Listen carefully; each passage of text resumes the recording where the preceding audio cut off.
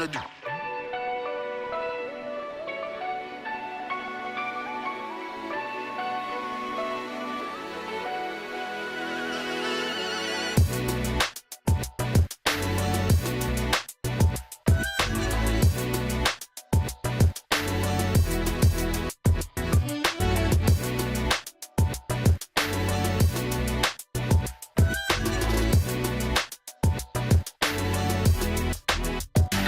Trying to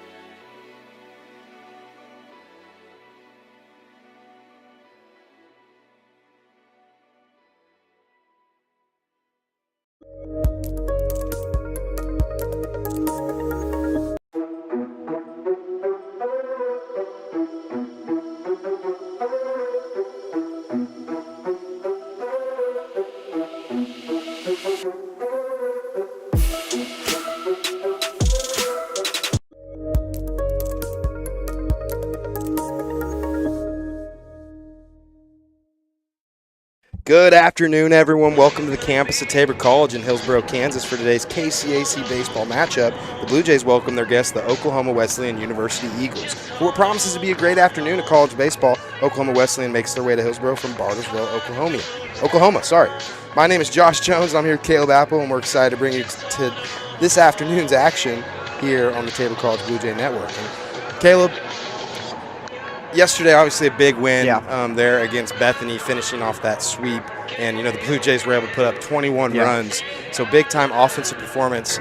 And that first day, good pitching performance by both teams. And Bethany able to hold the Blue Jays down to, a lot fewer runs than 21. Yeah. So what can you speak on the Blue Jays being able to drop that 21 spot yesterday? I think it was huge for both the confidence of the pitching staff and for the offense, too. You kind of saw the approaches kind of changed throughout the series. First series a little sketchy, but then the second and third games was more of an advanced approach, waiting for their pitch and then to attack the right way. And we saw a lot go to right field in that game Sunday, and I think that it proved well because putting 21 runs isn't nothing. Having that advanced approach leads to good ABs and it leads to momentum from the start, and I think that's big for the Blue Jays again, is to get on top early. Yeah, definitely. Today, beautiful weather we're having. Going to get up to close to 70 degrees. Winds blowing out of the southwest, 12 mile an hour. You see the flag. I think today's approach for both teams is going to need to be hunting baseballs up, because if you get any good barrel up in the air today, it's going to have a chance to fly out of the yard. And I think it's a classic Tabor game here in Hillsboro. Winds blowing, going to left field. So you were looking for something up, looking for something you can drive, and it could be a high-scoring game. We've seen a lot with that with Oku and Tabor here in general, because, both really good offenses, both have a lot of home run power. Right. We've seen that. They're top 20 nationally. Both teams are in home runs. So it's really going to depend on how well the pitchers here today can stay low in the zone. Right. Speaking on the Blue Jays having that good weekend against Bethany and getting the sweep. Now let's talk about Oakville handling business against the York Panthers up in Nebraska, being able to get that sweep as well. What can you speak on Oakville being able to do that in the KCAC? I think that's huge for Oakville. They're 20-2 right now, so they've been playing really good baseball, and their pitching's been great. They won 18-2 against York their last game, and really they've been dominant on both sides of the ball. Right. There's a reason why they're top 25 in the country right now. And they had a doubleheader against York, and they had a guy through a complete game and had 18 strikeouts in 7 innings. Yeah, that's crazy. 7 innings, there's only 21 outs to get, and 18 of those were strikeouts. You see the coaches here, Kurt Kelly for Oak Woo, they have a 22-2 record this year, 18-2 win at York their last game, and then you see Mark Stanford in year 17 here for the Blue Jays, and they are 12-7 on the year, 7-4 in conference, and they came off of a big win yesterday, 21-6. So this is a big-time matchup in the KCAC, not only teams, but historically against these coaches. Yeah, these guys have battled back and forth for so long, and every single year that I've been here, it's been a battle. Yeah. Every single game, and luckily we get to see it in a midweek now instead of having a weekend series, so it's spread out. We get to see even more, or you have more thought into it. Yeah. And because these games, they came right off a series against York, and the Blue Jays have came off a series against Bethany. It's going to be interesting to see what they've even picked for pitching. How much depth is left for each team. Right, and it's crazy. Two KCAC heavy hitters with Oakville and Tabor. Not having that weekend series, but having to play each other, coming off of a weekend series where you threw a lot of your bullets. Yeah. So they're going to have to put some pitchers are going to have to step up and really show out for their teams today. But to continue speaking on the game yesterday against Bethany, being able to finish that game in 7 innings, and scoring 21 runs, it's able to save that pitcher. Yeah. And we talked about that yesterday. So big time by the Blue Jays offense, able to put that many runs up. That way we could save, a couple bullets. Yeah. And Oakville having to play 2 games yesterday, that could eliminate some of the relievers, but their starting pitching went deep into games. So we could see a lot of guys. Their starting pitcher is Braylon Pippin. Kind of looks like a side armor. He's 4-0 with a 2.08 record, 11 Ks, 8.2 innings pitched. He's he's a guy that's only had one start. But, I mean, it looks like he's been a guy that's been reliable, and his team has been supporting him. Right. You know, 4-0 record means the offense trusts you, or they're going to be at your backs. And Zade Flynn with a 2-run record, 8.03 ERA, 11 strikeouts, and 12 in the third innings pitched. He's been kind of that swing starter. Yeah. Been relieving. He did that against York. Right. But he's also been a guy, I think we'll see him more as a weekend starter going on, because Marcelo, Coach Standiford talked about he'll probably be the midweek starter going on. Yeah. Zade is a guy that hopefully we can get some innings out of. Right. And I think that's important for both teams. But maybe the Oakwood team is looking for a bullpen game. You know, Johnny Holstaff. Right, yeah, and I can just, obviously being around the guys, the Blue Jays down there, I know with Zade on the mound, they're definitely feeling good about this game, feeling confident, feeling like they have a chance, and a good chance to win today's game. Just Zade being a big-time competitor. He's proven that he has it to be good. So yeah, the offense just needs to show up with the wind blowing out both teams. It's gonna obviously whoever puts the most runs up wins, but I feel like it's gonna be a big number today to win the ball game. Yeah, and I think for the Blue Jays it's length. How does Zade? We're trying to get as many innings as you can, and jumping out early, trying to get jump on Pippen early for the Blue Jays is huge. Yeah, for sure. So yeah, feeling good about today. About to get going here. We will get a short break, and we will be back and get to the lineups.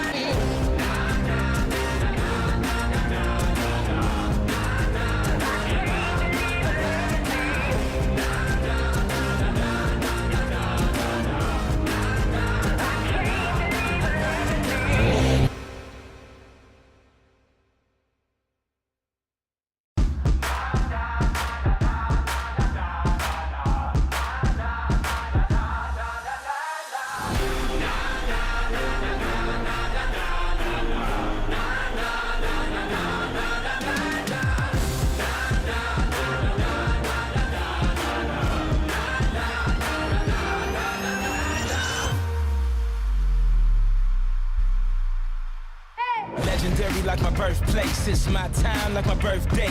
Born ready in the first place, it's a marathon, run your race. Don't stop, keep going, I'm up early, don't sleep on them. I'm living out my dreams and my legacy for the life of me. I came here to leave a legacy. No one can change my destiny. Nobody. I'm standing up so the world can see. And I came to leave a legacy.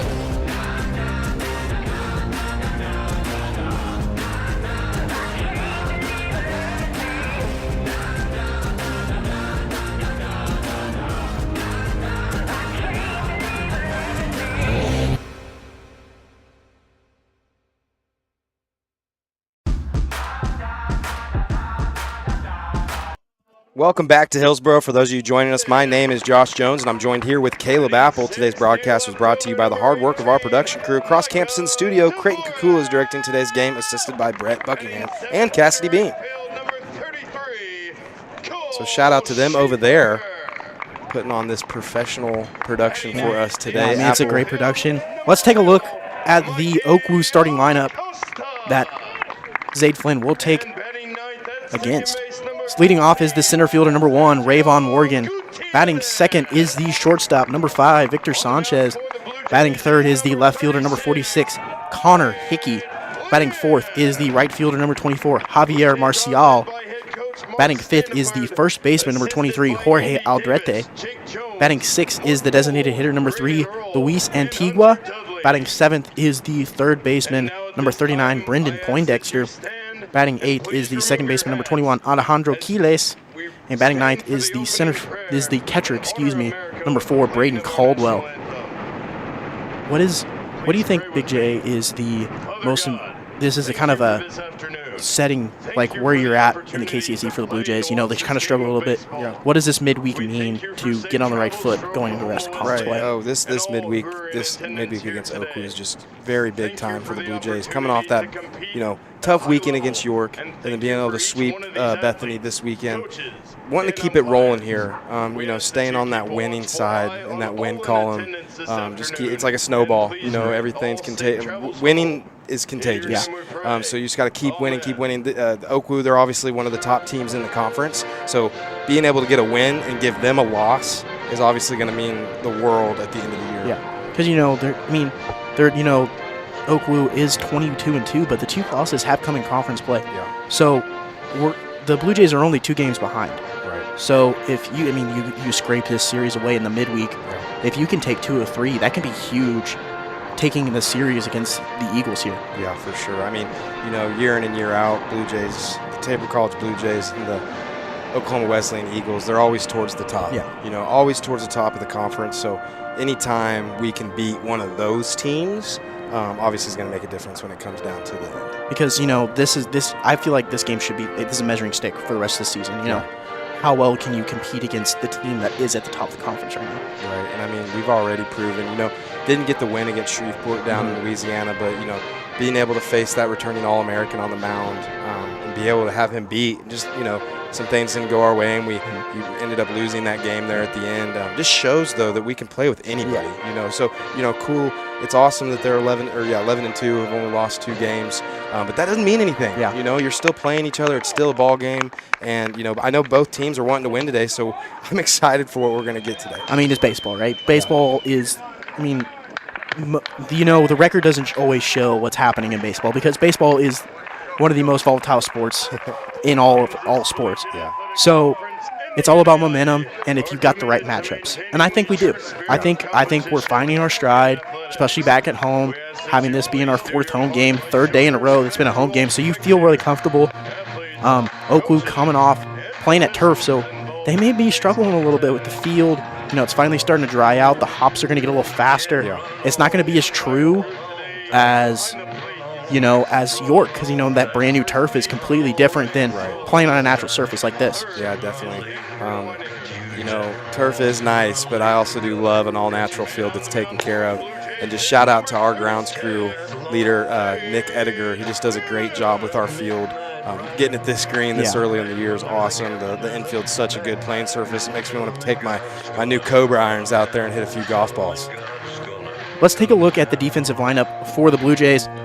Behind the plate is Garen Plummer. Third base, Marcelo Aguirre. Shortstop, Isaiah Cohen. Second base is Sergio Gutierrez. First base, Cody Moore. Right field, Cole Schieffer. Center field, Mikey Acosta. And left field, Micah Dvorak. You're going to see a lot of balls hit out today. You feel like you just want to make sure that your outfield's has that knowledge of if it's hit up, it's going to go a long ways. Yeah, on a day like today, you do want your big-time hitters in the lineup, but you also want your best defenders in the outfield. Anything in the air has a chance to be on the warning track or that play made on the fence. And also those pop flies to the infield are going to turn to those tweener balls that the outfield and the infield has to communicate with. So, yeah, you want your big hitters in, but you also need your best outfield. Agreed, 100%. So, as we're about to get started here, leading off for the Oklahoma Wesleyan Eagles is number 1, Rayvon Morgan. Rayvon playing center field for the Eagles today. So him and Zaid will be the first matchup of the day. Morgan, just a big kid, you know. We saw it in batting practice. Hit it a long ways. Right. So you just want to avoid the barrel. Yeah, first pitch of the ball game is going to be grounded to Cody Moore. And they're going to say it's a fair ball. Not going to say there's any contact on the foot here. So they're going to go ahead and call the first out of the ball game. And the Blue Jays find a way to get the first out. And the umpires are going to talk about it, see if they're all on the same page. Umpires looking at each other. Not sure if they saw any contact. So they're going to say he's out. So the call stands. They're going to say there's no contact with Rayvon's foot on the foul ball, so it's going to stay fair. Big timeout, big first pitch there. Yeah, and it's huge. Let's see if we can get a replay of that. Let's see if it actually did hit his foot or not. Actually, it's okay. We're not going to do a replay, but we trust the umpiring crew that they made the right call, and it's weak contact for Zaid, and I think that's huge. trying to get weak contact. Yeah, definitely. I mean, that's the goal today, obviously. I mean, then that pitch in there, getting them off balance. Zade Flynn looking really, really good here early on. 2 pitches into the game, 2 strikes. And counts 0-1 now with 1 out. Big righty at the plate, Victor Sanchez, sporting number 5 for the Eagles. And pitch 2 is going to be up out of the zone for ball 1. Got a 1-1 count. Yeah. Just you want to stay ahead of these hitters. You don't want to fall behind and give them a pitch to hit. Yeah. You want them to be on your time. Definitely. And here's pitch number 2. Pitch number 3, apologize. Fouled back, making it a 1-2 count. Yeah, and Victor Sanchez, he's a veteran for the Eagles. It he's seems a like every year for the Eagles. It seems like every year he's back. We did have our own Victor Sanchez, and they played against each other. It was weird having 2 Victor Sanchez's on the same field. Be fouled back there, making the count remain 1-2. And it doesn't look like the Eagles right now, for the first 2 hitters, are comfortable right at the plate. It seems like they're a little off balance. Yeah. They could be tired. Right. Having not being back at home in 4 days. Doing a lot of traveling too. Yeah. So. Big pitch here. Yeah, 1-2 count. And the windup with the pitch. Going to be grounded out foul left side. Got some good barrel on it, but just early pulling it down the left field line. Yeah, I mean, any pitcher, not even just Zade, I mean, even on the Eagles side, it's about getting to those pitcher counts, getting ahead in the count, 1-2, 0-2, even 2-2. But you start getting hitters the 1-0, 2-0, 2-1, even 3-1. That's when hitters are going to be up there looking to do damage. And they need to finish the counts, yes. too. You want to... That pitch is going to be outside. Just misses for a 2-2 count here. Because you don't want to play around and get the waste pitch too much, but you want to finish them off when you have it 0-2 or 1-2. With the windup and the pitch, going to be up and away again. So it's going to be a full count here.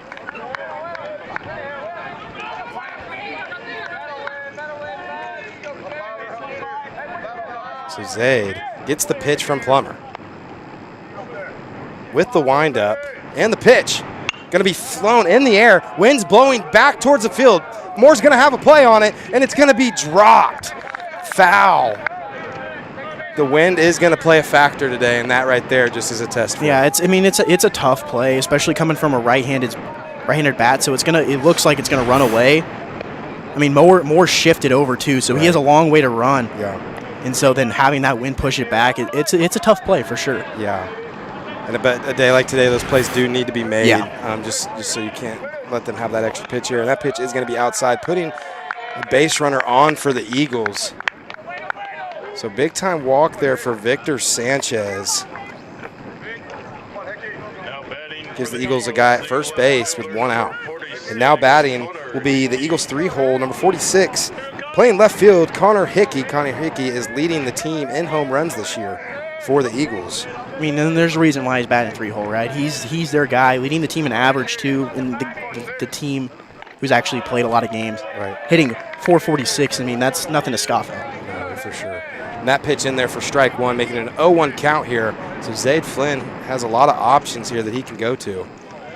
Victor with not a very big lead, looking like he's going to stay home here. And the pitch going to be lifted deep to center field. Not going to be a play on it. So another home run for Connor Hickey makes it 2-0 for the Eagles here in the first. And, that's the thing. You just can't leave stuff up. You have to finish it. And the mistake by Cody Moore, which, doesn't happen very often from him, proved to be huge. That's 2-0 instead. It could have been 1-0 now. Right. Yeah, I mean, that's a good point there, Caleb. I mean, there's going to be home runs. Mm-hmm. That's inevitable. There's going to be home runs today. But being able to cut down on the 2-run, 3-run shots, taking care of business on the plays, on the routine plays need to be made, it's going to be huge today. Yeah. And Coach Davis, I've heard this many times, he's okay with the slow shots. Right. It's just the stuff in between where, you allow free bases, whether it's walks or errors. Yeah. Minimizing what's the damage that can be done on those home runs is huge. Right. And now batting for the Eagles is the 4-hole, number 24, Javier Marcial. And that pitch is going to be lifted to left field. Going to be way out of here for the second home run of the game. I mean, they're going to hit home runs. They have 48. They had 48 coming into this game. Now they have 50. That's nothing to. I mean, that's something that you have to know. And then, right. I mean, they're showing it right now. So Yeah. you're just going to have to try to keep it down as much as possible, force ground balls, and force weak contact. Yeah, I mean, the Blue Jay offense, it wasn't a secret today that we were going to have to put up a lot of runs. So, yeah, even though there's a 3 spot here, need to minimize, get out of this inning, and go ahead. For sure. And, 3 runs is nothing right now. Right. You can, as Tabor, you feel confident as long as your guys can minimize the damage here. Right. With the windup and the pitch, first pitch is going to be in there for strike 1 against Jorge Aldrete. Aldrete playing first base for the Eagles here. So big lefty at the plate here, righty-lefty matchup. 0-1 count. And here's pitch number 2. Going to be up and out of the zone. No swing there. Jorge definitely looks ready to hit. Yeah, I mean, who wouldn't be, right? 2 home runs in a row. You want to be that third. Yeah. You want to carry on that momentum, and hopefully Flynn can stop it here. 1-1 count there, and that pitch is going to be low, making it a 2-1 count. So Zaid finds himself in a hitter's count here against Jorge. With the windup and the pitch. That pitch is going to be in there for strike 2, finds the lower part of the zone.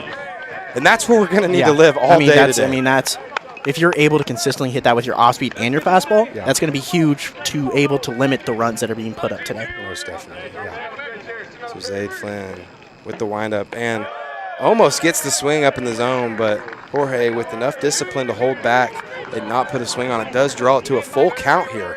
And you're okay with missing that far up. Yeah. You just don't want to miss at the letters where Exactly. they can just flick it out of the yard today.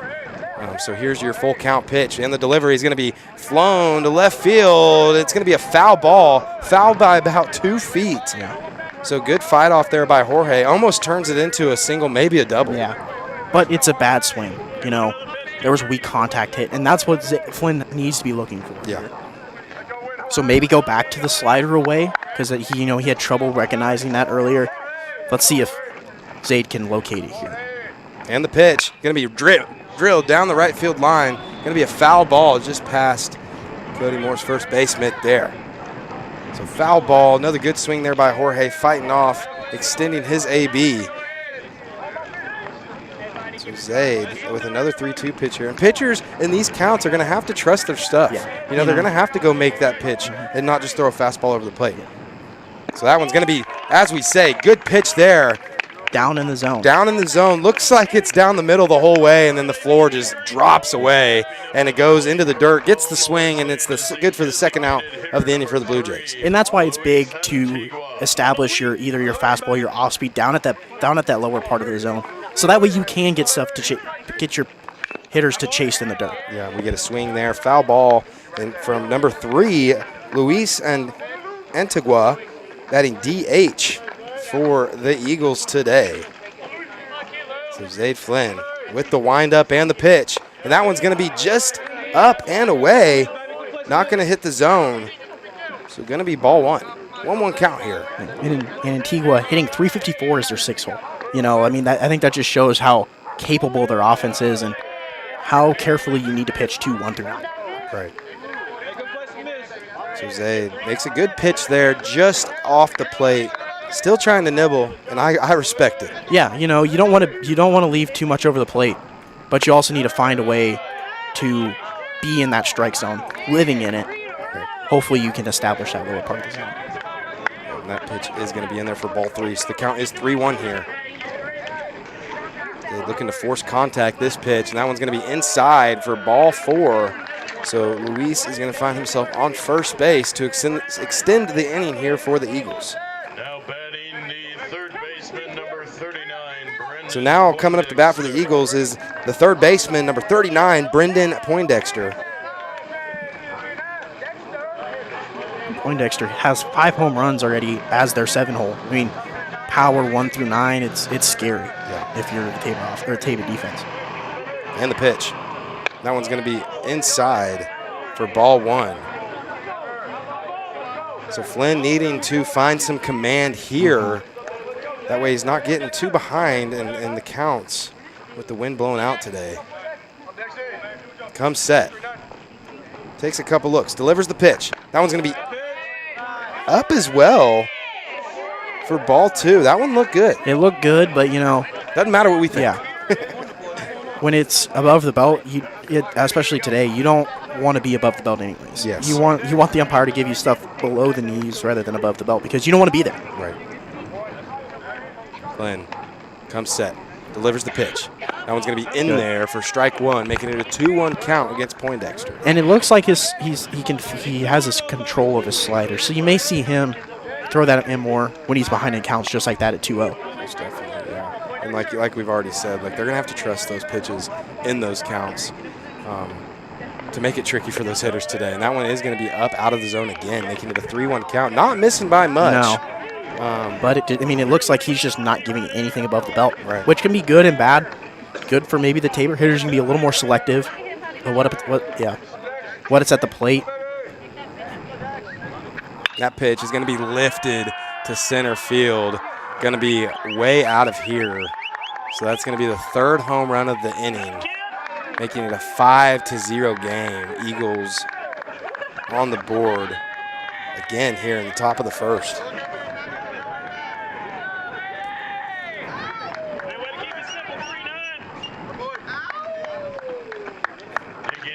And it may be a long day for the Tabor pitchers if we're not going to be able to locate down in the zone.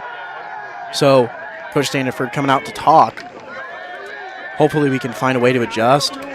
And this could be the day for Zaid. I wouldn't think so. You want your pitcher to get out of the first, but when he gets that finger going, he's a little frustrated. But who wouldn't be right now? Yeah. Down 5-0 in the first.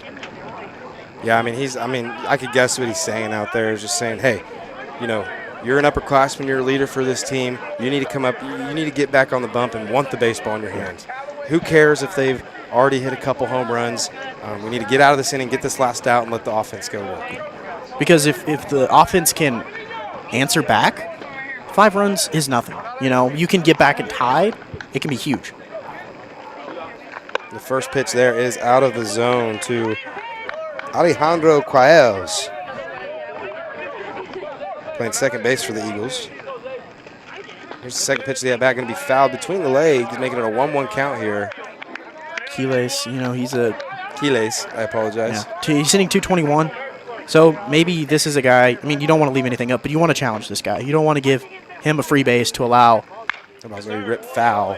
To allow more base runners, and if a home run does happen, you limit the damage. Yeah, just being able to get this 8-hole out causes for the 9-hole have to lead off next inning. Just based off statistics, you'd rather want to face the 9-hole than the leadoff. Correct.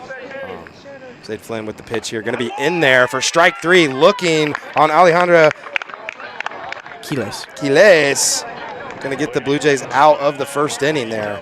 So that one looking. And after that K, the Blue Jay offense is going to has some work to do. Yeah, for sure. And I think they can, Yeah. We'll take a break and we'll be right back.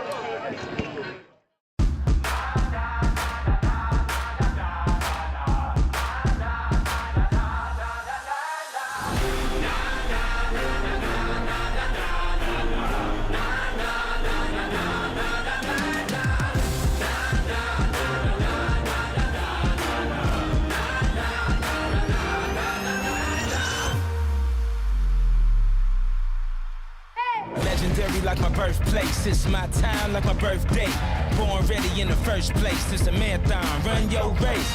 Don't stop, keep going, I'm up early, don't sleep on them. I'm living out my dreams and my legacy for the life of me, y'all know. I came here to leave a legacy. No one can change my destiny. Nobody. I'm standing up so the world can see. And I came to leave a legacy.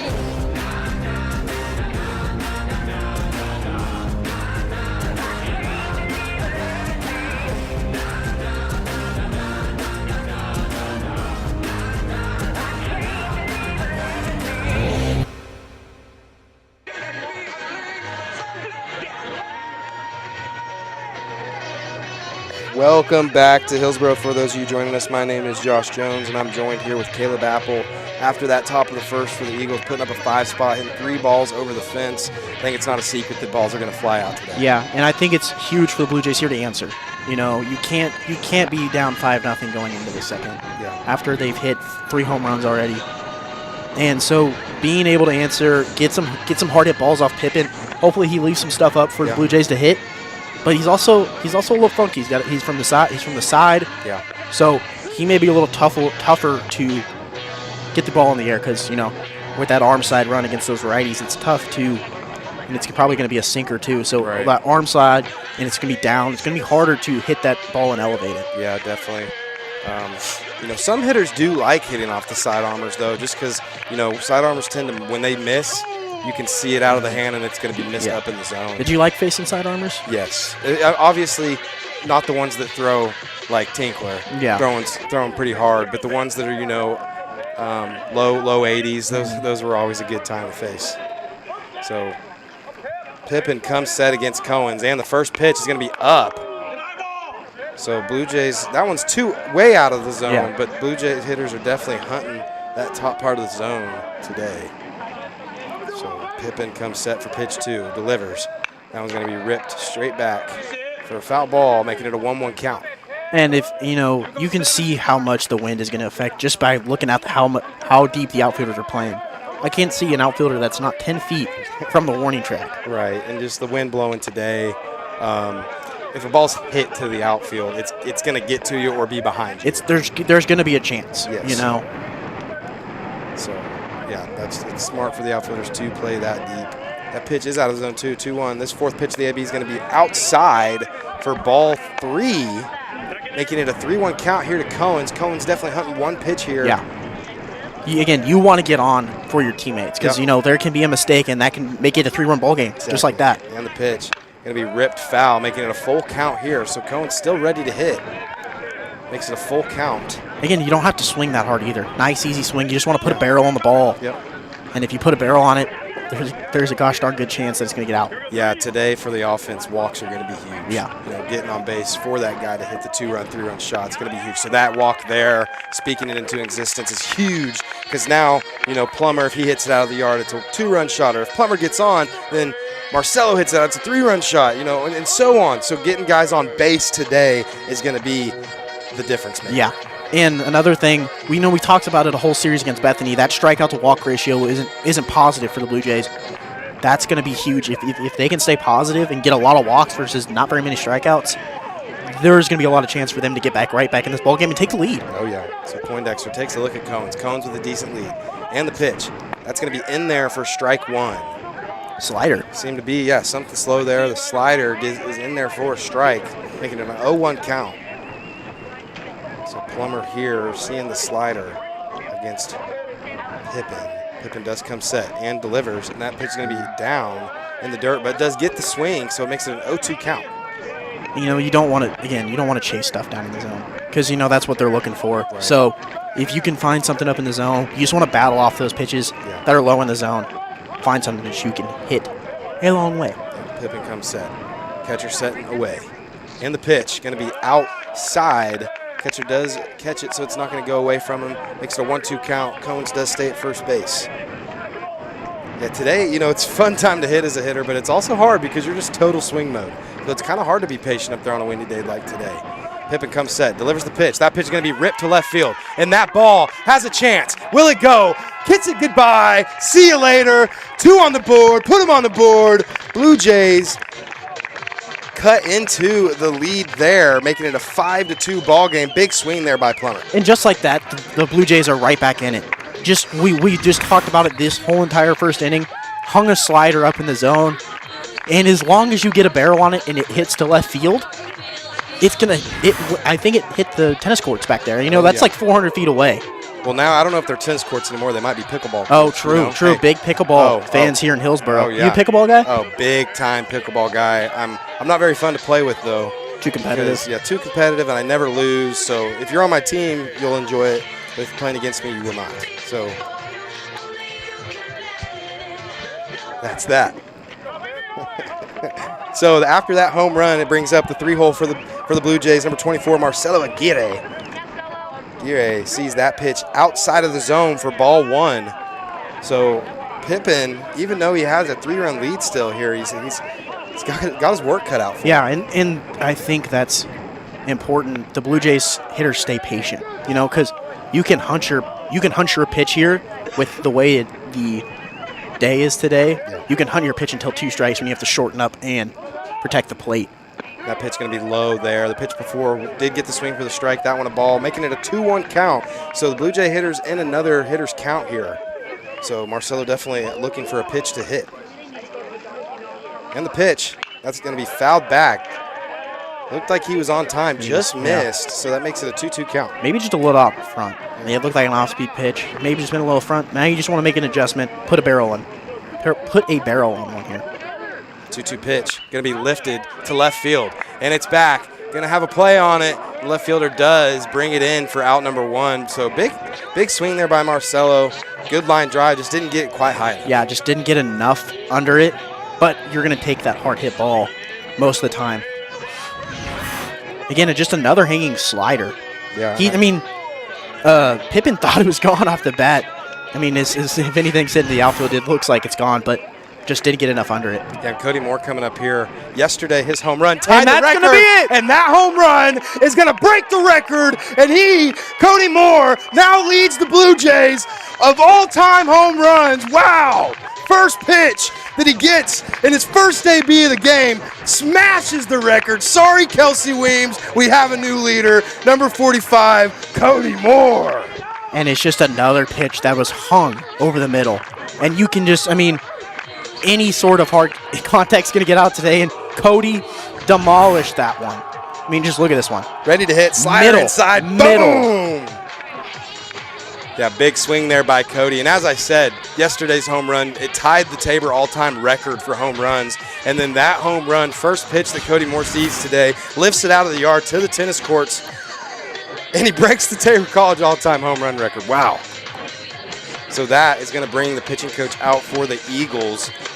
And that has big Juan Rosa Gonzalez at the plate with 1 out. The score's 5-3 here.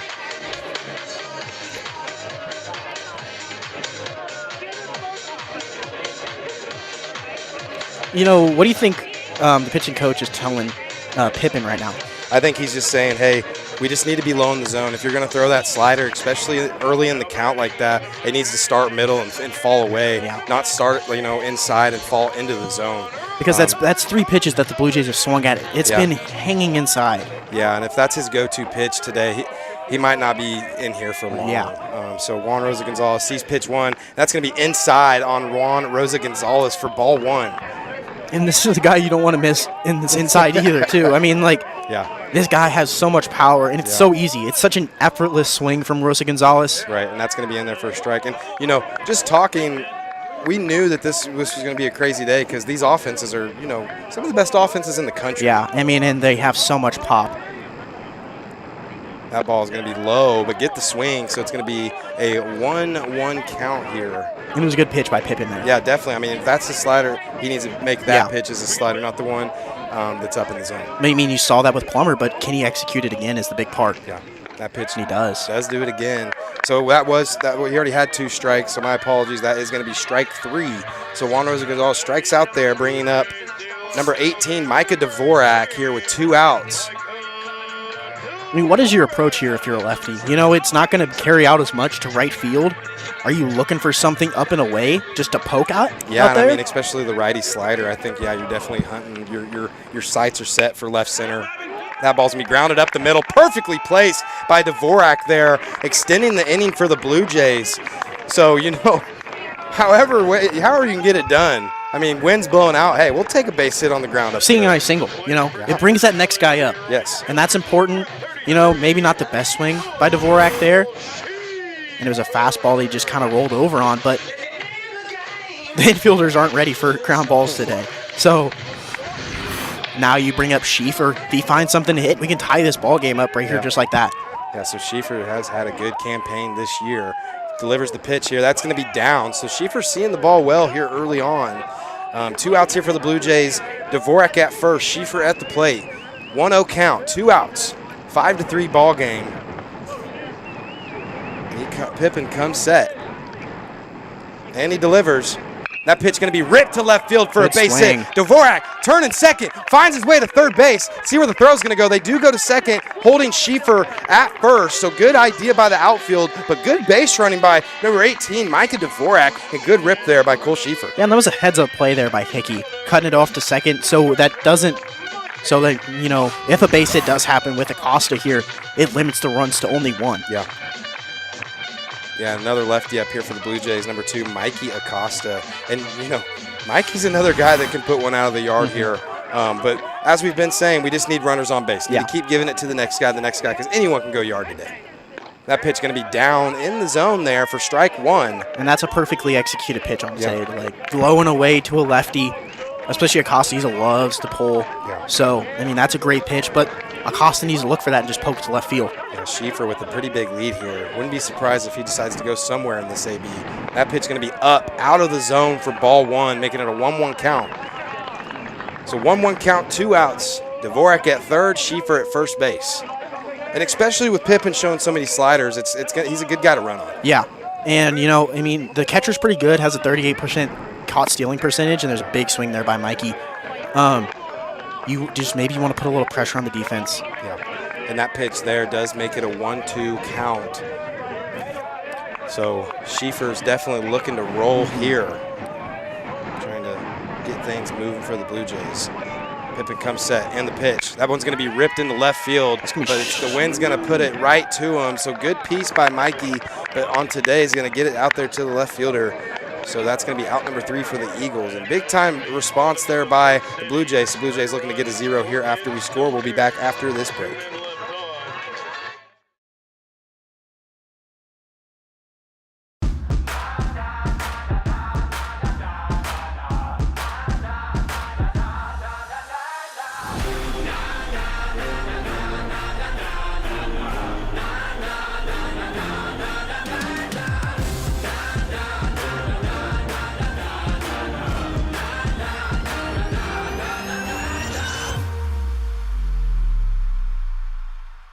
Legendary like my birthplace, it's my time like my birthday. Born ready in the first place, it's a marathon, run your race. Don't stop, keep going, I'm up early, don't sleep on them. I'm living out my dreams and my legacy for the life of me. I came here to leave a legacy. No one can change my destiny. Nobody. I'm standing up so the world can see. And I came to leave a legacy.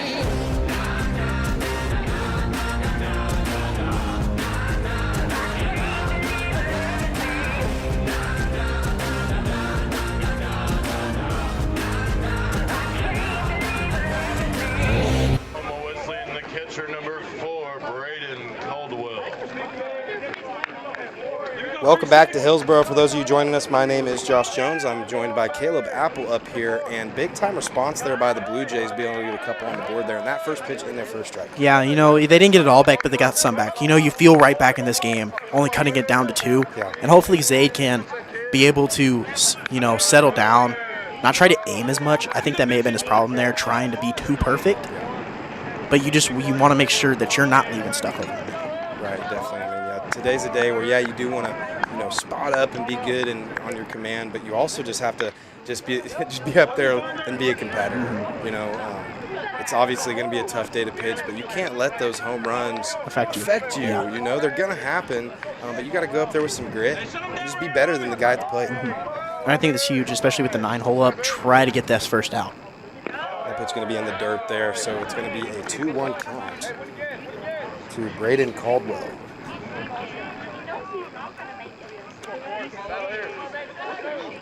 Zaid with the windup and the pitch.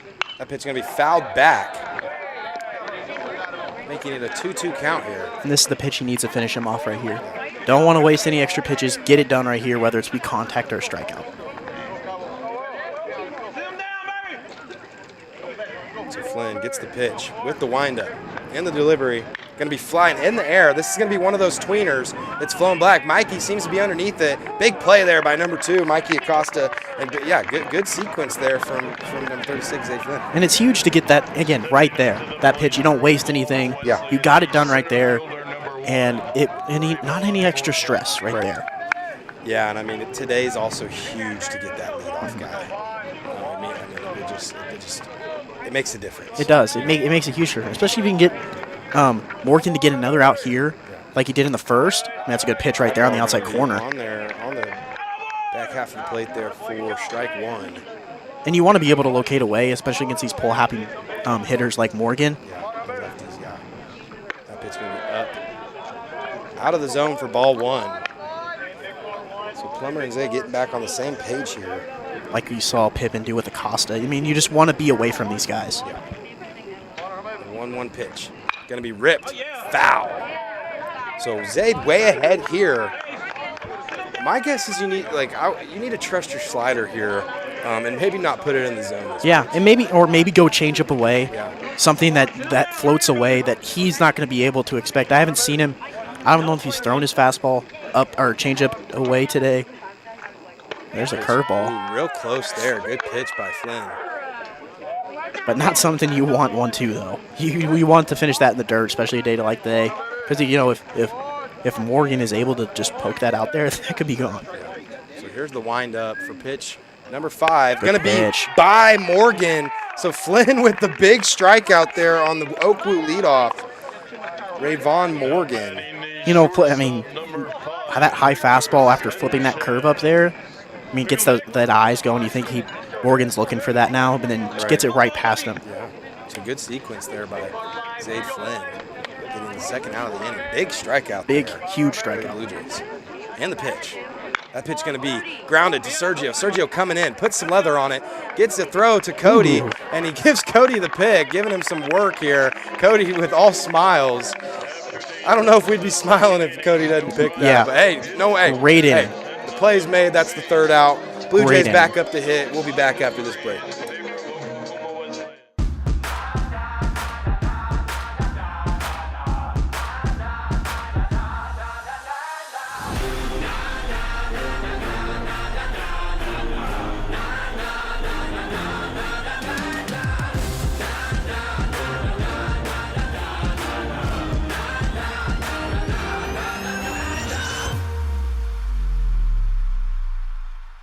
Legendary like my birthplace, it's my time like my birthday. Born ready in the first place, it's a marathon, run your race. Don't stop, keep going, I'm up early, don't sleep on them. I'm living out my dreams and my legacy for the life of me. I came here to leave a legacy. No one can change my destiny. I'm standing up for the world to see. And I came to leave a legacy.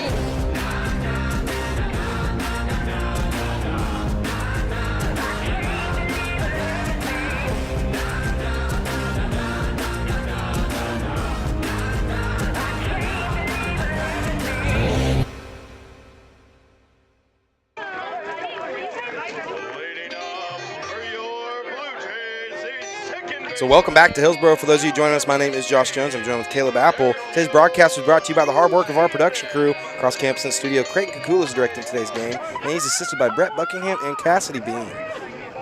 So Sergio up to bat here for the Blue Jays, and that pitch is going to be fouled off for strike one. Catcher did try to make a play on it, but it was just foul. And let's talk about how big that zero was there for the Blue Jays. And it's huge, getting a zero in an environment like this.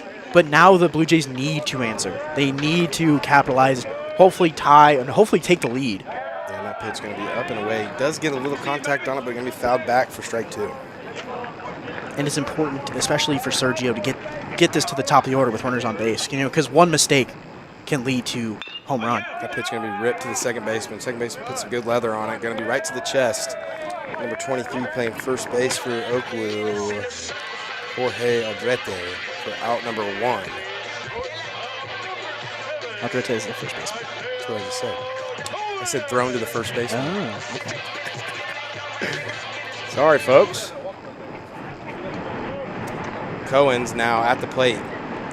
Gets the pitch. Going to be in there for strike one. They've been a little more confident now. Yeah. Settled down, maybe. Took a breath. Right. You know, I think the starting pitchers for today just knew what was going to be on their plate. That pitch is going to be grounded out to third base, thrown across, going to be low. First baseman does have the mean stretch there. Kind of impressive. Yeah, able to hang on there for out number 2 for the Eagles. Yeah. Could you do full splits back in your day? Of course. Actually could. And I have no idea how, because now if I try, You're tearing something? I don't get very far. I don't know if I wouldn't tear anything because I'm not going to, I just won't get very far. Yeah, Won't get far enough to tear anything. So Plummer up to bat here. Going to be dribbled down third base line. Going to have to hustle. Third baseman barehands it. Throws it to first. Wow. And he's going to get the ball there in time. Big play there by number 39 for Oakwoo. Brendan Poindexter. Big play, big bare hand for out number 3. Here's the replay. You know, at first I thought it was good enough for Plummer to get down the line, but I mean, there's one way to get him out there, and you have to bare hand and get rid of it, and he did it. And Poindexter just made a heck of a play there. Yeah. If he bobbles it even just a little bit, Plummer's safe, and it's a great stretch there. Yeah. And that was a bang-bang play, but yeah. We will be back after this break. Yep.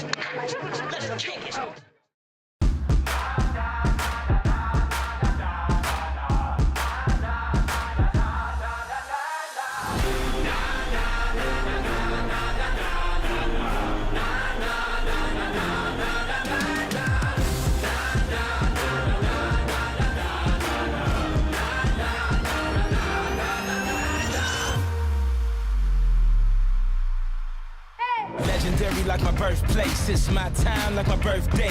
Born ready in the first place, it's a marathon, run your race. Don't stop, keep going, I'm up early, don't sleep on them. I'm living out my dreams and my legacy for the life of me. I came in to leave a legacy. No one can change my destiny. Nobody. I'm standing up so the world can see. And I came to leave a legacy.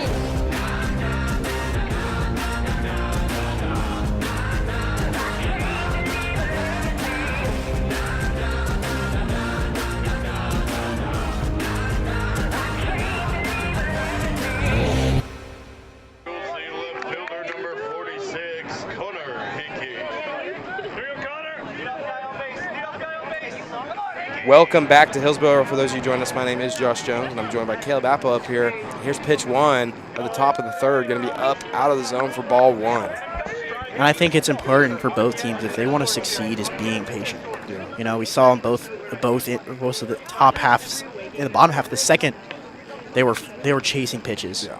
That ball's ripped in the air. Going to have a chance to get out of the yard. Mikey back.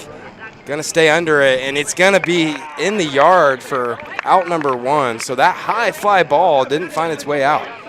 And it may have been just a little bit of an in barrel. Yeah. You know, got off the end cap a little bit. But it's, again, huge for Zaid to get weak contact early in counts. Right, and that's Connor Hickey right there. Anytime we can get him out, it's going to be huge. Yeah. I mean, him being the home run leader for Oakwoo. That's just big time to get him out there. So that pitch going to be in the dirt for ball 1 against Javier Marcial. That's a big league name right there. Javier Marcial. So Zaid with the windup delivers to Plummer. That pitch going to be jammed in, and it's going to be shallow, and it's going to get down for a hit. And that's the one that you're okay with. Yeah. When you're playing deep as an outfield, you're giving away a hit like that. But you have to on a day like today. Yeah. So. And, you know, and Zaid's going to be okay with it. You know, if he's just allowing that to happen, he's going to be okay with that, even though hopefully it doesn't turn into anything here. Hopefully we can get Aldrete out here, get a ground ball double play, and then we'll change up away situation. But hopefully he can turn this sweet contact into a positive for Flint. Pitch is going to be away over the plate, though, for strike 1. So 0-1 count here against Jorge. Jorge did strike out last AB. Zaid takes a look at first, delivers the pitch. That pitch going to be ripped into right field, and that one is going to be gone. So big swing there by the lefty, Jorge Aldrete. Going to be a 2-run home run, putting the Eagles back on the board, extending their lead by 2. And just too good of a pitch there. 0-1. You're ahead of the guy. You can't leave it up in the middle. You need to be able to locate. And Zaid knows that. You know, if that was just a mistake, that's going to get punished because this Oku lineup is great. And Skip is coming out of the dugout here after that swing. Not sure if he's just coming to talk or if we are going to make a move here. Could be a move here. So let's stand by. And he is going to take the ball from Zaid here. So we will see who's coming in, and we will be back after this break.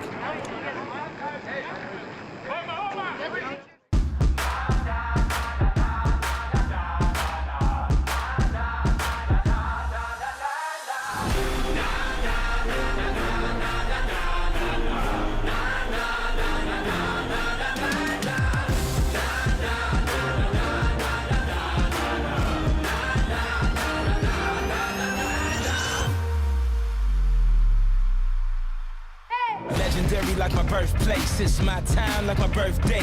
Born ready in the first place, it's a marathon, run your race. Don't stop, keep going, I'm up early, don't sleep on them. I'm living out my dreams and my legacy for the life of me, y'all know. I came here to leave a legacy, no one can change my destiny. Nobody. I'm standing up so the world can see that I came to leave a legacy.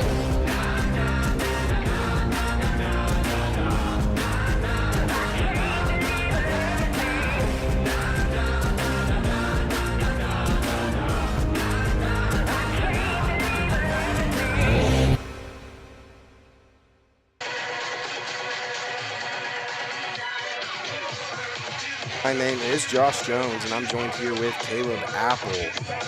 And now pitching for the Blue Jays is Garrick Levesque, sporting number 3 for the Blue Jays. What can you tell us about Garrick? I mean, arguably, he's the best reliever for the Blue Jays. Coming in with a 2.35 ERA in 7 2/3 innings, 8 strikeouts, 7 walks. So he's a guy, especially against this lefty-heavy lineup in Oakwood.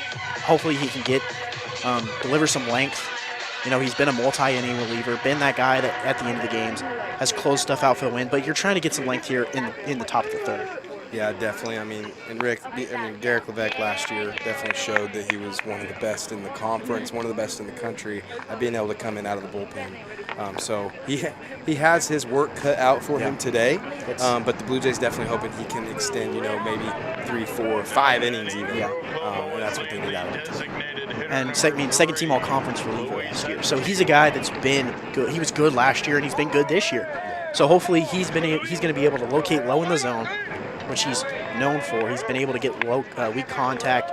It's just going to be the most important thing for him is limiting the walks. Yeah, that pitch is going to be just outside.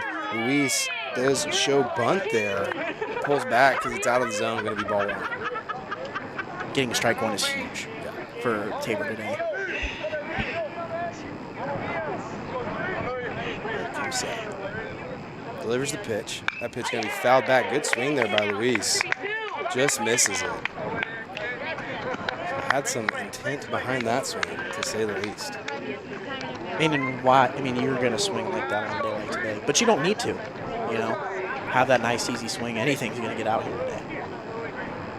And the pitch going to be in there for strike 2. So good pitch there. Is that a changeup? Looks like a slider.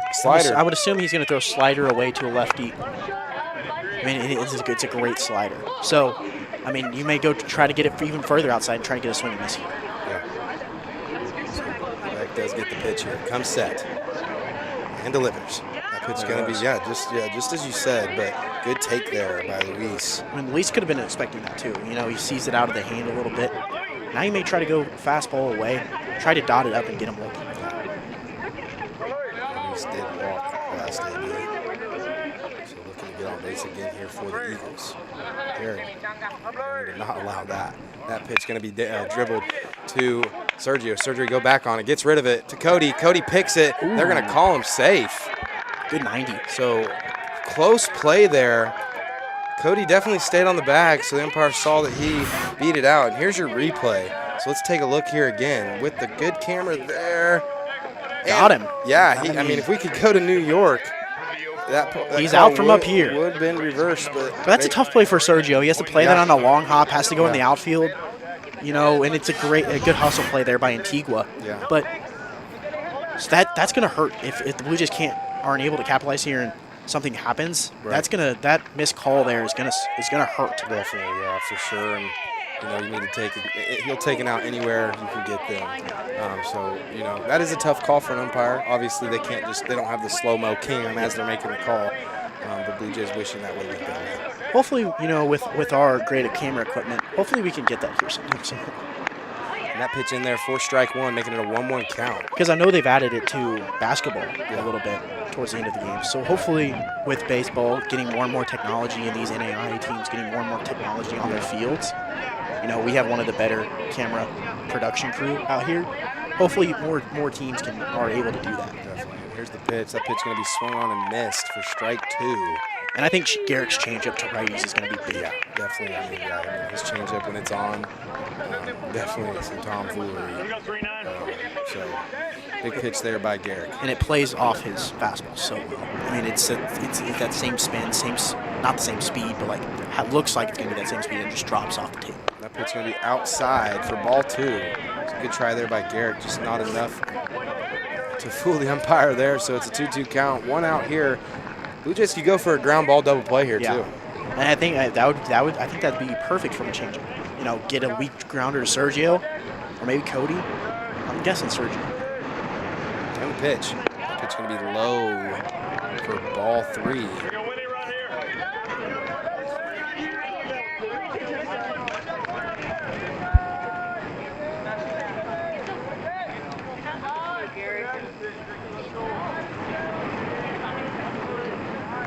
So Luis with the big lead at first base.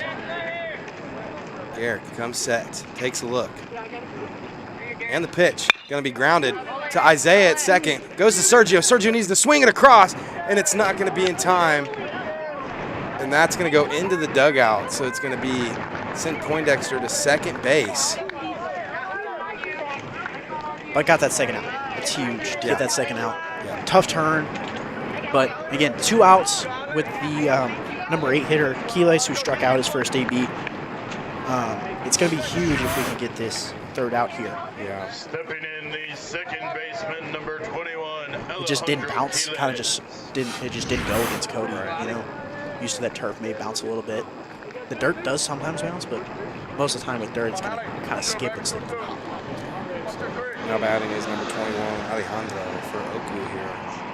Quiles, that's going to be popped up. Might work its way back, but no, it's going to be way foul.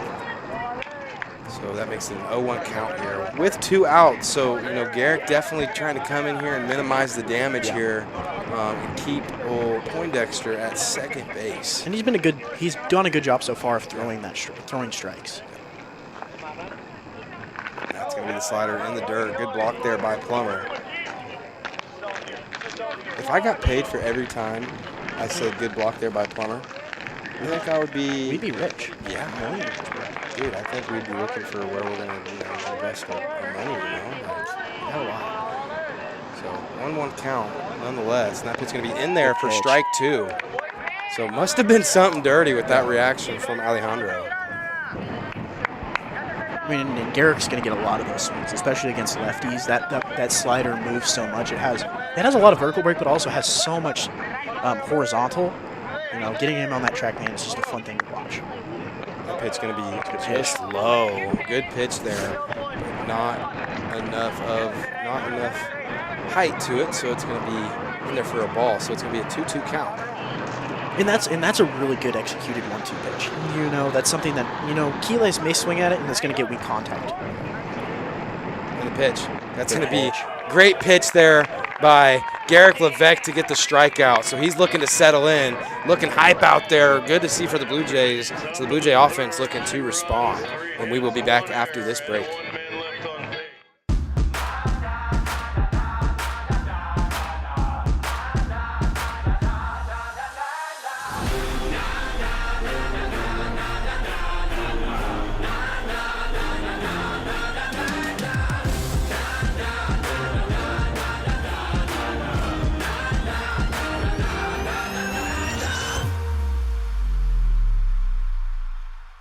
Legendary like my birthplace, It's my time like my birthday.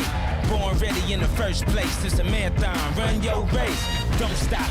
Keep going. I'm up early. Don't sleep on them. I'm living out my dreams and my legacy for the life of me. Y'all know. I came here to leave a legacy. No one can change my destiny. Nobody. I'm standing up so the world can see. And I came to leave a legacy.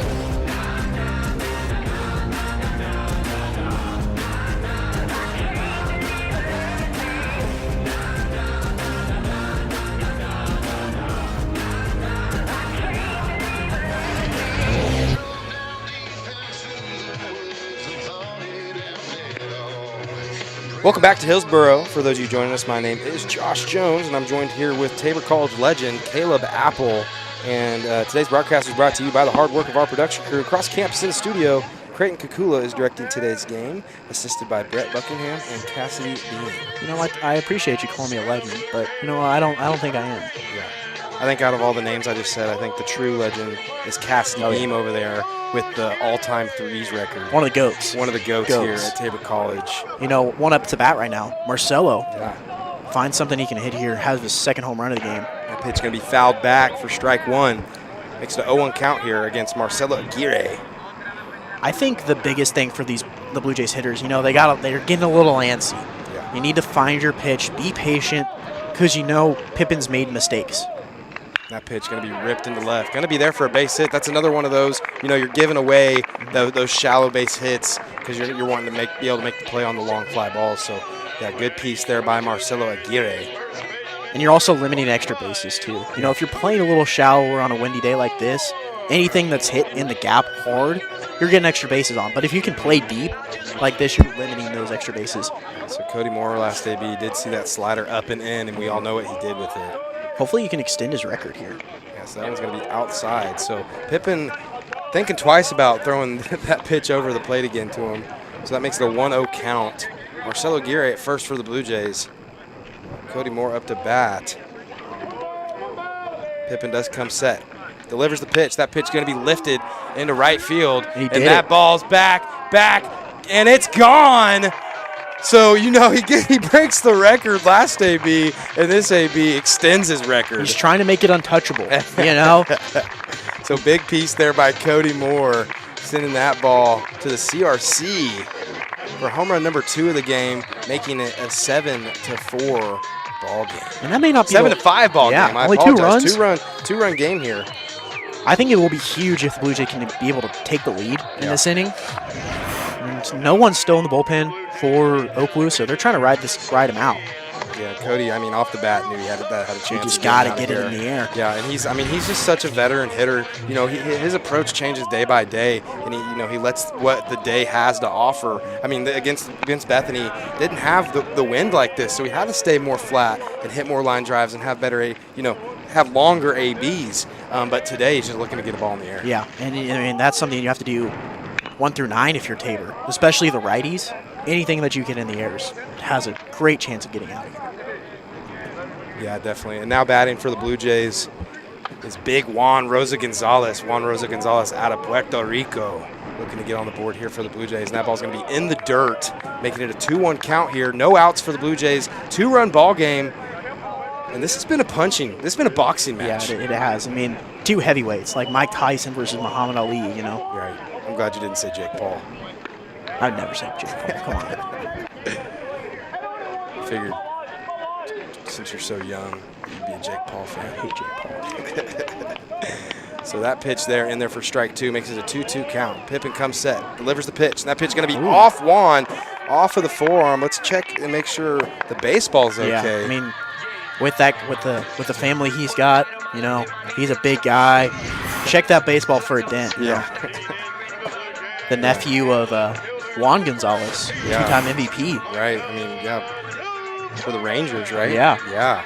So has it in his blood. Yeah. I mean, the kid's a freak. Right. I mean, just has raw power, such an easy swing. Yeah. I've seen him hit it over the pickleball courts. I've seen him one hop it into the street back there, and that's like 500 feet plus. So you can't just be out walking your dog. When Juan Rosa Gonzalez. Yeah. So that pitch is outside there for ball 1 against Dvorak. So Dvorak looking to get another base runner on here for the Blue Jays. Yeah, and looking for something to go to left field with. You don't want to really pull it here unless you get a big mistake, but find something to go to left field and maybe get one to third on a single. Yeah, good pitch there by Pippen to get strike 1 against Dvorak. So on a day like today, not going to be a lot of bases being stolen bases. Just because you want your hitters to hit. Yeah, you don't want to make a run mistake. Out of innings. Yeah, exactly. So especially having these two good offenses, they're trusting every hitter that goes to the plate. Yeah. So unless they see something or get a really good jump, probably going to stay stationed. Especially with you have to have one of your better runners out there with how good these catchers are too. Not just how fast the runners are, the good catchers, and we've had pitchers that have controlled their no big leg kicks or anything like that. Right, and that pitch is going to be away for ball 2, so it's a 2-2 count against Dvorak here. You really just don't want to hit into it. Yeah, definitely. I mean, swing and miss is better than a ground ball. So because that limits what's happening. Yeah, and you don't want that to happen. Right. That's going to be trouble. Punched over just foul. To the left field foul line, just getting out of play. So and that's okay. You're battling. You're looking towards that left side because anything shallow, it may push it a little bit past the infielders, but it's going to get down because look how far back point. And the pitch, and that's going to be outside for ball 3. Good take there by Micah. Extends the AB to a full count here. So Dvorak's seen a lot of pitches here. It's good AB. Good AB by him. Good AB, but let's make it great. Yeah, and this is what I was talking about earlier. Not being so antsy, not trying to hit the pitcher's pitch, hit your pitch. Right. So that pitch going to be hit in the air. And it's going to stay in play, but tough play because of the wind. I mean, we saw it on our side with Cody Moore. Now we see it with Poindexter over there at third base. Not easy to catch fly balls today, especially those infield fly balls. Yeah, and now the Blue Jays need to capitalize. Yeah. They just got a free one. Now you're still alive, but you need to capitalize on the mistake, which the Eagles did. Yeah. Hit the home run right after Cody drops it. So now you're looking to a little confusion there. But, you want to capitalize. You want to make sure those mistakes count because those are huge in this game. Yeah, Pippen does come set here. Juan Rosa Gonzalez with the short lead. Pippen picks off to first, and it is handled over there by the first baseman for the Eagles. So Juan doesn't look like he's going anywhere. I wouldn't think so. You want to stay out of the double play, but you don't also want to run out. You strike him out, throw him out. He does go. And he goes. That ball lifted to left field. It's going to be gone. Micah Dvorak with the rip off the scoreboard. Adios, pelota. And it ties the ball game. So, hey, talk about making a good AB. Yeah, Great. As a great AB. Looking to go to left field. That is huge today for a lefty. And Micah capitalized on a pitch in the zone he could hit. Yeah, and that's so awesome to see from Micah there. I mean, Dvorak coming here as a true freshman and being able to play for 4 years. So, he's a big-time leader and, product of the Tabor College baseball program. So it's always awesome to see him come through in big situations. Looks like we may get a pitching change here. Look at this. Boom. I mean, just a great way to stay back, drive it to the opposite field, and use the ballpark and the wind to your advantage. You like soft or hard tacos? Hard shell tacos? Soft. Because that took us to the taco bar for the Oppo Taco. Hey now. It looks like we're going to get a pitching change. Yeah, pitching change for the Eagles, so we will be back after this short break.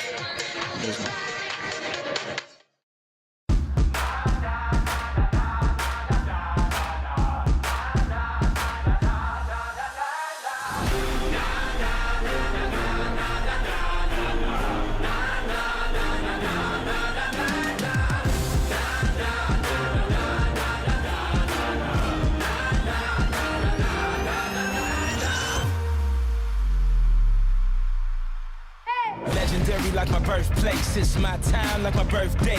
Born ready in the first place, it's a marathon, run your race. Don't stop, keep going, I'm up early, don't sleep on them. I'm living out my dreams and my legacy for the life of me. I came here to leave a legacy. No one can change my destiny. Nobody. I'm standing up so the world can see. And I came to leave a legacy.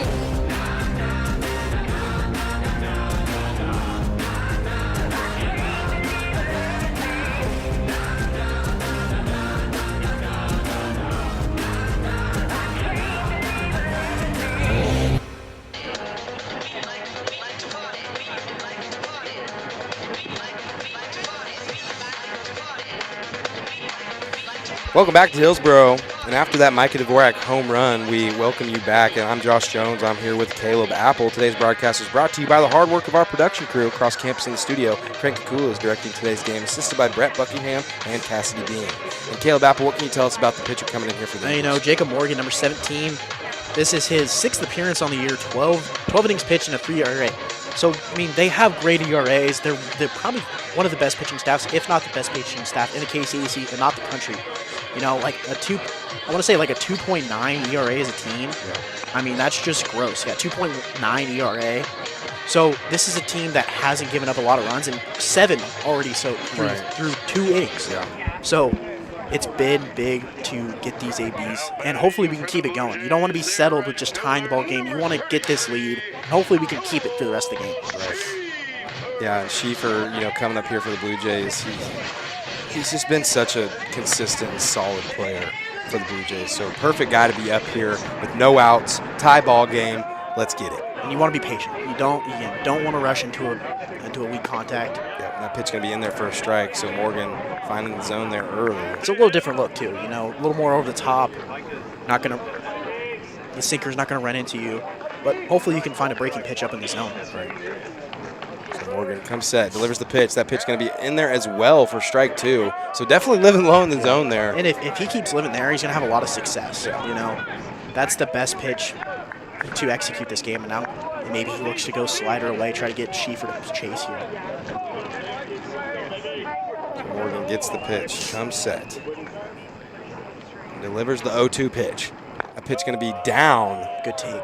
Yeah, good. That was down, but I will give it to their catcher back there. He made it look good. Made that look really good.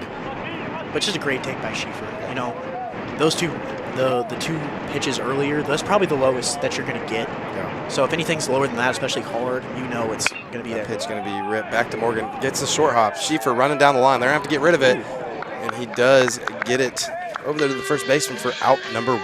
And that's so Schieffer with a good 90 there, giving it a chance, but good play by Morgan to hang on with it. Aldrete made a great play too, getting his hand out of the way. You know, you've seen so many times when something happens like that and they break their hand. You know, Vinny Pasquantino did it last year when he broke his hand against the Astros. You know, that kind of turned the tide on how this Royal season was going. Right. You don't want to have your first baseman break his hand in those plays. Definitely. So that pitch right here into Mikey almost hits him. Did you ever have that happen where you caught one on the runner and then the runner hit your hand? No, I was lucky enough for that never to happen to me. Definitely had some guys run into me because, you know, just trying to make a play. But God did bless me with some weight. Some of it not the best weight, but nonetheless, it is mass. Yeah. So, you know, sometimes I won those battles. But yeah, that's a dangerous play right there because as a first baseman, you know, you want to make a play for your guy. So you're gonna put your body on the line. You're gonna have some adrenaline, and that can be scary. So here is a 1-1 count after that foul ball. Pitch is delivered, and that one's gonna be swung on and missed for strike 2. Big swing there by Acosta. I mean, he's a free swinger, but you kind of want to be shorter here in this game. And he had a good swing in his first AB, even though he did fly out to left field. You want to kind of stick with that shorter swing. Hopefully he can find it with 2 strikes. Right. So 1-2 pitch here. Morgan gets the pitch. High leg kick, delivers, and that's going to be up and out of the zone for ball 2. So Mikey wanted to work a good AB here. And like we said, you know, solo shot would be cool here to take the lead, but let's just get on base. Exactly, and I think it's huge for, you know, you want to set that top of the lineup up. That pitch going to be hit hard. Good play there by the second baseman. Going to be in there. Ooh, wow. Ooh.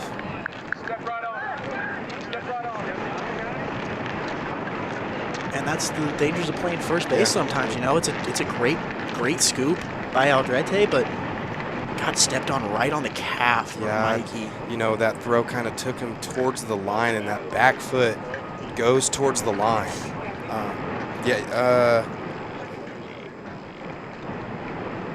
And yeah, we'll see a replay here. Like we said, you know, as first base, you're just wanting to make a play. Mikey meaning nothing by it, just getting down the line, and that calf just ends over line. Right on the line. Yeah, so I mean, good play here by the second baseman. Great play. Mikey getting down the line, hustling, and that throw. See right there, throws he's just line. there, and he just steps right on his calf, and that metal cleat too. You know, I mean, that's gonna hurt. hopefully he can stay in this ball game because he's been a great defensive first baseman so far. But Yeah. looks like he's going to tough it out. But they're going to check him out. Caitlin, our head athletic trainer over there, probably's got a big old hole. You can see it, big old hole in his pants. But looks like he's going to be good. Yeah. So the Oakwoo equipment manager is a little upset right now because he's going to have to order a new pair of pants. Yeah. And I mean, you think that's Right, yeah, definitely, probably. And I think you'd rather order another pair of pants than, letting a guy on base. Yeah, I wasn't going that way. I was going to say making sure the first baseman's okay. But, hey, I'm with you. So that pit's going to be away for ball 1 against Sergio Gutierrez. We got 2 outs here, tie ball game. So Gutierrez, what's his job here, Caleb? Get on base. Get to that top of the lineup with Cohens and Guerin and Marcelo, and hopefully extend this inning so we don't hit up. There's still going to be a chance on this maybe with the wind, but it's going to be out of play, not make it all the way back into the yard. So it's going to be a foul ball for strike 1. And Morgan's came in throwing strikes, low in the zone, been able to get weak contact so far. I don't think I've ever seen someone get stepped on in the calf from first base. I've seen a lot of feet get stepped on, but that's the first time I've ever seen someone get stepped on the calf. Yeah, and I mean, we saw the replay. Good thing, it was like just the front of his foot barely got the pants. If that would have been full, foot on top of the calf, there could have been stitches and all this stuff. He probably gets out of the game. Mikey could have broke his ankle. Yeah. Just a lot of scary things right there. So, the pants are ripped and he went down, but glad to see everyone's okay. That pitch going to be down and away for ball 3. So it's a 3-1 count here, and Sergio Gutierrez trying to find a way to first base here for the Blue Jays. I could see him being a little more selective. It may be a strike, but he's looking for something that only he can drive, but he's a patient hitter nonetheless. That pitch. Something he liked. Yeah. But now he's got to battle, Good find swing, something in. And now it's pitch by pitch. Just trying to win a pitch here. Any way, anyhow, a walk, a single, an error, however, you'll take it. So Morgan does come set here. Delivers the 3-2 pitch.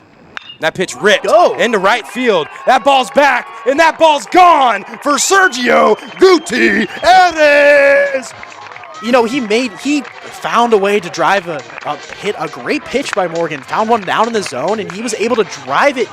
I think that's Sergio's second home run here as a Blue Jay, and it's a big one. Takes the lead for the Blue Jays. Talk about it, be about it. Big swing there, big AB. I mean, a lot of good ABs, and what they do, they made it great. Yeah, exactly. And that's one way to get it to the top of the order, Right.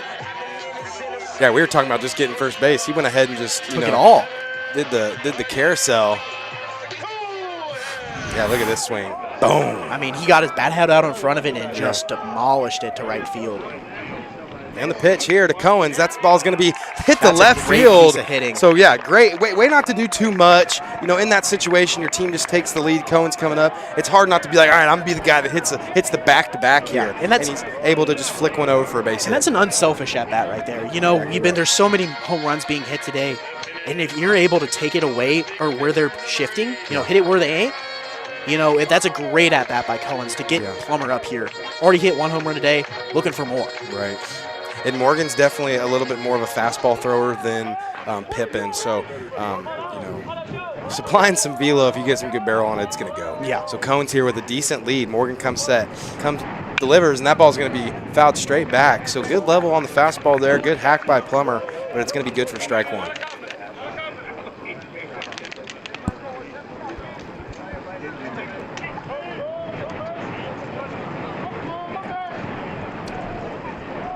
So 0-1 count here, 2 outs.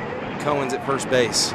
Pitch delivered. And that ball's going to be ripped down the third base line, and it's going to get past Poindexter. And Cohen's finding a way to third base. And they're going to throw to second. They're going to throw to the cut. Plummer going to second, and he's going to be in there. Safe. Big time. Taking the extra 90. Rock on, brother. Yeah.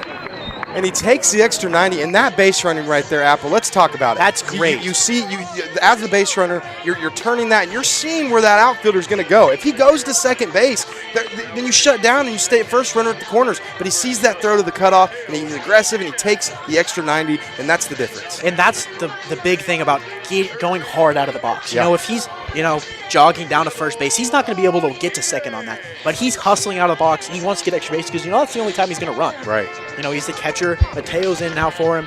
He's a guy, or you've seen this with his team over the past series, the last 3 days, their base running aggressiveness has been huge and gaining momentum, getting leads, because that extra 90 feet could prove huge here. Yeah. That's just, you love to see that because that's the type of stuff, like there's so many things, that you can coach in baseball, but that right there, that comes down to the kid. Yeah. That comes down to the player having the grit, looking for that extra 90, and that's the guys you want. And that's also baseball knowledge on Garen's part. He sees that cut going to the shortstop. I mean, he's able to take that 90 feet, which can prove huge here for Marcelo. Yeah, Marcelo gets the pitch there in the dirt. Good block there by the catcher, going to keep the runners where they're at. So that's going to be good for ball one. And Marcelo Aguirre, I mean, I want him up. He'd be the guy I want up right now. Yeah, leading the team in home runs. Yeah. So, he hasn't hit one yet today, but, he's always due for one. Yeah. So Morgan gets the pitch, comes set. Bag open, so he's going to try to make a pitch here. Delivery, that pitch is going to be down and away, but gets the swing, so it's a 1-1 count here. And that's a good executed pitch by him. Yeah, and I do want to talk about Victor Sanchez coming and talking to Morgan there while we were sending Mateo out there. He comes and talks to Morgan, and he's definitely talking like, hey, don't worry about this. We get a hit too. We got you. So here's the pitch here, and that pitch going to be in there for strike two. Good pitch there. Looked to be a changeup or a slider. I'm guessing a slider. Yeah. But, yeah, that's two good executed pitches there by Morgan. Yeah. And now hopefully Marcelo can shorten up, find a way to get it to right field, or if he leaves a mistake, take it out of the ballpark. And just to get the next guy up. Yeah, next guy up. That's the mission here. Keep the line moving. So 1-2 pitch here, and the delivery. That's going to be a foul ball. Fastball ran in on him a little bit. So a 1-2 fastball there. Not sure he'll go back to that. You never know. Yeah. You don't want to give something to Marcelo, especially on a day like today. Marcelo something on the inside half the plate that he can turn on. Yeah. But it didn't look like Marcelo was looking for a fastball there. Right. Mateo's fast enough, too. A base hit here scores two. For sure. So Marcelo gets the pitch here. That pitch is going to be down and away. Buenos ojos, mi amigo, for a 2-2 count.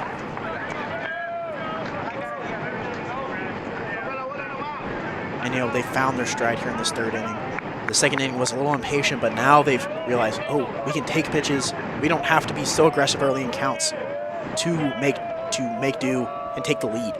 That pitch going to be ripped to left field. Line drive, back, and it's gone! Marcelo Aguirre. Bueno, vamos, 24. Beautiful swing there by Marcelo Aguirre. Hitting the 3-run shot, extending the Blue Jay lead by 3. Yeah, and just having a great approach there sets that whole entire AB up. Finding a pitch that you can barrel up doesn't have to hit or swing the bat hard. It's simple, has a bat path that just makes it easy for him to hit a home run here. Yeah, definitely big time swing there by Marcelo Aguirre. Just stepping up and being a leader. Yeah. And how many home runs is that on the season? That is 10. That's number 10 right there. So big swing there by Marcelo Aguirre. Cody Moore up to bat. Gets the first pitch, and that ball hit high. Is that and 3? Deep. Back it goes. It goes, and it's gone for home run number 3. Cody Moore kissing goodbye. Back to back there, and that's Cody Moore's third AB. Caleb, how many home runs does he have today? Trace. 3. Wow. I mean, this is a guy that is just on one right now. Had a great series against Bethany, and now he found his approach. Loves it. He loves a day like today where he can just put something hard. Look at this. Boom! I mean, just middle. Yeah. Not something you want to do especially with the Tabor's all-time home run leader now. Yeah. Extending his home run lead by 2, and now Juan Rosa Gonzalez is up. And you don't want to be okay with just a 5-run lead. Yeah. You need to put up as many runs as possible because Oku has shown that they can do this. They're on them by themselves too. Yeah, definitely. Yeah, so that home run is going to bring up Juan Rosa Gonzalez, number 15 in the bullpen for the Eagles. Who's that warming up? That ball's going to be hit to the right side. It might be down where no one's at. It's going to be down for a fair ball. Hit it right in the triangle. So talk about it, be about it. Any way you can do it. And again, next man up. That's brings all up it is. Dvorak again, who has already hit one in this inning. Yeah. 15 is Jack Stengel. I mean, another guy that has a 1.5 ERA coming out of bullpen. Yeah. So, and they may be going to him here. Another side armor too. Yeah, so big. I mean, obviously Aguirre's home run there, Dvorak's home run, Cody Moore's home run. Those are all incredible big swings.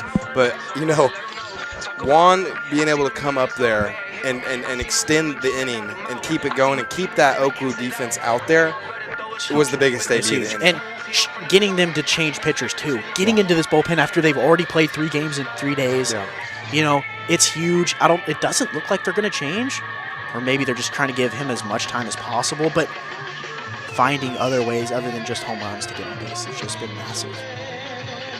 Looks like Morgan's going to stay out there for Dvorak. And, I think Dvorak needs to keep that same approach. Hit it to the opposite field. Look for a mistake away that he can take out there because, again, just have to put a bat on a ball with this wind. And, some of these may not be home runs any other day, but today, with today's wind, you have a good approach to the left field, and you're going to get the job done. Yeah, definitely. So Morgan comes set with the pitch here, going to be outside. As a pitcher here, especially Morgan, he's had a couple home runs hit off him. You're trying to be perfect now, and that could be a tough way to be. And that's tough. It's really hard to get over, giving up so many home runs. As his pitching staff's been great this whole year. So giving up 12 runs in 3 innings, it's tough to come back. I mean, he's really, mentally, the mental side of pitching is so much more important than the physical side of pitching. Being able to bounce back, especially in this conference with how much wind is at play, it's huge to be able to bounce back.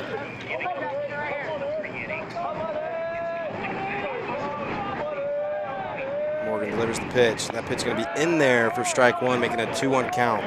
Yeah, and Micah's job here. Yeah, cool. Let's hit another home run, but let's just get the next guy. Yeah, exactly. Had a single in the first, a little dribble up the middle. I think what Isaiah did in his last at bat, hit some to that's 5-6. That ball's going to be ripped for a base hit. Juan Rosa Gonzalez turning the back here with some wheels. Micah going to see a throw, going to shut it down, go back to first. Juan is at third base. So the Blue Jays are going to have runners at the corners here. So big time piece there by Micah Dvorak. And now bringing up number 33, Cole Schieffer. So Cole Schieffer, again, just trying to find a way to get that next guy up, and that is going to bring Coach Kelly out of the dugout, and we are going to see a pitching change. So, ladies and gentlemen, go get a drink, go get a snack, and we'll be back right after this short break.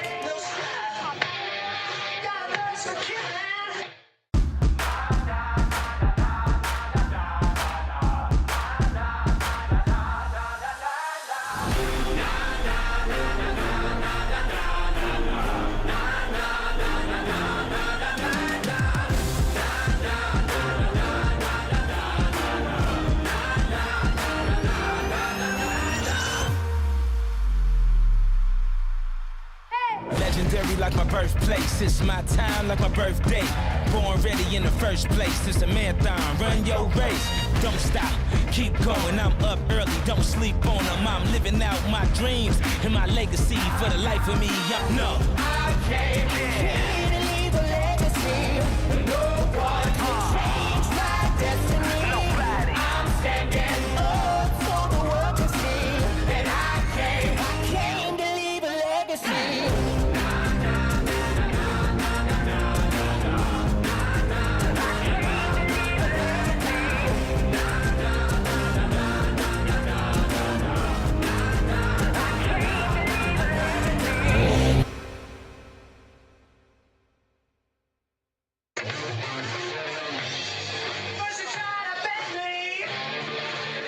Welcome back to Hillsboro. For those of you joining us today, my name is Josh Jones, and I'm sitting here with Caleb Apple. And today's broadcast is brought to you by the hard work of our production crew. Across campus in the studio, Creighton Kukula is directing today's game, assisted by Brett Buckingham and Cassidy Bean. And they're also supplying us with those awesome replays. Yeah. Not everybody gets those replays.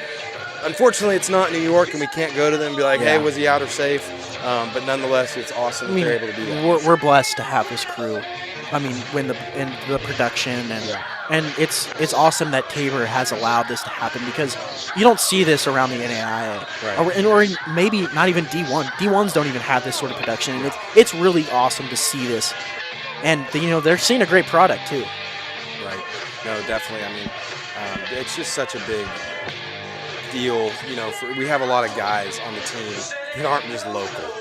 So parents, family, they're not able to just come every game. Yeah. So being able to have this for them to be able to watch their kids play, it's a big thing, man.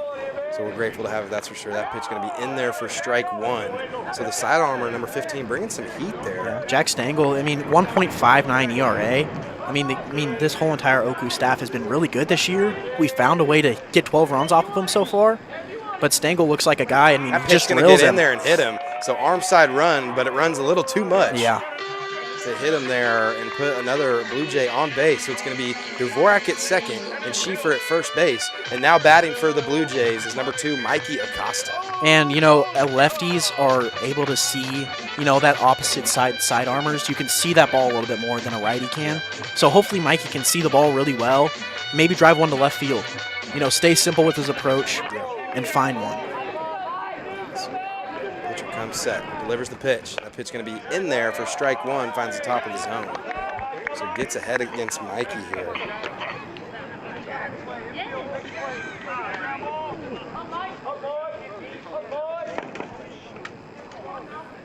That pitch going to be fouled back. Counts 0-2. Mikey looking to keep this inning going. We've already scored 9. It's been great, but we need to score more. You can't be settled with just a 5-run lead. 12. You have 19 runs scored in the first 3 innings. Yeah, that's crazy. But both offenses need to keep scoring, and both teams know that. Both teams have played here enough, and they know what they're going to get themselves into today.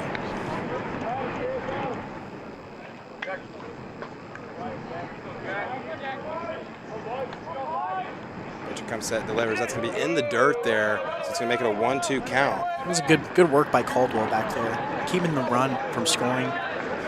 Not necessarily the deepest backstop, but something hits that padding, it's going to stop and allow Rosa Gonzalez and everyone else to move up a base. Acosta looking for something away to really drive. This one's grounded over to first base side. Going to be a foul ball there. You just want to keep fighting off pitches if you're Acosta, right? You want to make him make a mistake. Yeah, most definitely. Acosta, really wanting to come through here, and he's due. So needs to see it well here, not get too antsy and pressed, but just have a really good team AB here. Yeah, keep the line moving. Get it to Surge. Already hit a home run this inning. Get it to that top of the order. So that one's going to be upstairs. Great take there by Mikey. That pitch going to be outside. Good knowledge of the zone. We've already seen a couple with Zaid especially. Pitches up high weren't getting called for strikes. So makes it a 2-2 count here. Other side armor in the Eagles bullpen. That pitch going to be ripped to the right side. And it's going to send Micah, and they're going to try to get the out at third base. He's going to be in there safe, and Mikey stays at first base. And Marcial out there fumbled it and then had a bad throw. So being able to take advantage of that is huge. Yeah. Getting another 2 runs in by an RBI single by Acosta and brings up Sergio, who's already seen the ball well today. Yeah. You can see him kind of making a mistake, fumbling it, and then you don't want to let it snowball, make a bad throw, but it allows Schieffer to get to third base. Yeah, big time send there by Coach Jones, just taking advantage of that and finding a way to get another run there. Sergio does take strike 1 there on the outside half of the plate, makes it a 0-1 count. By the end of this game, I may run out of room on my stat sheet. We've already been through the 3 times. That's going to be outside for ball 1, so it's a 1-1 count. 2 outs. We got Mikey Acosta on first base, Cole Schieffer on third. You see Mikey maybe take off here? Just with the wind, maybe now with the 1-2 count. Yeah. Just trying to get a runner in motion. I can see it happening now. So yeah, let's see. Pitcher comes set. Mikey with a big lead. That pitch is going to be ripped to the second baseman. It's going to be dropped. Sergio getting down the line, going to be thrown, and it's going to be caught by the first baseman. So the Eagles do find a way out of the inning there. So big inning there for the Blue Jays, able to score a lot of runs. 11 runs. We had an 11-run inning yesterday too. So another 11-run inning for the Blue Jays, and Levesque back out, and we'll be back after this short break.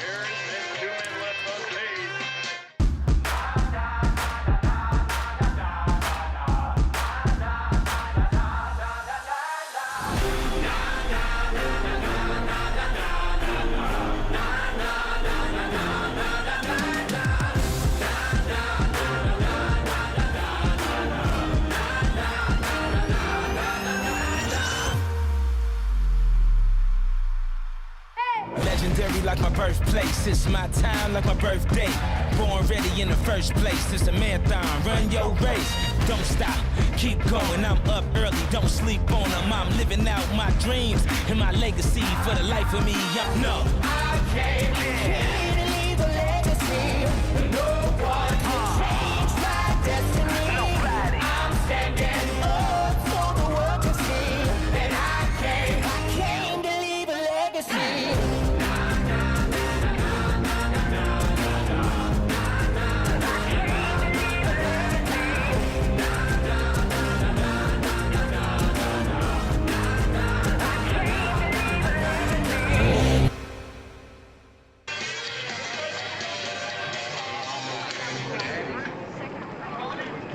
Welcome back to Hillsborough, Kansas. Garrick Levesque on the mound, trying to get a fourth inning back to the hitters, the Blue Jays. I'm Caleb Apple, taking you the rest of the way here. First pitch to Caldwell is popped up, just foul. And Garrick's really looking to get this shutdown inning, try to limit the damage of what's happening here. Want to make sure you get weak contact, especially at the bottom of the order. You want to get out one here.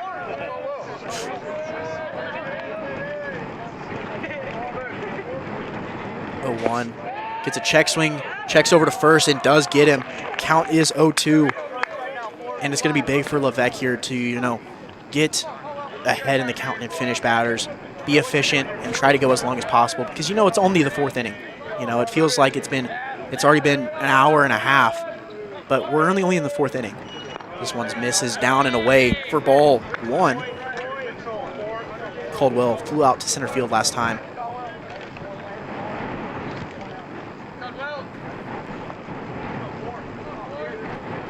Maybe a changeup away here. Gets the swing and miss for Levesque. Brings a curveball on the outside corner, just misses. Count goes even at 2.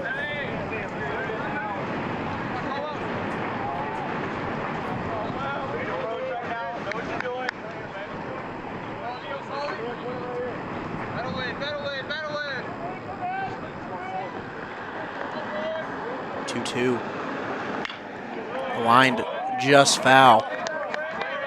Count stays even. Good AB here from Caldwell. Really trying to get a base runner on here. And we'll probably get a courtesy runner on here for the top of the order and Morgan.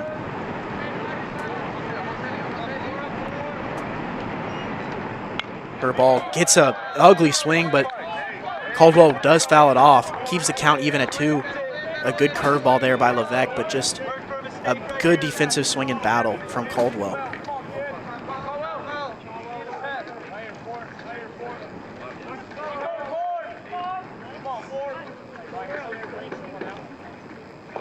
Two-two pitch.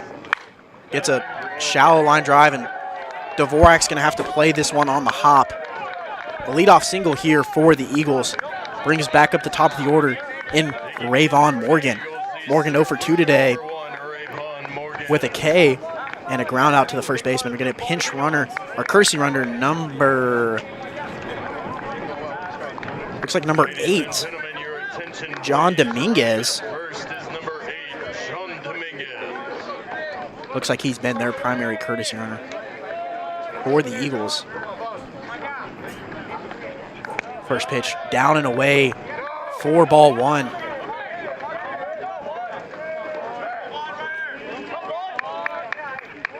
Levesque really looking to keep the momentum on the Blue Jays side here after putting up 11 in the bottom of the third. This one right in there, right on the outside corner for strike 1.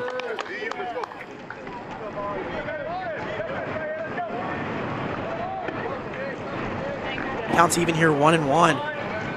be a big pitch here if he can get him a ground ball, get a double play. This one, big swing and a miss. Great pitch there by Levesque. Makes it even at 1-2.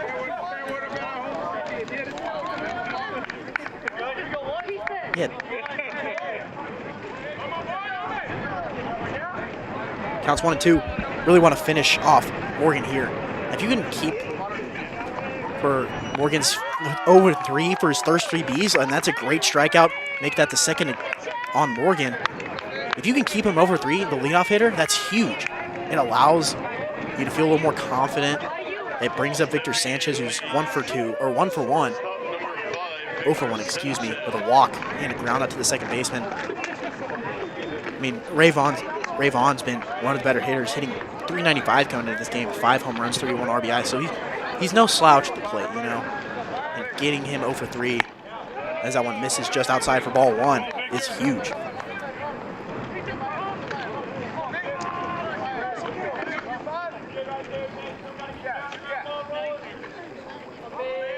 Counts 1-0 here to Sanchez. Slider popped into right field. Schieffer on it, stumbling a little bit, just misses the outstretched glove of him. Going over to third is Dominguez, and it's a 1-out single for Sanchez. Runner at first and third and 1 out. And it's a good piece of hitting. You know, your weak contact's okay. Garrick's going to take that over a home run any day of the week, but you know, with how deep these outfielders are playing, having those bloops is going to happen quite a bit.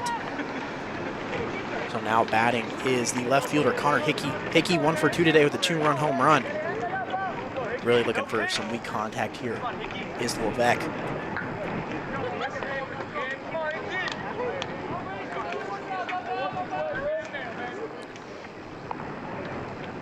First pitch, curveball left up, and it is out of here. Just a mistake there by Levesque.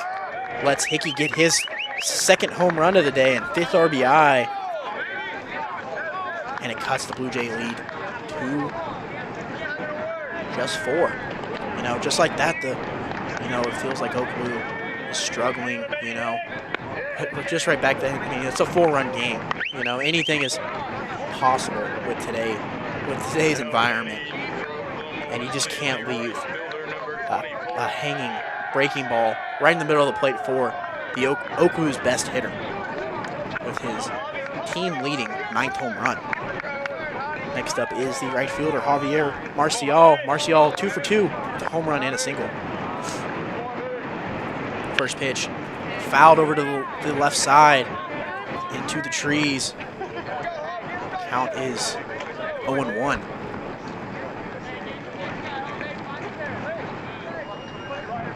Marcial coming into this hitting .384, 6 home runs, 30 RBI. So there's a reason why he's hitting number 4. This one's fouled over to the left side again and gets into the tarp. Big cheer there from the Blue Jay dugout.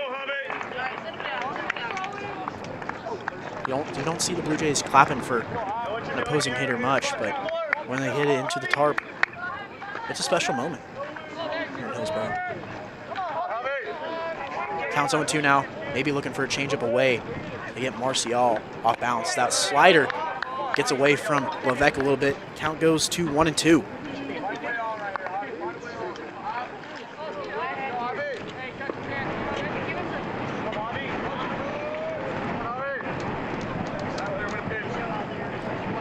One-two count. Marcial thinks about it but doesn't go. And the chase curveball down in the dirt. Count is even at 2.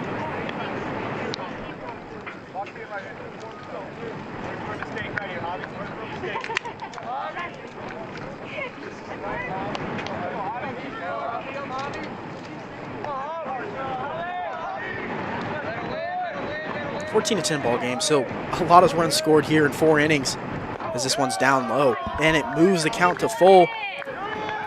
3-2 here, top of the 4th. Levesque trying to limit the damage here. The Eagles already scored 3. Trying to make it, you know, trying to get the momentum back to the Blue Jays side. Only limiting them to 3 runs. Grounded over to Cummins, a short diving play. Makes it throw over to first. Moore's going to have to get it. And not in time. Good stretch there by Moore. Good pick, but just Marcial's just too fast over there. Infield single for him, makes him 3 for 3 with 2 singles. Next up is Jorge Aldrete. No, got stepped on. Still got a big hole in his pants. So we're going to get a mound visit here from Coach Standiford. I wouldn't think this would be it for Garrick, but, you know, just calming him down. Had a little bit of a struggle so far this game, or this inning. But, you know, with the lefty up, he's your guy that you want him to go to. Just give him a break, take a breath, let him reset, and go after Aldrete, who's 1 for 2 with a 2-run home run and a strikeout. And Aldrete looks like he's going to be he's a big pull side guy.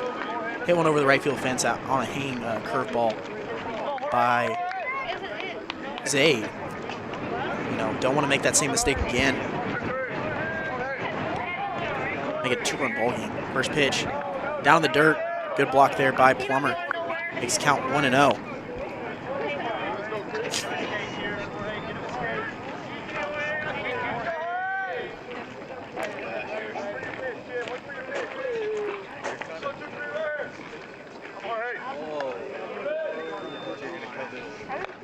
Good pitch there. Good fastball on the outside corner. Makes it count 1-1. And if you're Levesque, you want to live on that outside half of the plate, especially against Aldrete, who's a big pull side guy. Have that fastball away, and then you'll be able to break that breaking ball down in the dirt and away for a strikeout. This one, good pitch there again. Perfectly executes the fastball away. Count goes to 1-2. Maybe go back to it a third time. Fastball up, try to get him to chase. Go curveball away, try to get a double play. 1-2. Curveball up, popped over, and it's gonna be just enough. The wind pushes it out for a 2-run home run. It cuts the lead down to 2. Just again, another hanging pitch ahead in the count. Just can't do that if you're Levesque.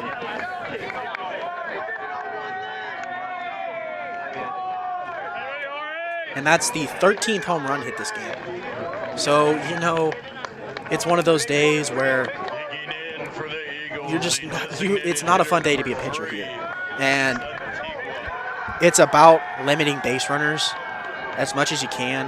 The extra base, you know, the 2-run home runs, the 3-run home runs, as me and Josh talked about. But you want to try to find down in the zone as much as possible. As that one's in there for strike 1. 2, Antigua, sorry. Antigua, 1 for 1 with a walk and a single. 0-1. Grounded foul. I think it looked like it hit Antigua in the box. Count goes to 0-2, and Levesque really needs to execute an off-speed pitch if he's going to throw it to get a strikeout or be contact. You just can't leave one hanging over the plate. Get a new ball here. Levesque doesn't like it. Probably has a big scuff in it after the end cap from Antigua.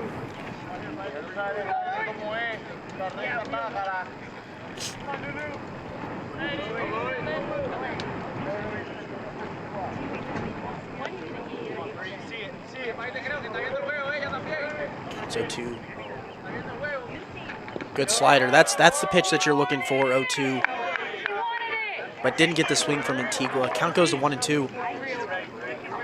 But I wouldn't be surprised if he goes there again. He just needs to stay down in the zone and find that out pitch.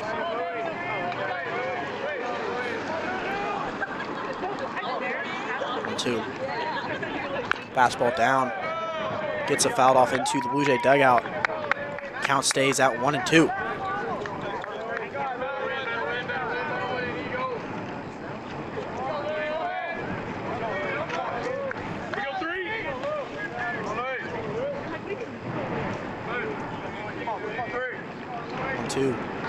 Good curveball, popped over to third base side. Marcelo shading with the sun and was able to catch it for out number 2. Great job by Levesque to get weak contact. Brings up the third baseman, Brendan Poindexter. Poindexter 1 for 2 today with a 2-run home run. Levesque able to take a deep breath, finally able to execute an off-speed pitch and getting out.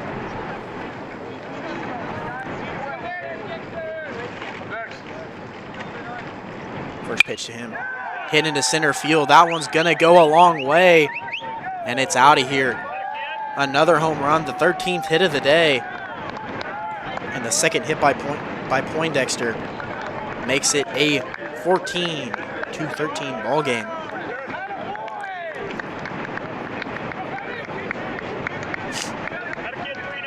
That's Poindexter's 7th of the season. Got a pinch hitter, number 9, Blake Tablazone, hitting 143 on the year. No home runs, 3 RBIs. Pinch hitting for the second baseman, Quiles. First pitch, fouled off, 4-1.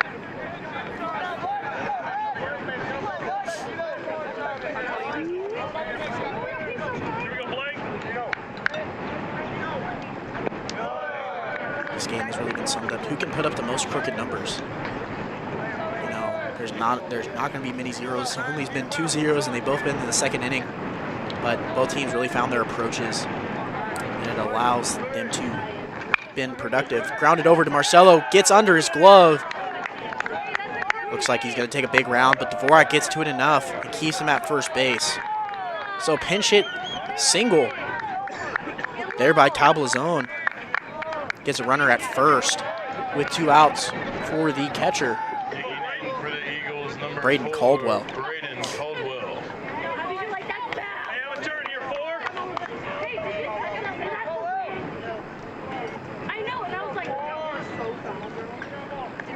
Like really trying to get out of this 4th inning with the lead here. First pitch fouled off right in between the feet of Caldwell. Makes the count 0-1.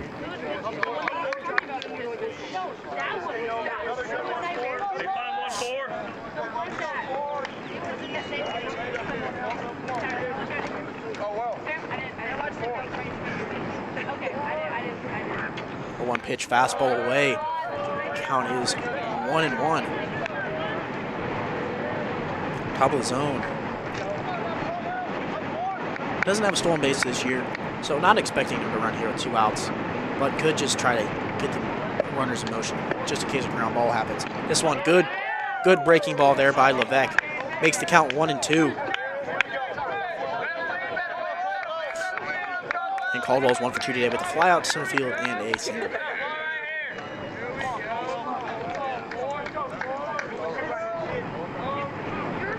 1-2. Good slider. Just over the outstretched glove of Collins into center field. Tablazone stays at second. Another single. Brings back up to the top of the order. Rayvon Morgan. And we could be getting towards the end of Levesque's time here in this game. But Morgan had a very uncomfortable at-bat against Levesque last time. Struck out swinging. So just needs to execute pitches here. And the courtesy runner is John Dominguez. First pitch, off-speed pitch, misses up. You know, it's hard to not get sped up here and think about things when, you know, you've given up 6 runs in the inning. But you just need to move on to the next pitch. It's what happens in the next pitch. You can't let the other stuff build up. And that's one of the hardest things to do. Is this one's bounded over Cody Moore. It bounces off his glove to Isaiah Cohen's. And, you know, that's a tough play. But he keeps it on the infield and a run doesn't score. So brings up Victor Sanchez with the bases loaded and 2 outs. And that's going to be the end of Levesque's day as the Blue Jays make a call to the bullpen. So we'll take a quick break and tell you about who's coming in for the Blue Jays after this.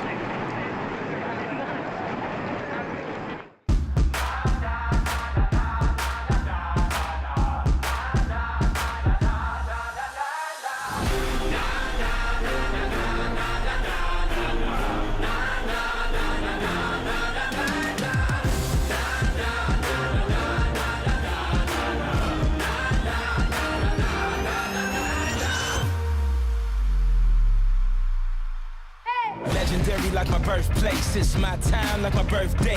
Born ready in the first place. It's a marathon. Run your race. Don't stop.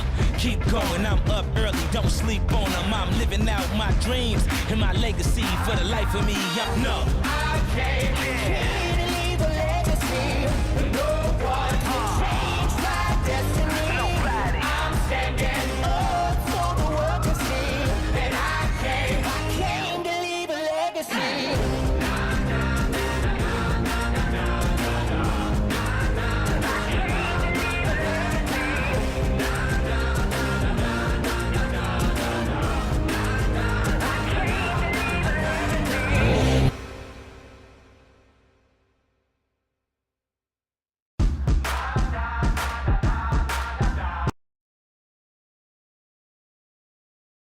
The 13 may think this is a football score, but we're in the wrong sport today. 14-13 is a normal score here at Blue Jay Field in Hillsboro, Kansas. I'm Caleb Apple, and coming into from the bullpen is number 19, Xander Roberts, a senior from Wichita, Kansas, has a 3 ERA in 12 innings. And he's a guy, fastball, changeup, curveball. He's a guy that really needs to rely on his changeup to get outs here, as it moves so much, has so much depth on it. It's going to allow him to create contact on the ground that's weak and allows Blue Jay defense to thrive. The first batter for Xander is the shortstop, Victor Sanchez. Sanchez 1 for 2 today with a ground out, a walk, and a single. And it's a big spot here for Roberts. Bases loaded, 2 outs. You know, you kind of saw this same situation with Flynn as this gets a good curveball in there for a swing and a miss for strike 1. You know, when Lee came in against game 1 against Bethany, you know, that same situation, bases loaded, 2 outs, needs to come in and preserve the lead. Roberts is in that same situation, just not at the end of the game. So he's looking for something to get the Blue Jays, preserve the lead here in the top of the 4th. Thal misses upstairs for ball 1. Counts even at 1.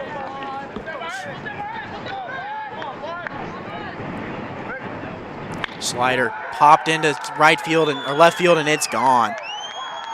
I mean, just again, mistake. Clears the bases for the Eagles, and they take the lead by 3, 17-14.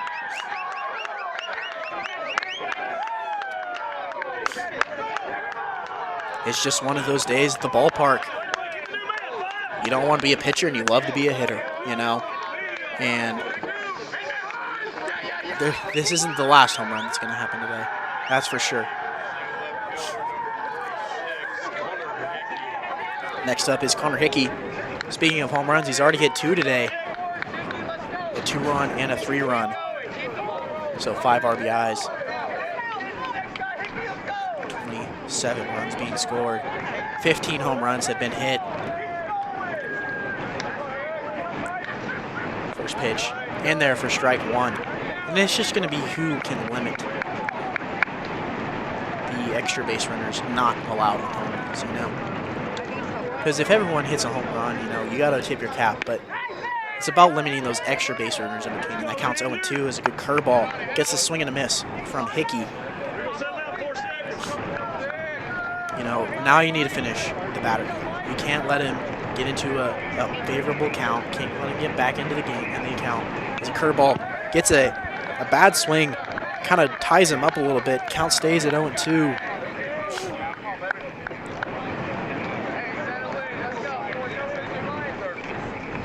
Blue Jays are destined to answer. I mean, 3-run ball game's nothing. But the Eagles have answered after the Tabor 11-run inning. They have a 10-run inning themselves. As this one's popped up, this should stay in play. Acosta and Dvorak converging. Acosta runs in and catches it for out number 3. And in the top of the 4th, the Eagles answer after the 11-run inning in the bottom of the 3rd with a 10-run inning of their own. Eagles up 3 going into the bottom of the 4th. No errors, no men left on base.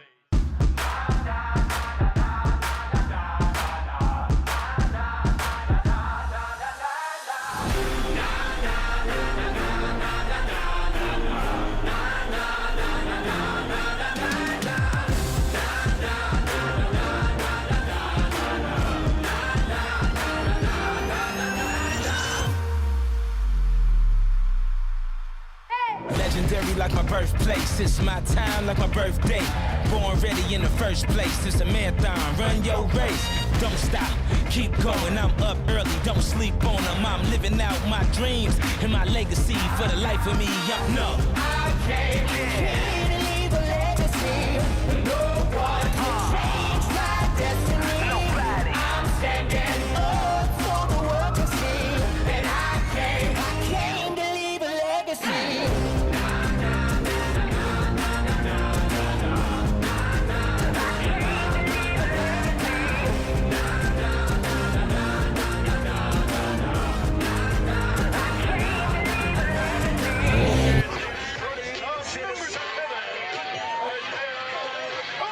And we're back here in the bottom of the fourth. Eagles up 17-14. No shortage of offense today. And back to the top of the order. And leading off is Isaiah Combs, the shortstop. First pitch to him is in there for strike one. So Eagles going to their, there's their second side armor today. And, these guys are known for having weak contact as this one's popped up to left field. And then this may hit some fans walking down the street. It stays in. Still a foul ball, though. Count is 0-2. Comans, 1 for 2 today, has a single and a ground out and has a walk. So big for the Blue Jays here to get a leadoff runner on. Anyway, had a single through the left side last time. This one's grounded, and it's going to be a tough play for the pitcher. Flips it over, and in time, a good play there by the pitcher, Stengel, to get the leadoff runner. See if we can get a replay and see how close it was.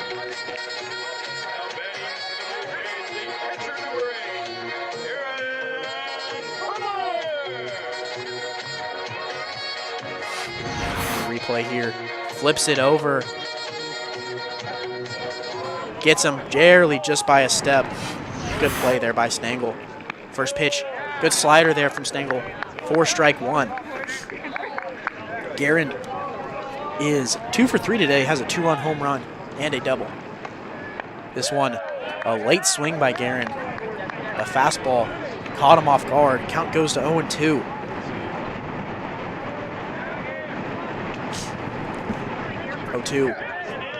Good slider, located well in the dirt. Gets a check swing, but he doesn't go. Count is 1-2.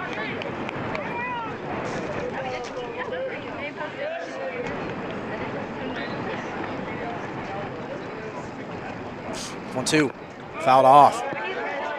Good fight by here. Good fight here by Guerin to keep this at-bat alive. You just want to get it to the big boppers in the lineup with Marcelo and Cody.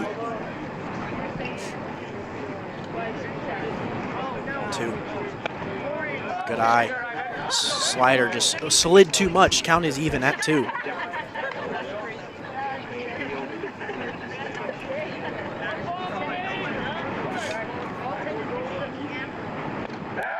Fastball blown right by him. 4 strike 3 and out number 2. Next up is Marcelo. Blue Jays hitters just kind of caught off guard by the fastball.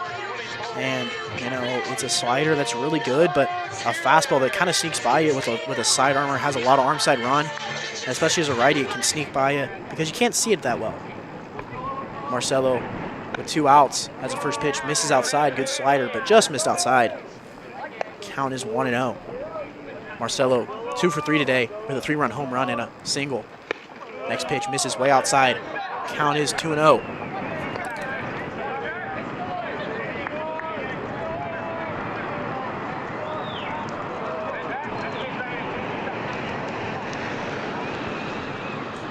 Next pitch blown right by Aguirre again.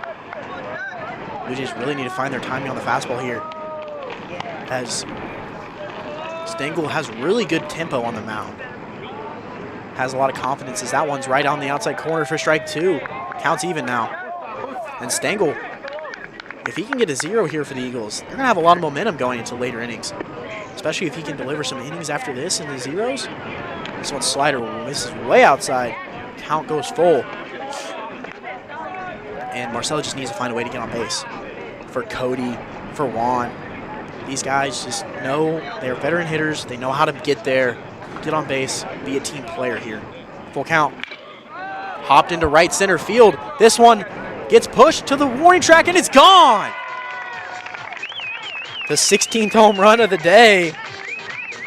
Makes it a 2-run ball game. A solo shot by Marcelo Aguirre cuts the lead down to 2. And you know, what can you say? There's already been 16 hit today. There's probably going to be about 16 more. So get used to hearing that song, folks. Next up is Cody Moore. Has seen 4 pitches and hit 3 of them out. So Tabor's all-time home run leader, looking to get some more here, especially if you can find something to hit. But if I'm Oakwoo, I may be intentionally walking him at this point, you know, or not even pitching to him. You know, try to nibble, but he's such a good hitter. Even if you try to nibble and leave something over the plate, he could take a yard, as this one's right in there for strike 1.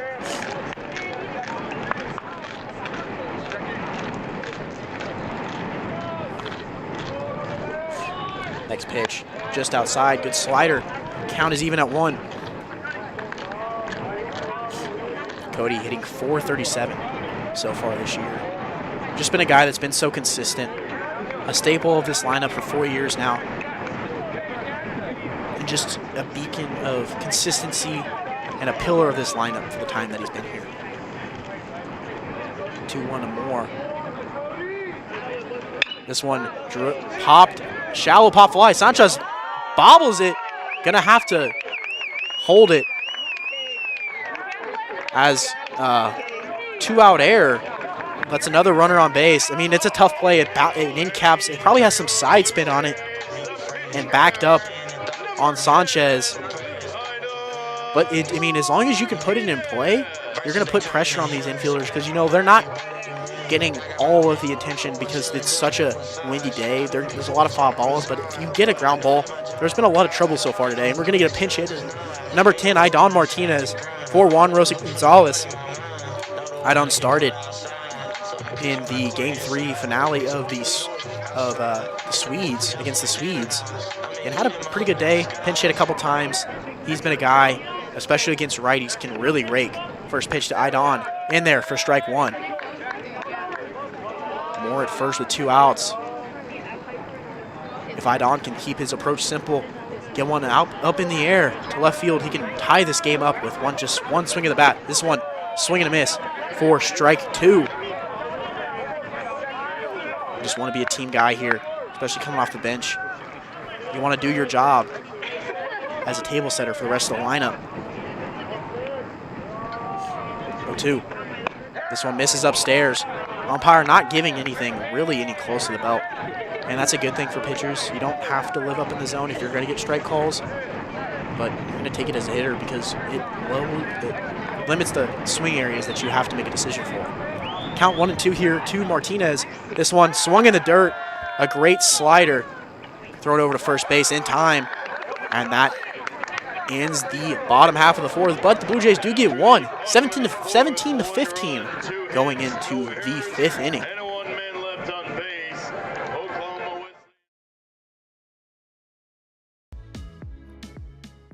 Don't let flashy ads and short-term specials with fine print entice you into hidden charges and slower speeds for your broadband. Work seamlessly, stream continuously, and game uninterrupted. TCW is the only provider that offers Hillsboro the reliability of an underground fiber connection to your home or business. Switch today to experience the best with TCW Fiber Internet.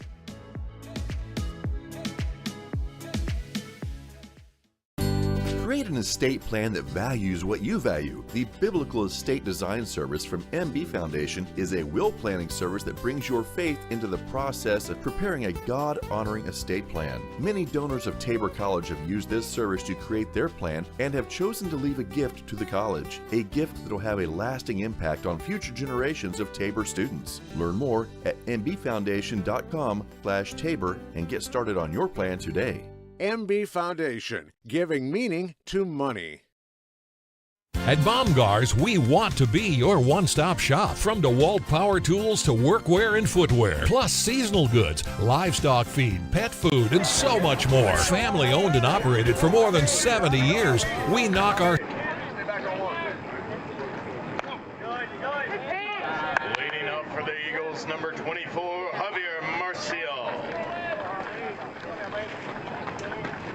Leading off here in the top of the 5th is number 24, Javier Marcial. Marcial 3 for 3 today, 2 singles and a home run.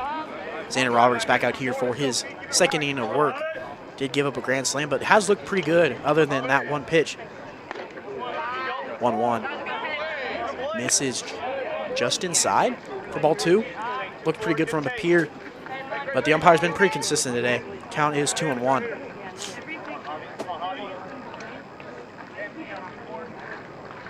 2-1. Good pitch right on the outside corner. 4 strike 2, count is even.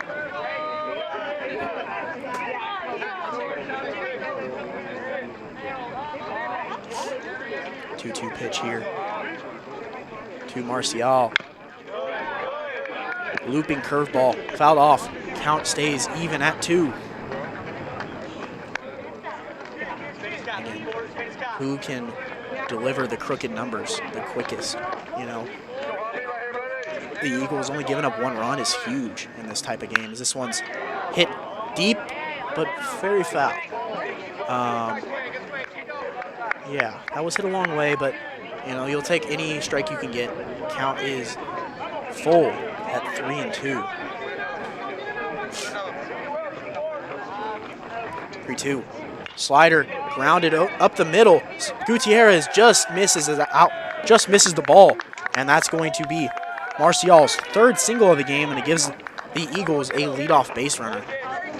Again, weak contact just like you want from Roberts, but just through the hole, right up the middle, not shifted or anything. So it's just going to be a base hit. Good piece of hitting there. 2-strike hitting there from Marcial. Next up is the first baseman, Jorge Aldrete. Aldrete, 2 for 3 with 2 bombs. First pitch upstairs for ball 1.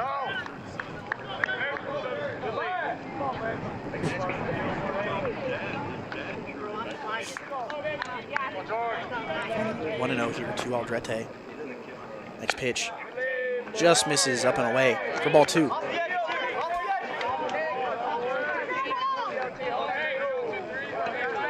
Counts 2-0. You don't really want to fall behind him here. Already hit 2 home runs today. Don't want to make it 3. This one's good pitch there by Roberts. Count goes to 2-1.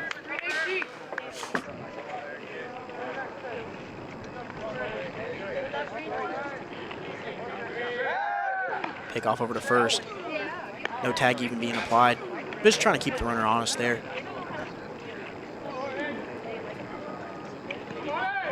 $17 runs, 21 hits for the Eagles. 15 runs, 16 hits for the Blue Jays.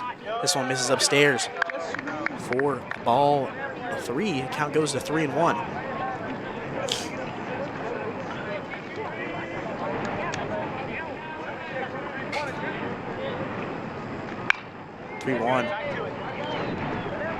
Is, you know, fouled off.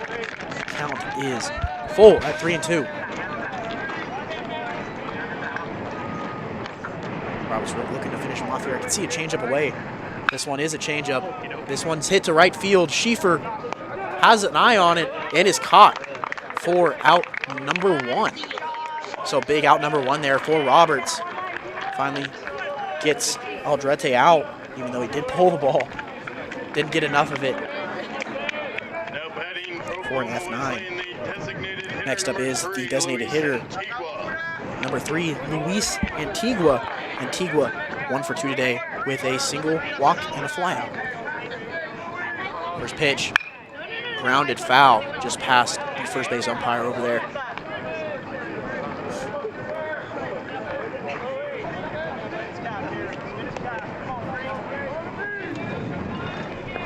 Here to Roberts.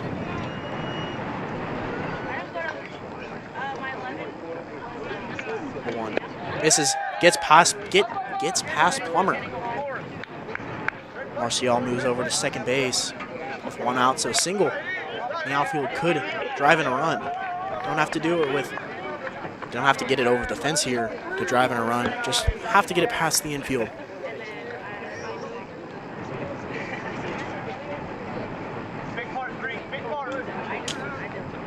1-1. Good block by Plummer there. Count goes to 2-1.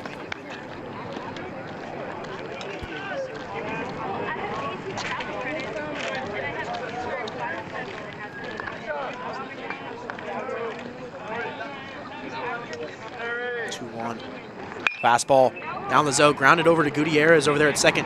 Flipped over to Cody Moore at first, 4 out number 2. A good way to keep him on the ground there from Roberts. Moves the run over to third base though, so Fastball does score him. Just a good place to stay low in the zone. Make sure you're getting that ground ball instead of that fly ball. And it's just a routine out. This defense is too good to let the routine plays get the best of them. And that makes Antigua 1 for 3. Poindexter now up to plate 2 for 3 with a fielder's choice and 2 bombs. So make sure you don't want to leave one up to him. 1-0. This is outside. Count goes to 2-0. Right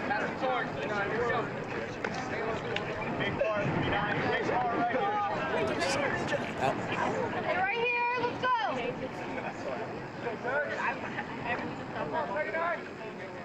Next pitch. Fastball foul back. 1-1 is the count.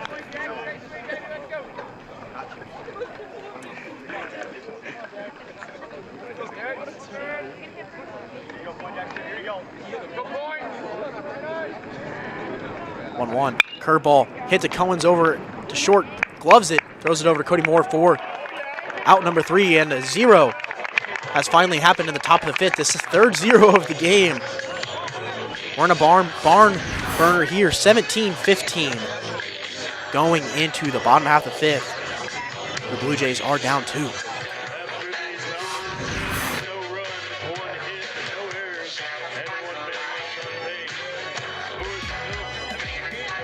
Don't let Create an estate plan that values what you value. The Biblical Estate Design Service from MB Foundation is a will planning service that brings your faith into the process of preparing a God-honoring estate plan. Many donors of Tabor College have used this service to create their plan and have chosen to leave a gift to the college, a gift that will have a lasting impact on future generations of Tabor students. Learn more at mbfoundation.com/Tabor and get started on your plan today.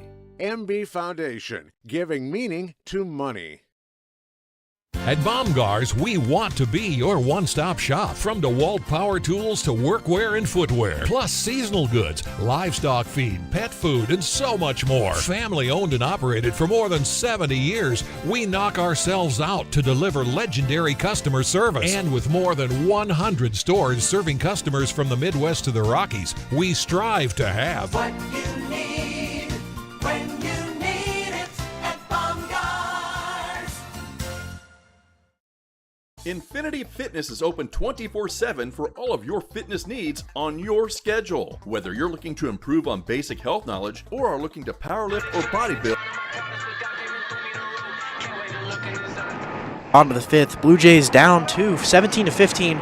Looking to capitalize off that 0. Xander Roberts was able to get his first pitch, misses inside to Dvorak.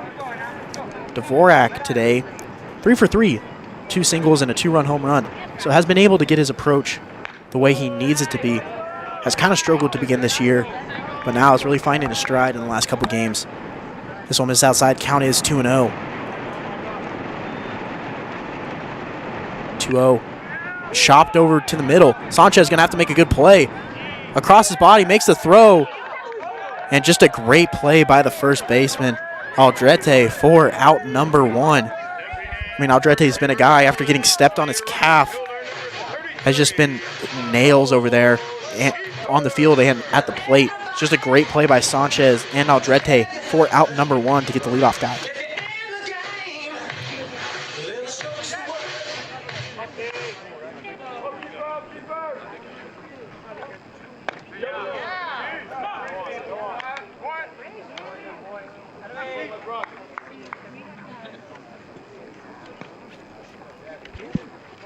Next up is Cole Schieffer.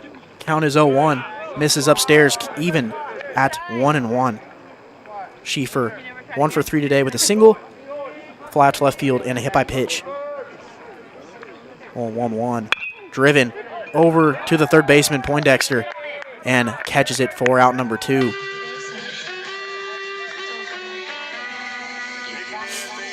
Schieffer moves to 1 for 4 today. 1 for 3, excuse me.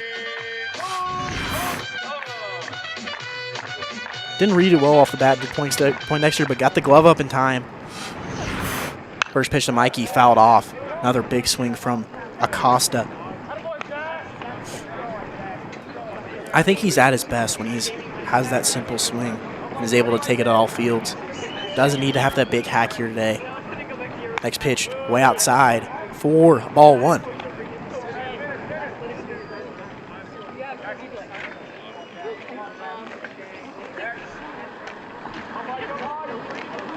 One here to Acosta.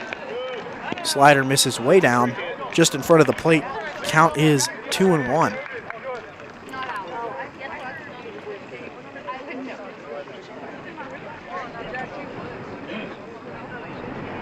And if you're just tuning in, 16 home runs have been hit and 32 runs have been scored as this one's grounded over to the second baseman. Flipped over to first, forward out number 3. And another 0 has been thrown. The 4th and 5 innings of work. And the Blue Jays are still down 2 going into the 6th.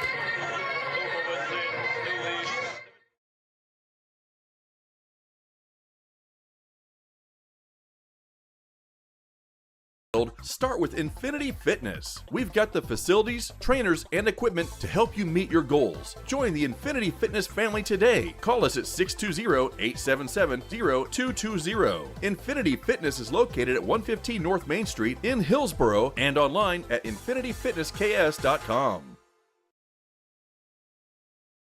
Many of you know that the Eitzen Agency insures churches, Christian schools, and other related ministries. A coverage that is overlooked for most businesses is proper cyber liability. Has your business ever been hacked? Do your employees click on links that they shouldn't? Your business could be shut down and have extreme costs if this happens. Cyber liability can reduce these costs. Give us a call at the Eitzen Agency to discuss this valuable coverage for your business at 580-227-2553 or find us online at eitzenagency.com.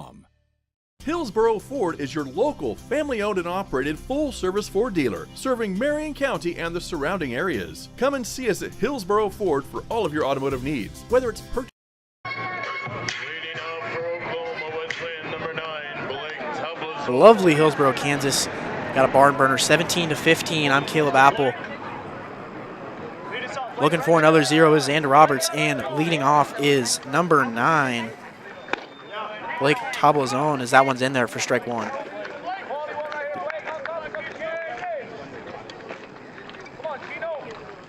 Tablazone pinch hit in the 4th inning, got a single.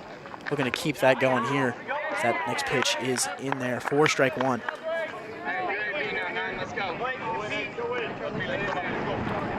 0-2 here. Need to finish him off here is Roberts, trying to get some swing and miss stuff. Maybe a changeup away.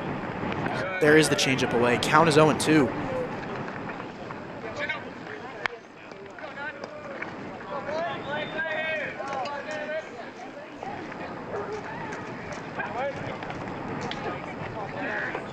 One and 2 here to Tablazone. Fastball grounded over to Sergio at second, fields it, throws it over to Cody Moore for out number 1. Again, big out number 1 there. Trying to get another 0. The rare 0 here for the Blue Jays and the Eagles both. As it brings up the catcher, number 4, Braden Caldwell. Caldwell 2 for 3 today, 2 singles. So he's been the rare guy that hasn't hit a home run today. Seems like everyone has, but not Caldwell. First pitch to Caldwell, just a bit outside for ball 1. Caldwell, I think 278 coming into this game. 1 home run, 16 RBIs, so not really a big power guy. I don't think you need to be a big power guy to hit 100. 1-0. Upstairs for ball 2.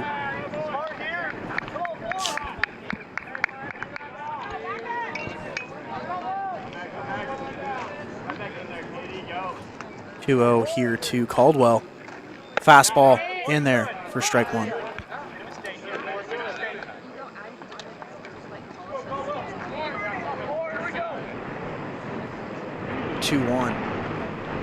To Caldwell. Inside for ball 3. 3-1 here to Caldwell. You don't want to walk the 9 hole. gets to the leadoff spot. And this one misses upstairs. 4-4. It brings up a guy who had a single his last at bat in the top of the order, Rayvon Morgan, and also the courtesy runner, number 8, John Dominguez. Third time courtesy running this game. Morgan 1 for 4, 2 strikeouts and a single. Xander really looking for a double play ball. First pitch, right there at the knees, but just low for ball 1. Good frame there by Guerin. Fooled me. Counts 1-0. 1-0, swung on, line to center field, is going to get in the gap, off the wall. Acosta plays it well, throws it to Cohen's at second, and it's going to be a 1-out double for Morgan. And it gets runners to second and third here with 1 out.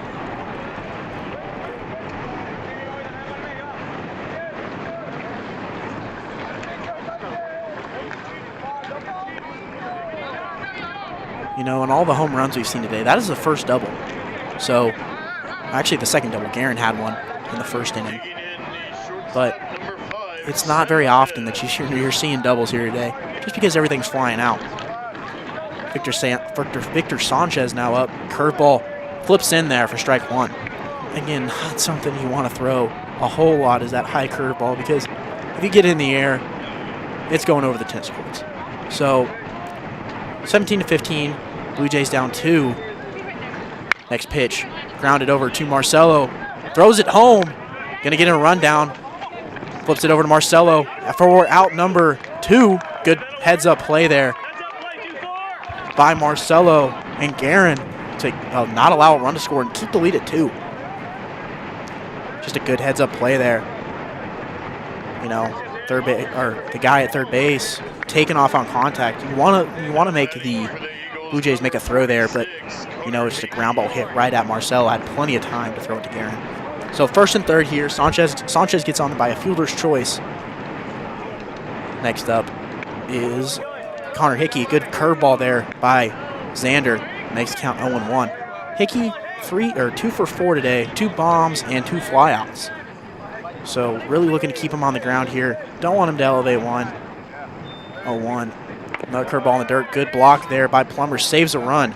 Count is even at 1.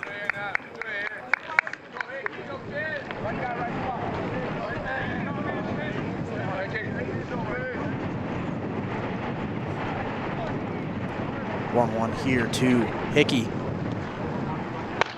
Fastball blown right by him. Count goes to 1-2. And you know, sometimes having that fastball up after you've seen so many curveballs and you're expecting the pitch down low is a good changeup, you know. And you can try to get a chase pitch here, 1-2, with a fastball up. But you just don't want to leave it somewhere where Hickey can hit it here. 1-2, fastball way up. I kind of called it, but just a little too uncompetitive for Hickey to swing at.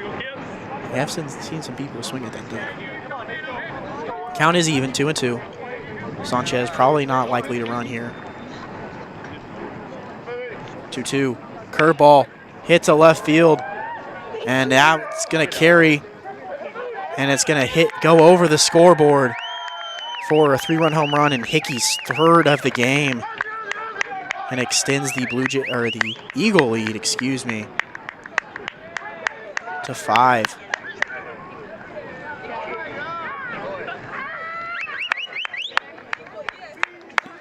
To 15.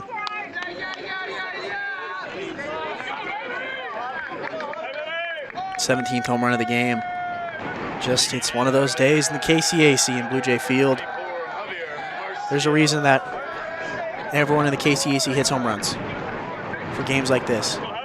First pitch to Marcial is just upstairs for ball 1. Roberts wants that pitch, but doesn't get it. Count is 1-0.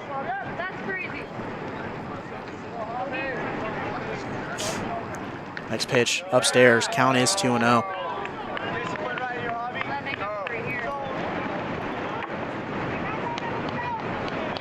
I wonder what the record is for home runs in a game. I feel like you have to be pretty close. Is this one's belted, but foul, just really high up in the air. If that's hit fair, it's probably gone, but I don't even see it. Count is 2-1.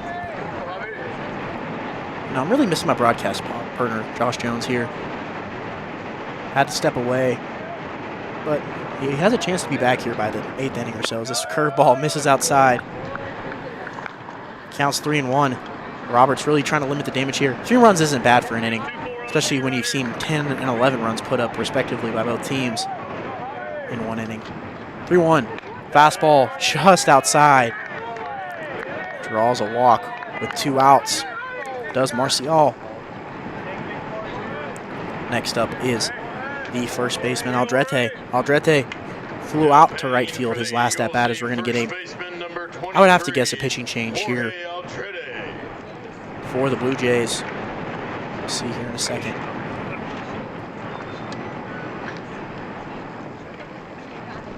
Roberts hasn't pitched terrible so far. Only just made 2 mistakes, really. The one that led up the grand slam, and then the fastball that got hit to give up a 3-run home run in this inning. Skip trusts him. He's going to stay out there. Hopefully he can finish this inning and keep the lead to only 5. You know, 5 sounds like a crazy number, but we've already seen 35 runs put up this game. So 5 runs is nothing compared to all of the offensive onslaughts that's been put up this game. Aldrete, first pitch outside.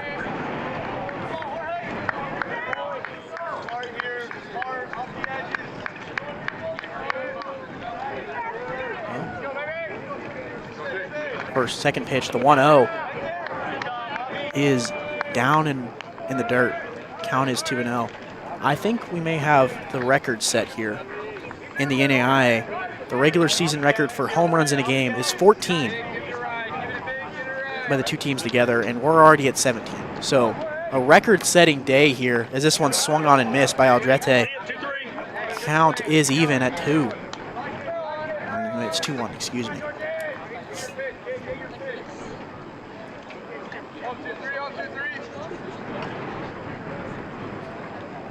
2-1, popped into left field. Dvorak chasing it to center. Dvorak seems to be under it, chases it a little bit, but does make the play for out number 3. 3 runs were scored for the Eagles, but you can be okay with that. Blue Jays only down 5 going into the bottom half of the 6th.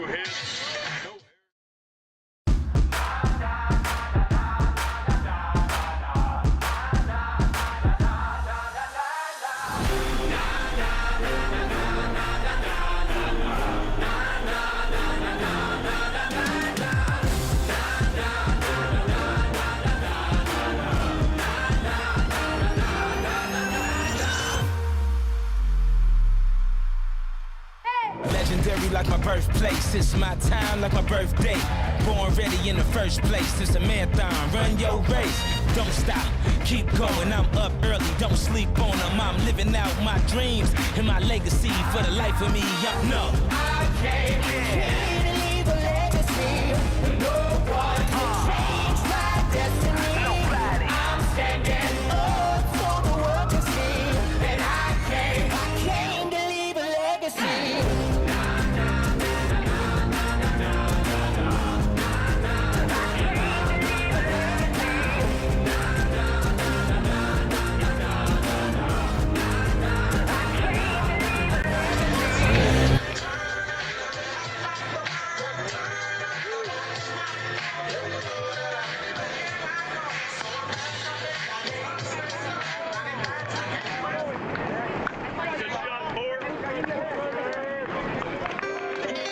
We're back here in the bottom of the 6th as we're getting a little discussion from the umpires. I'm not sure what's going on here. I think he's telling Skip that he has no mound visits remaining. We can move that camera over there to see what the discussion is. But I think that's what it is. You know, there's been a lot of things. Okay. Well, what's the 3 telling us? You know, it's tough to tell when they don't have the mics like in the MLB. We just have to do the best we can to guess. leading off for the Blue Jays is Sergio. He bunts. Good bunt down the third baseline. It's going to be a tough play. And there's no play to be made. As he takes a tumble. Oh, and he hurts himself. He may have cramped up, but a great bunt leads into a scary moment here for the Blue Jays second baseman.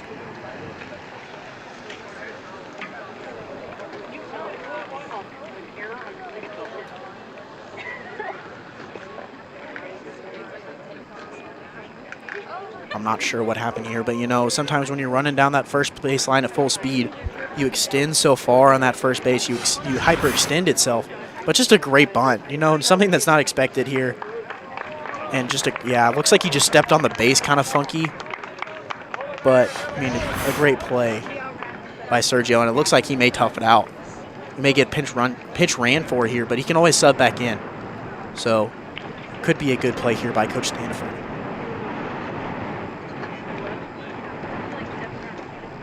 Looks like we are going to get pinch runner. Sounded like Jared Mack, who is also a second baseman, but a great job to get a leadoff runner on for the Blue Jays. Sacrificing his body is Sergio Gutierrez. Just a gritty guy that does everything for the Blue Jays. Pitches, has started to hit again. You know, gaining that trust. Already hit a home run, but doing the dirty work is Sergio. And now in is Jared Mack. But we're back at the top of the order. Is number 7, Isaiah Cohen.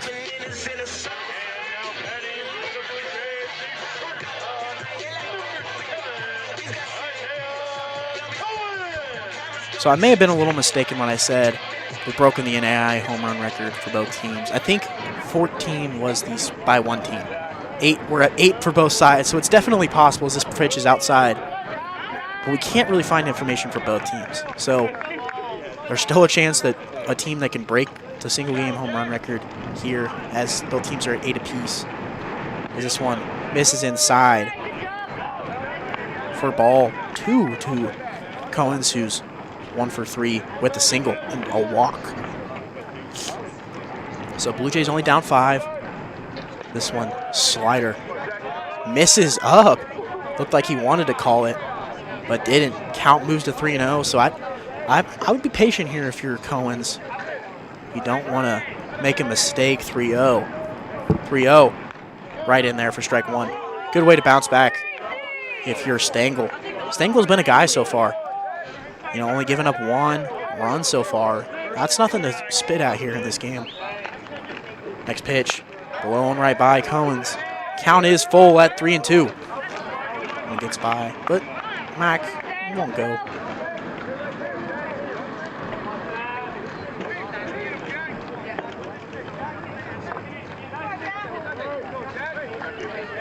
Full count here. Horner slips, pops into left field. Can carry, but it's just going to be foul. Good battle here by Cohens.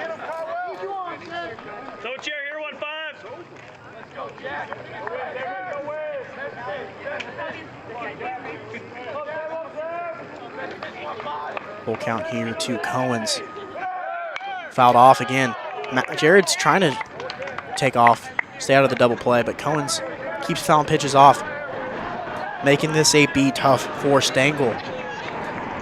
You know, the more pitches you foul off here, the more the chance there is to make a mistake. So there could be a mistake here. This one fouled off again. So another great AB here by Cohens. As you know, there's a reason why he's the leadoff guy for this team. Full count. Once again, Cohens, it hits him. So I don't think he leaned into that one, but it's a ball nonetheless. It's either a ball 4 hit by pitch. I think Cohens takes either one there. But next up is Garen Plummer. So first and second, no outs.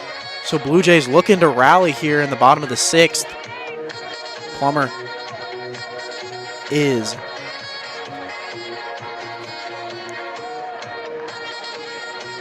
has 2 hits today, has a double, and a 2-run home run. First and second, Mack on second, So that fastball misses inside. Counts 1-0. And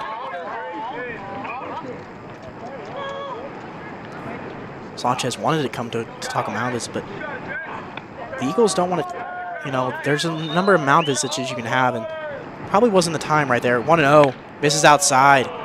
So the Blue Jays' patient approach is paying off here, as we are going to get a mound visit. Stengel a little intense right now. Not getting the calls that he wants, but it's in the Blue Jays' favor right now.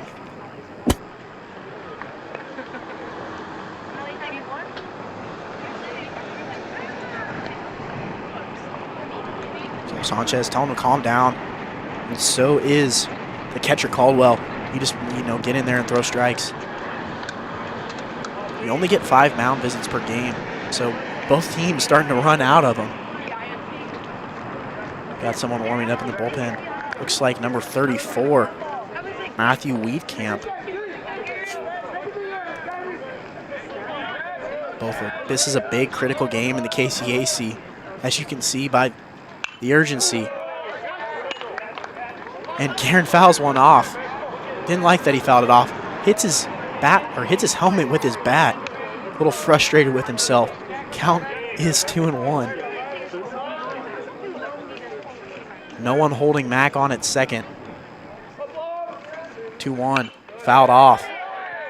You know, Mack has some good speed, but you don't want to run into an out here, even though no one is holding him on. You want to allow your big hitters to have a chance to score some runs. Which is, I mean, still kind of surprising that no one is holding Mack on. This slider hitting to left field. Deep to left, will it stay fair? And it's gone. A 3-run home run to cut the lead to 2. Garen's second of the day, 17th hit in this game. 9th for the Blue Jays. Makes it a 20-17 game. Or 20-18, excuse me. Just a slider they got left over the middle. And you can't leave the cookies. Can't sneak a piece of cheese by a hungry rat, as Rex Hudler says.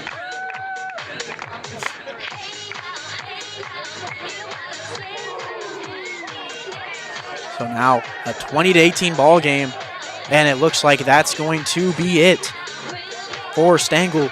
Stengel had some good quality innings there in the 4th and the 5th, but it's time for him to go, as they will bring in Weedcamp. We'll take a break, and we'll be right back after this.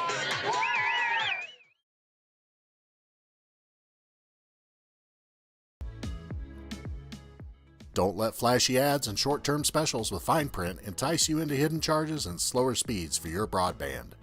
Work seamlessly, stream continuously, and game uninterrupted.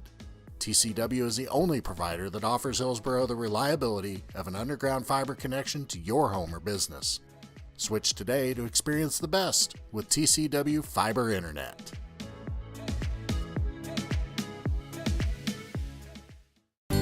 Create an estate plan that values what you value. The Biblical Estate Design Service from MB Foundation is a will planning service that brings your faith into the process of preparing a God-honoring estate plan. Many donors of Tabor College have used this service to create their plan and have chosen to leave a gift to the college, a gift that will have a lasting impact on future generations of Tabor students. Learn more at mbfoundation.com/Tabor and get started on your plan today.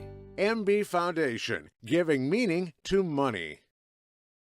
At Baumgars, we want to be your one-stop shop. From DeWalt power tools to workwear and footwear, plus seasonal goods, livestock feed, pet food, and so much more. Family owned and operated for more than 70 years, we knock ourselves out to deliver legendary customer service. And with more than 100 stores serving customers from the Midwest to the Rockies, we strive to have what you need when you need it at Baumgars.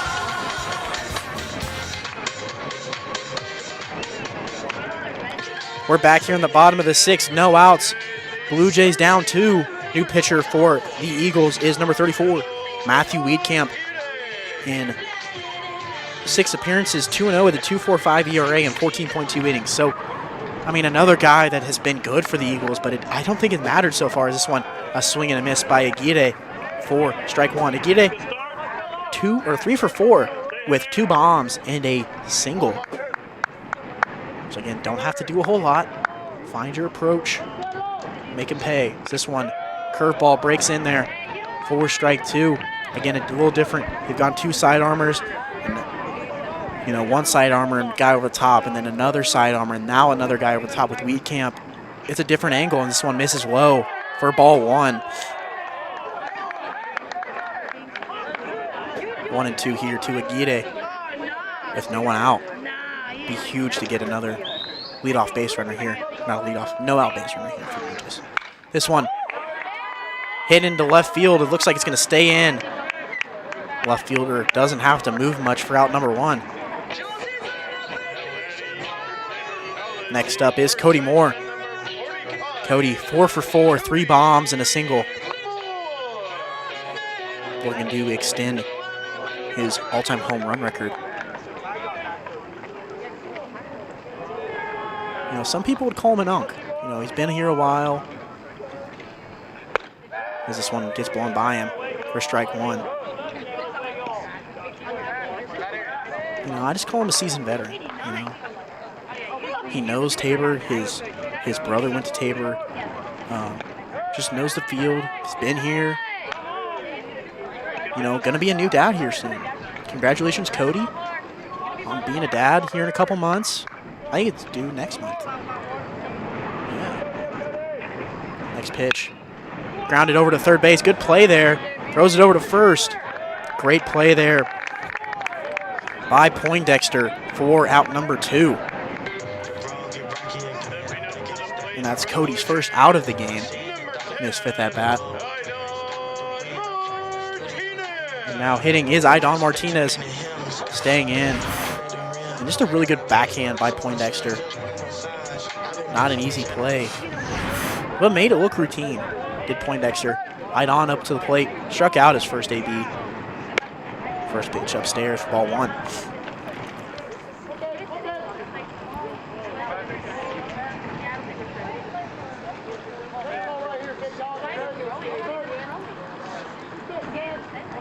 To Martinez. They had been called a strike, but the catcher didn't catch it. Counts 2-0.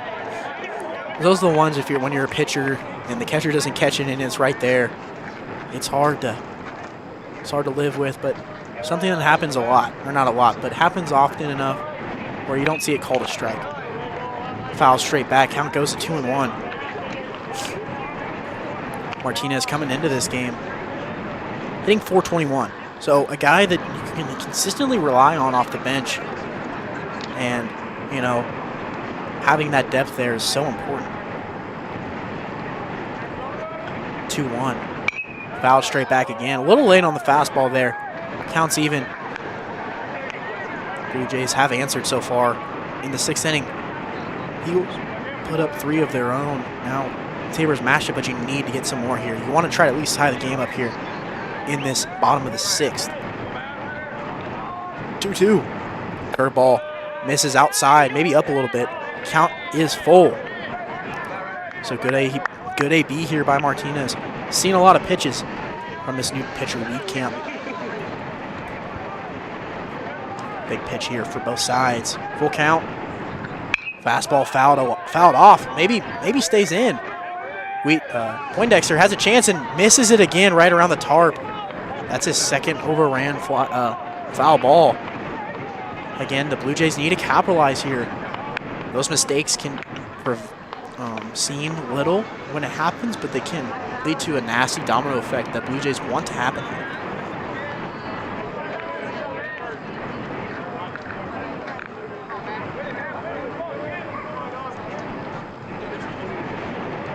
Full count. Fastball down. And a great AB there by Martinez to draw a walk. And another base runner for the Blue Jays. And now up is Micah Dvorak.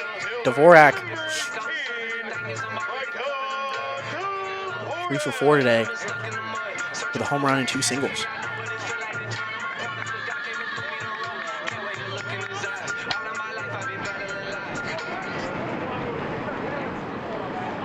Two outs here for Dvorak. Camp delivers. Down low for strike one. Kind of feels like the umpire's shrunk in his zone a little bit. You know, on a big day like this, you'd think the strike's going to be pretty big.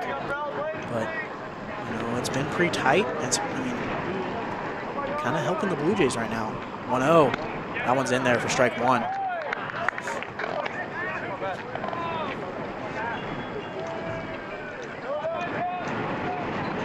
Martinez at second. Not the fastest runner, but has good baseball skills. This one grounded over to second. Fields it, throws it over to first for out number 3. But the Blue Jays do score 3. The lead is back to 2 for the Eagles going into the top of the 7th. 20-18, Oklahoma Wesleyan.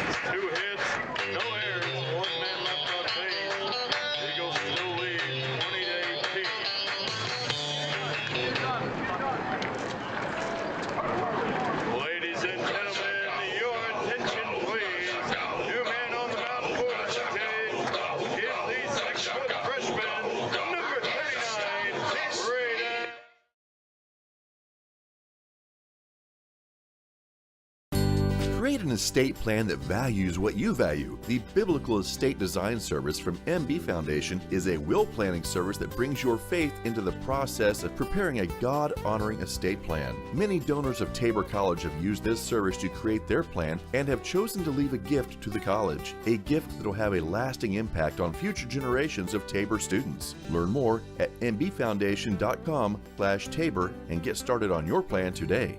MB Foundation, giving meaning to money. At Baumgars, we want to be your one-stop shop. From DeWalt power tools to workwear and footwear, plus seasonal goods, livestock feed, pet food, and so much more. Family owned and operated for more than 70 years, we knock ourselves out to deliver legendary customer service. And with more than 100 stores serving customers from the Midwest to the Rockies, we strive to have what you need when you need it at Baumgars.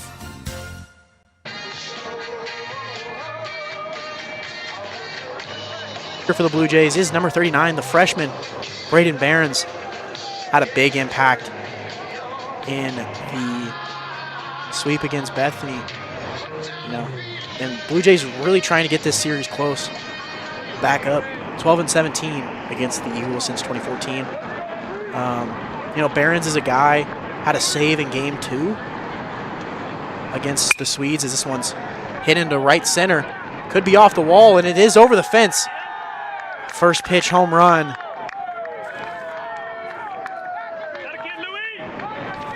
For number 3, Luis Antigua, his first of the game. And 9th for Oakland. Behrens is a guy that throws strikes and can't leave the first pitch down the middle. And I don't think his watch is working, so having a little communication issue. But it's all right. Behrens is a guy that can deal with some adversity. So expect to see something here, right back in it, and it's a 3-run ball game. Next up is Poindexter. Poindexter has 2 home runs already. So 9 home runs from each team, 18 total. Next pitch, slider down for ball 2, 2-0.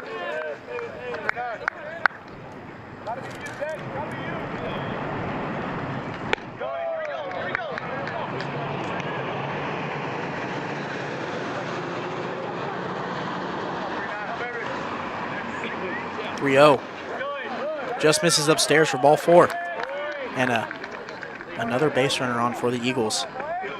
Can't let this compound into a multi-run inning for the Eagles here. Next up is Tablazone. 1 for 2 today after pinch hitting in the 3rd inning.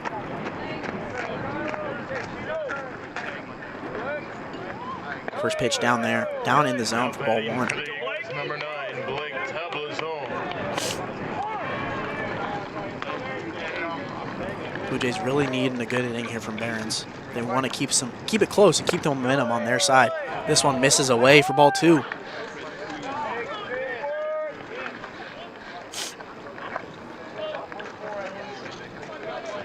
Behrens is a freshman, picked off there. Poindexter in there in time. Behrens is only a true freshman, but has given trust and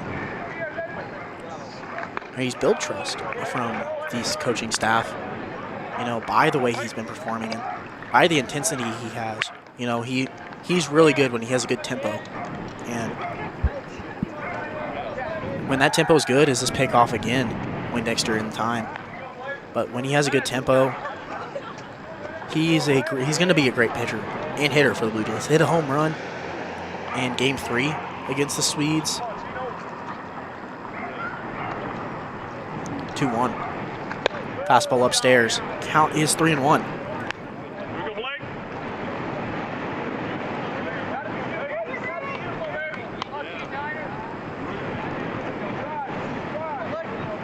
3-1 here to top of zone.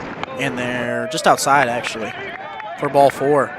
First and second here. No one out for Behrens and the Blue Jays. Next up is Braden Caldwell. Caldwell, 2 for 3 today. 2 singles and a walk. First pitch to Caldwell. Way outside with a slider. Good stop there by Plummer for ball 1.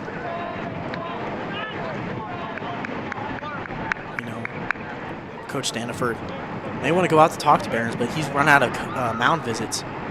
So for next pitch, way inside for ball 2. So if they want to, calm him down, you don't have a lot of give room in the, this 7th inning. You might just have to switch pitchers. 2-0 in there.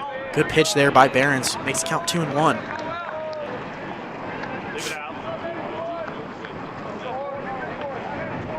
Hopefully Behrens can just settle down, get a ground ball, maybe a triple play. That'd be cool. 2-1. Smacked and gone. A 3-run home run for Caldwell. The Eagles' 10th. And extends this lead to 6. Just a pitch that you can't leave over the middle of the plate. The young freshman will learn that he just can't leave that stuff over the plate to this good of a team. Stepping up to the plate for Oklahoma. Lead is 6. The center fielder, number 1, Rayvon Morgan. Back to the top of the order with Rayvon Morgan.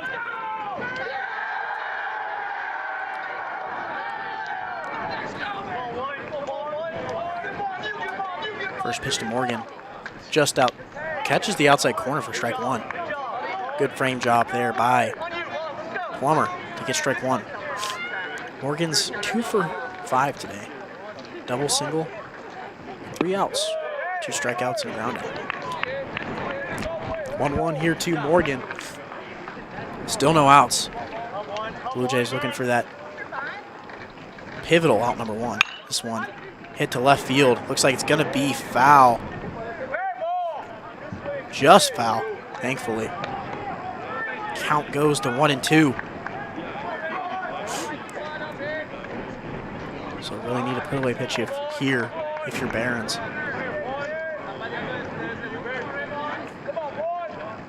1-2. Grounded over to Marcelo. Marcelo picks it.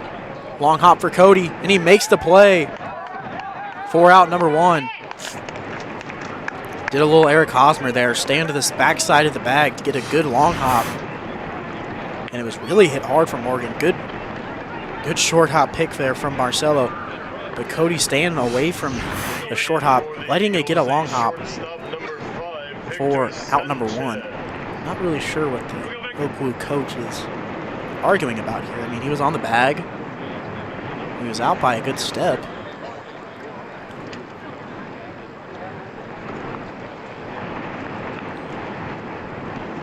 Just a good conversation. They're talking about what they're going to get for dinner. Not very many options here in Hillsboro. Maybe they're going down to Wichita. Going down to Newton, maybe. Getting some Brahms. But it was a serve enough answer. There wasn't a whole lot of arguing. Maybe just a good little chit-chat happening. One out after a ground ball from Oregon. Brings up Sanchez, this shortstop. First pitch slider is away for ball one.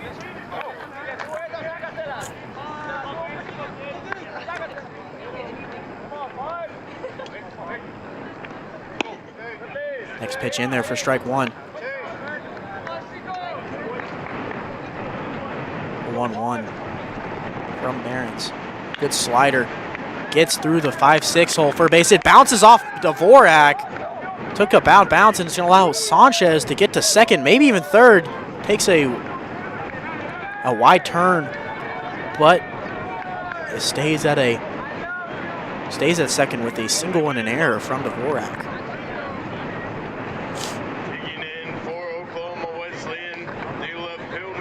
A good piece of hitting there from Sanchez. May have just taken a bad hop out there from Dvorak. Bounced off and had a lot of speed. Bounced all the way to the wall. So, runner at second, one out here for the Eagles. And Hickey up, who's already hit 3 home runs today. First pitch outside for ball one.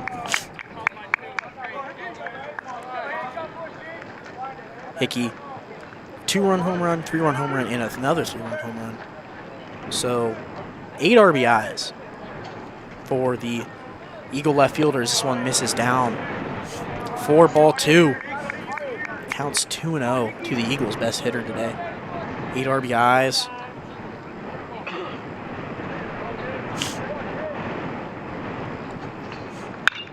Grounded over to Marcelo, gets past his glove.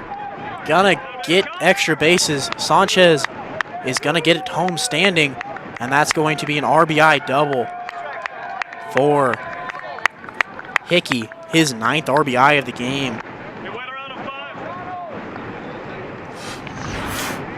And that looks like it may be it for the freshman. Oklahoma Wesleyan, number 24, Javier Marcial. We will take a break here. We'll be right back to see who the new pitcher is after this. Don't let flashy ads and short-term specials with fine print entice you into hidden charges and slower speeds for your broadband. Work seamlessly, stream continuously, and game uninterrupted. TCW is the only provider that offers Hillsboro the reliability of an underground fiber connection to your home or business. Switch today to experience the best with TCW Fiber Internet.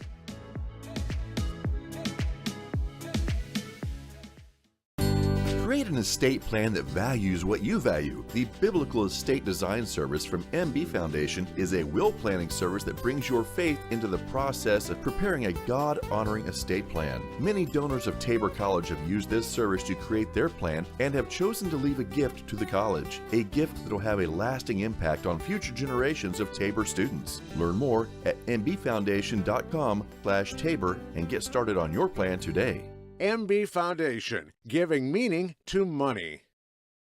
At Baumgar's, we want to be your one-stop shop. From DeWalt power tools to workwear and footwear, plus seasonal goods, livestock feed, pet food, and so much more. Family owned and operated for more than 70 years, we knock ourselves out to deliver legendary customer service. And with more than 100 stores serving customers from the Midwest to the Rockies, we strive to have what you need when you need it at Baumgart's.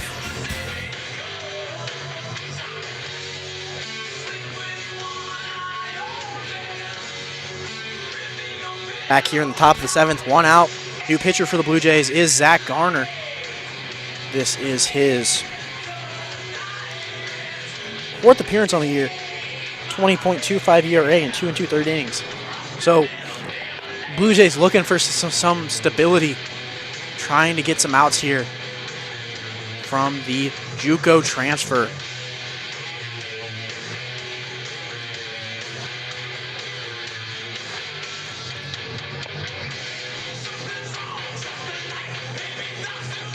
Blue Jays only down 6 right now with a combined 25 plus 18, 43 runs scored. A lot of math that I have to do, and I don't like it. let's just shout out the production crew real quick.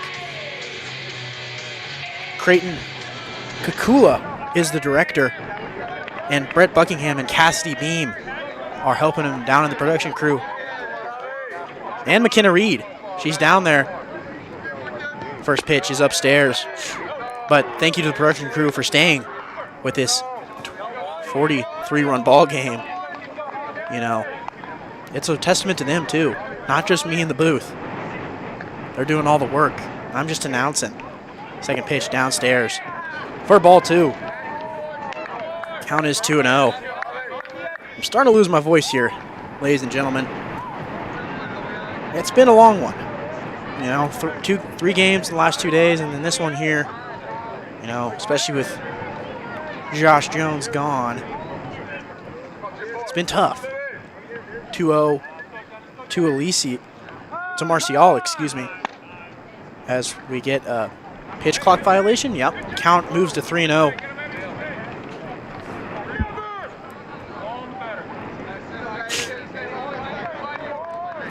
Here to Marcial.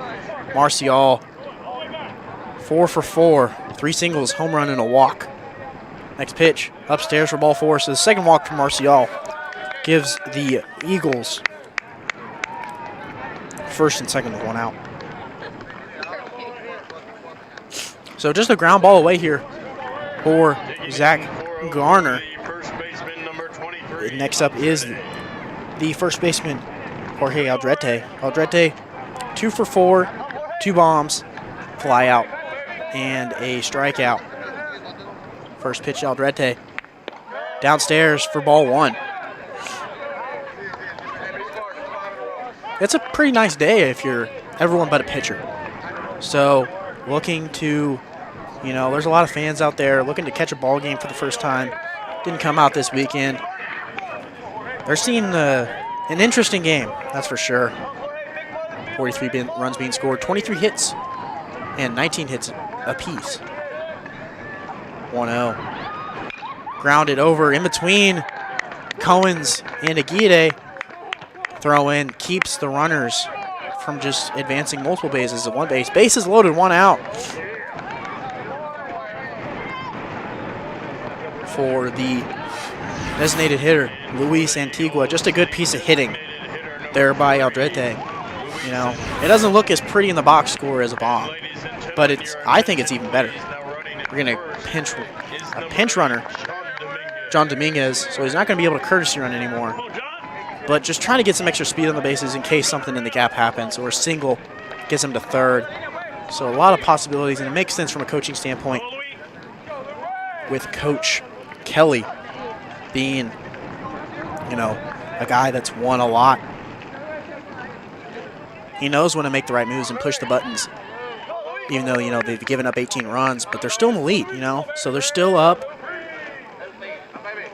Blue Jays looking to stem the tide here. First pitch in there for strike 1. That's big for Garner. Trying to get strike 1 is huge. Just want to make sure you get weak contact, nothing up in the zone. Next pitch grounded, foul. Counts 0-2, so big put-away pitch here for Antigua, or against Antigua. Garner really needs a strikeout or a ground ball here to help himself. Don't want to allow any more runs to score. 0-2 to Antigua. The pitch. Way upstairs for ball 1.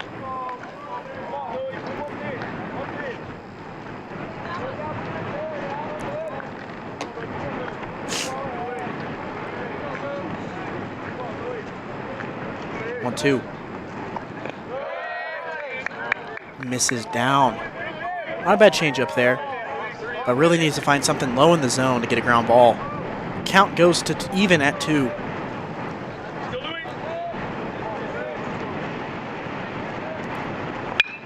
Line to right field, down for a hit. Schieffer throws it into Moore. Everyone moves up a base. An RBI single for Antigua. His second RBI of the game and third hit. just something. I mean, it's not a bad pitch, but Antigua gets the barrel around it and makes him pay for leaving something too competitive up there. Next up is Braden Poindexter. Poindexter already has 3 home runs. First pitch, big swing and miss, and looks like a foul tip, and it hits Guerin in the leg. Umpire is nice and courteous, giving Guerin a little bit of time to gather himself. Guerin's a big boy, though. He's not the one to be taken lightly, but he's going to take. Oh, we got a broken catcher's mitt. Going to go get a new one. There's been a lot of pitches thrown today. Oh, getting a new catcher's mitt. A lot of pitches thrown today. Have guys to throw hard for the Blue Jays. Takes a toll on the glove. So get that relaced. Be back for the series against Sterling. That's the Blue Jays' next game. Big series against Sterling. 0-1, swing and a miss. Good off-speed pitch there by Garner. Gets a count at 0-2, and he really need a put-out pitch here. 1 out. Bases loaded. Trying to win an AB here is Garner. 0-2. Curveball. Flip to Mack over at second. Plays to second. Tries to flip, turn a double play. Only gets 1, so fielder's choice does drive in a run. Makes it a 8-run lead. Or 9-run lead, excuse me. 27-18. And I was talking to Josh earlier before he left. I said the first one to 30, I think, is going to win this game. So the Blue Jays really need to hold on if that holds true and get some runs up on the board. 27-18, we're going to pitch hitter number 11. Chase Pinero. Pinero, one of the better hitters for the Eagles, hitting .415, but they found the right time to enter him into the game.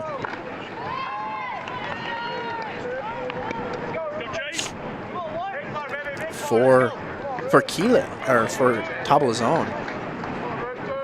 Second base. First pitch, right in there for strike 1. Good pitch there, establishing the strike zone early. So Tablazone out of the ball game. Can't re-enter if you're a substitute. So hopefully they have another second baseman. 0-1. Swing and miss. Good change up there. Count goes 0-2.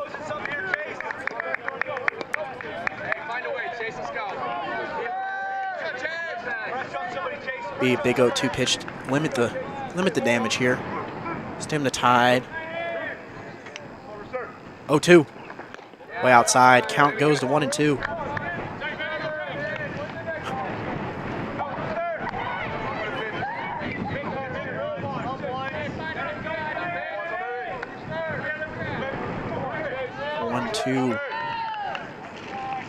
Delivery from Garner. Not a bad pitch. Just a slider that misses a little low, maybe a curveball. Count runs even at 2. But that's something that you'll take from Garner, Good pitch. It wasn't a pitch that got hung. It's a pitch that was competitive. 2-2. Upstairs, count runs full. Poindexter will be moving at first. So play will be to first.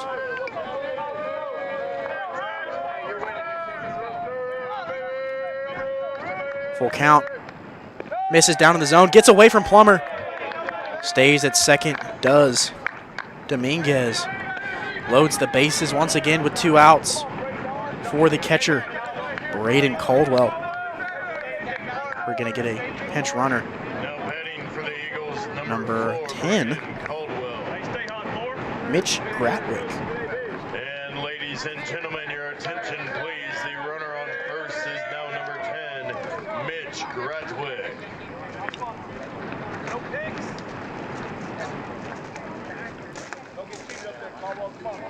Oakley doesn't have a football team, but they're putting up a football team score here. Scored 4 touchdowns, missed the extra point. 27-18. Definitely a possible football score, but trying to stem the tide at 27. Blooper over to J-Mac, catches it for out number 3. And the Blue Jays keep the lead manageable, if you can say that, at 9 runs. 7 given up here in the 7th. Blue Jays looking to answer after this.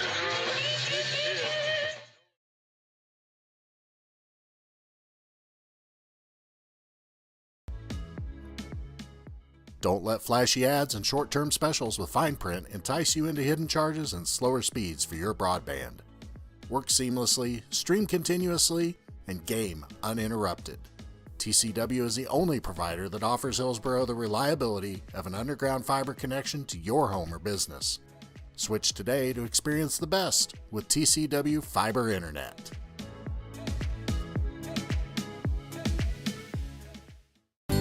Create an estate plan that values what you value. The Biblical Estate Design Service from MB Foundation is a will planning service that brings your faith into the process of preparing a God-honoring estate plan. Many donors of Tabor College have used this service to create their plan and have chosen to leave a gift to the college, a gift that will have a lasting impact on future generations of Tabor students. Learn more at mbfoundation.com/Tabor and get started on your plan today. MB Foundation, giving meaning to money. At Baumgars, we want to be your one-stop shop. From DeWalt power tools to workwear and footwear, plus seasonal goods, livestock feed, pet food, and so much more. Family owned and operated for more than 70 years, we knock ourselves out to deliver legendary customer service. And with more than 100 stores serving customers from the Midwest to the Rockies, we strive to have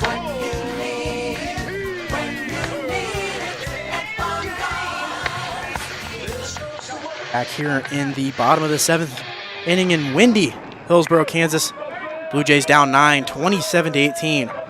First pitch to Cole Schieffer. Downstairs for ball 1. Schieffer today, 1 for 4. Hit by pitch and a single. Next pitch, fouled over here at the press box. Count moves even at 1-1.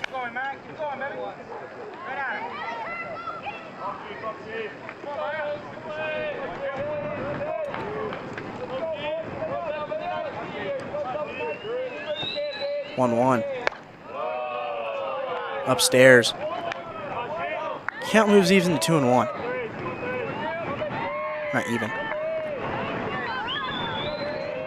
There's been a lot happening today. 2-1. Catches the inside corner. Now makes it even at 2-2.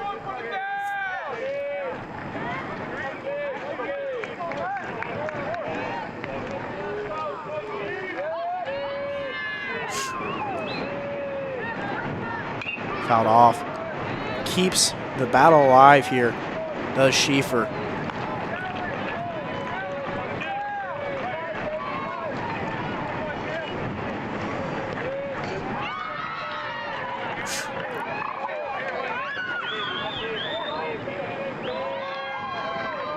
Two.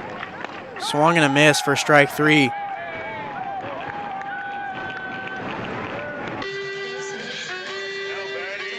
Schieffer's first strikeout of the game.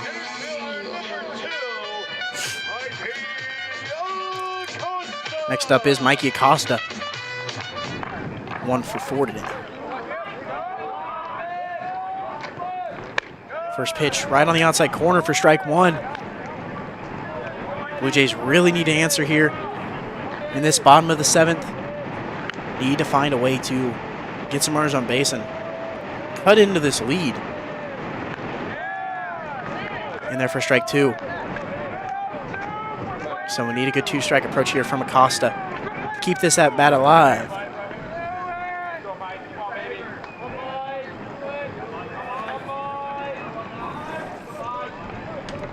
But we can't pitch in with a lot of ground ball foul. We can't pitch in a lot of confidence here. As much confidence as you can have when there's been 18 runs given up by your team. You know, but he's been pitching well. A lot of first pitch strikes, a lot of down in the zone. Blue Jays need to make an adjustment though. Find a way to get some runs across in a very high scoring game. 0-2. Hit to center. This one's going to get pushed, and it's out of here. A solo shot by Mikey Acosta, his first of the game. 10th of the day by the Blue Jays, 20th of the game. Cuts the lead to just 8. You know, slowly but surely. Move it to the next guy. Something that just needs to happen if the Blue Jays want to stay in this game. I mean, it's very possible that they can come back, you know. We've seen 46 runs being scored this game. You know, anything's possible. I'm not counting the Blue Jays out yet. First pitch, upstairs for ball 1 to Jared Mack. First AB of the game after Gutierrez exited after that drag bunt single that extended his leg a little bit and pulled it and wasn't able to come back. Next pitch, lined into center field for a base hit. Could be 2. Deep, plays it deep. Mack takes a wide turn at first, but keeps the positive momentum going for the Blue Jays here, as his first AB is a productive one.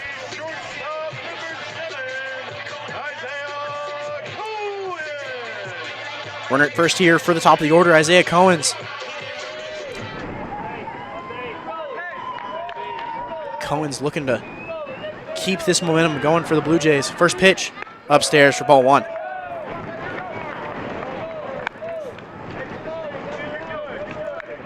You know, this is the highest scoring game I've seen between both teams here. And, you know, I saw the series against McPherson last year where the Blue Jays put up, I want to say 30 in one game and 70 in the series. And, you know, you don't see this very much, folks, even though the wind does blow out a lot. You see a lot of 15-10 games, but not 27-19. So if you're tuned in right now, ladies and gentlemen, this is something that doesn't happen very often. As Cohen's swings and misses at that for strike 2.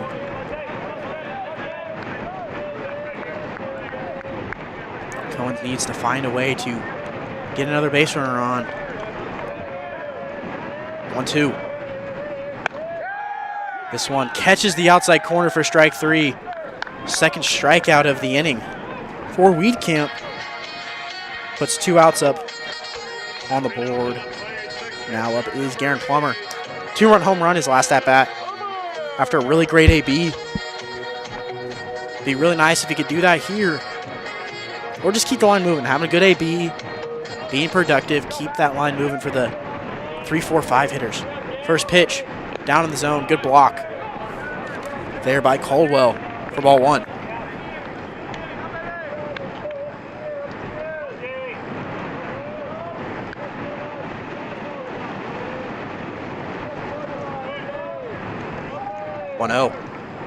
Popped up to the first baseman. It's gonna push a little bit. Could be trouble. He drops it. Gonna be an error, but it keeps the line moving. Does a job. Gives the Blue Jays some positive momentum. We're gonna get a courtesy run for Plummer. As an E1, you know, Aldrete's been nails over there at first, but just has a little mistake. That wind pushed it, you know, over to where the second baseman is. You'd think we'd see some less mistakes happen as time goes on and they've been adjusted to the wind, but it's hard to adjust to 30-mile-an-hour winds. You know, Marcelo Aguirre up, flew out to left field his last at-bat. First pitch, downstairs for ball 1. So now first and third for the Blue Jays, 2 outs. Something happens here with Marcelo, could turn it into a 5-run game. So really can turn the tides of the game here if this inning can continue. This one way inside, gets past. Mateo stays at first base. I would have to agree with that read there by Mateo. You don't want to run into an out, but being aggressive is good. But I just don't think I think it was a good read there by Mateo to not go. Counts 2-0. To Marcelo, looking for a mistake. Next pitch, up in the air to center field. It looks like he's camped under this one. Not enough wind to take this one out. And that is the 3rd out. Going into the 8th. Blue Jays down 8.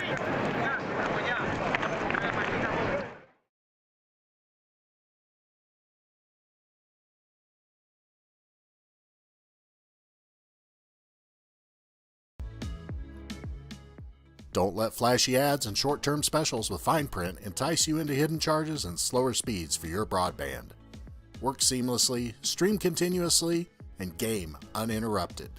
TCW is the only provider that offers Hillsboro the reliability of an underground fiber connection to your home or business. Switch today to experience the best with TCW Fiber Internet.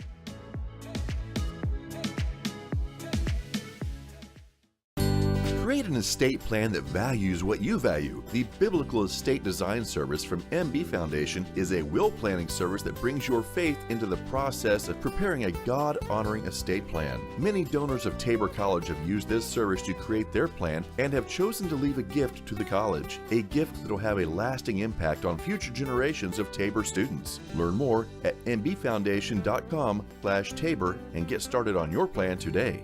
MB Foundation, giving meaning to money.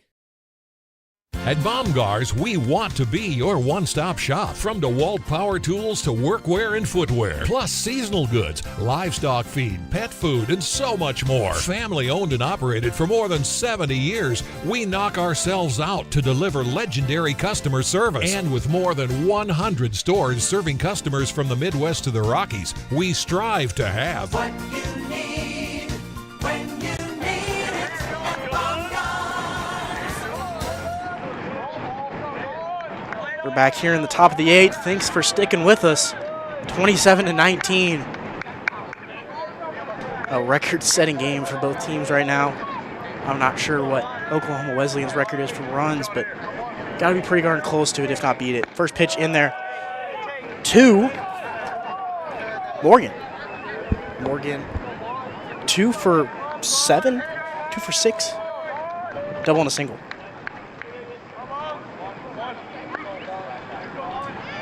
Oh, 1 to Morgan.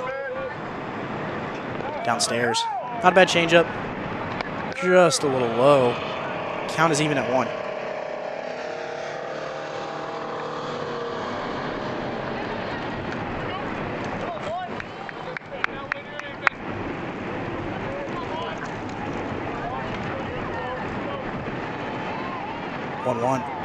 Outside for ball 2.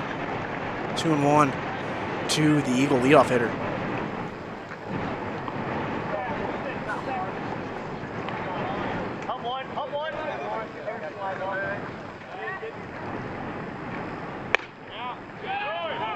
Two one in there. Count is even at 2-2. 2-2 here to the leadoff guy. Morgan. This one grounded up the middle, and it's going to be a base hit. So a good piece of 2-strike hitting there by Morgan. Gets him his 3rd hit of the game. And his 7th at bat. And the 26th hit. Digging in the shortstop, number the 5, Eagles. Victor Sanchez. Now up. Great offensive day.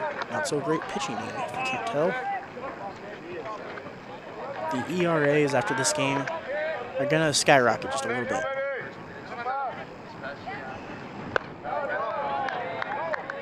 First pitch upstairs to Sanchez for ball 1.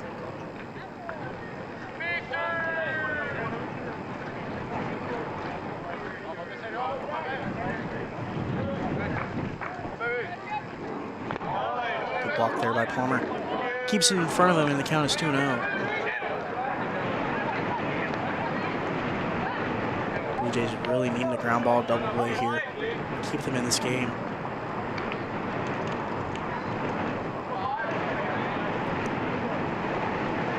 Next pitch, right in there. Good slider there by Garner.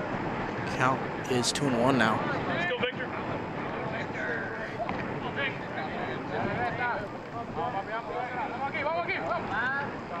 These are the days that you find out how tough your pitching staff is.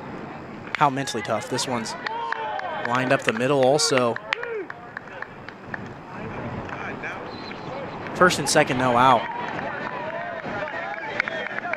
And who's back? I've never needed another person to commentate this game more in my life. Oklahoma Wesleyan, the left fielder, number 46, How we doing, ladies and gentlemen? It's good to be back. You missed a lot. Looks like it. 27-19. A lot of runs. A lot of home runs. I didn't know Oakwood had a football team. Yeah, they don't. But it sure looks like it here today. Yeah. Pleasure to be joined again by his greatness, Josh Jones, as his first pitch is fouled back for strike one to Hickey, who has a lot of hits and a lot of RBIs. He has 9 RBIs today, which is just crazy.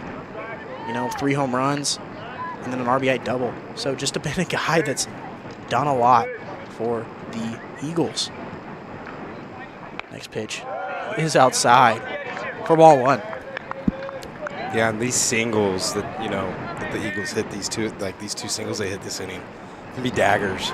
Because they changed that long ball, like we've been talking about all day. Change that long ball to a 3-run shot. So we're gonna try to minimize here against Hickey. Ground ball. And they do there. Marcelo touching the corner, going all the way across. Gonna throw it there. Gonna be in time. Big double play. Big double play there. Giving the Blue Jays some hope here. Mm-hmm. If they can get a 0 here, change the ties a little bit. You don't have to get all 8 in this inning. If once we get a 0 here, you can cut it in half. Get 4 runs. 4 runs is manageable for an inning. Yeah, definitely. I mean, and we've proved that we can score more than that in an inning.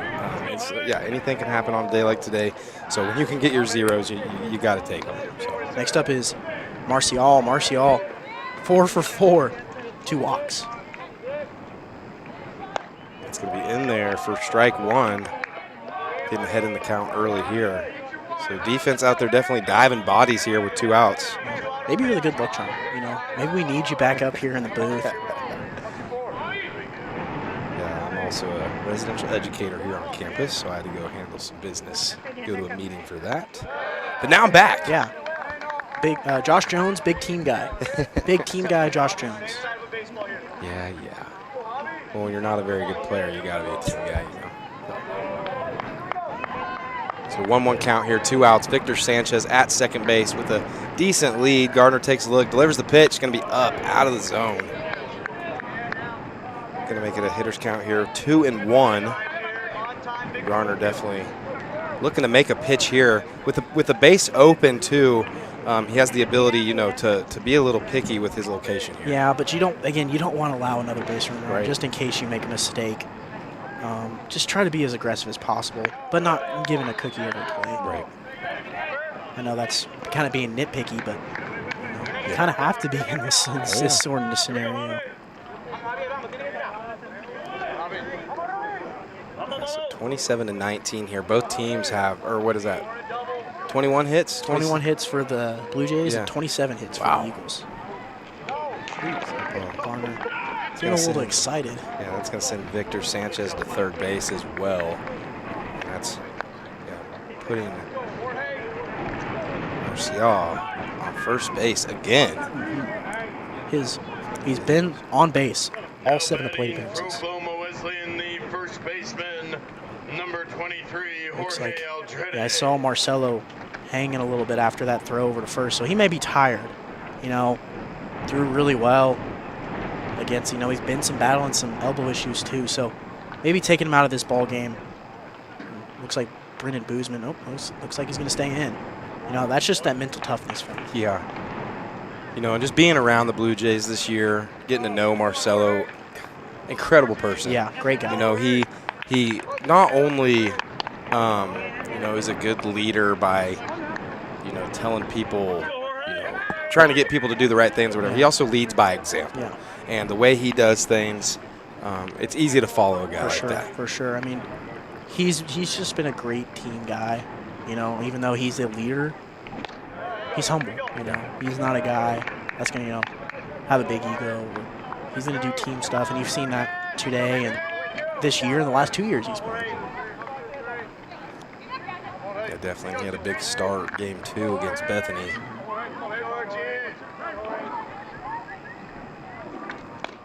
Pitch going to be outside for ball 2. So a 2-0 count here.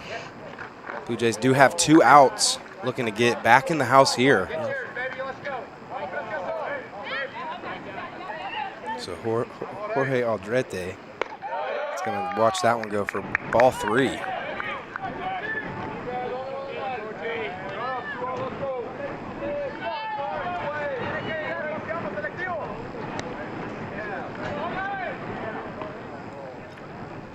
going to be in there for strike 1. Can he find his way back in this count? You know? I need some enthusiasm out of you, Apple. You act like you've been a sitting long here day. all by yourself. I have been all by myself, as this one's upstairs. Yeah, that's going to be ball 4 there. No, talk about probably the toughest game to do solo. Oh, it's tough. I mean, you know, I had one of these last year, and it looks like that may be it for Garner. Yeah. But I had one of these last year, but it was very one-sided against McPherson when we scored, Right. I think, 30 runs in a game. Jeez. And it was tough to these games are tough because, you know, it's fun to see all these runs scored, but you lose your voice. You know, Yeah. you lose some enthusiasm. As Carson Hine Wow. comes into the game. We'll take a quick break and come back.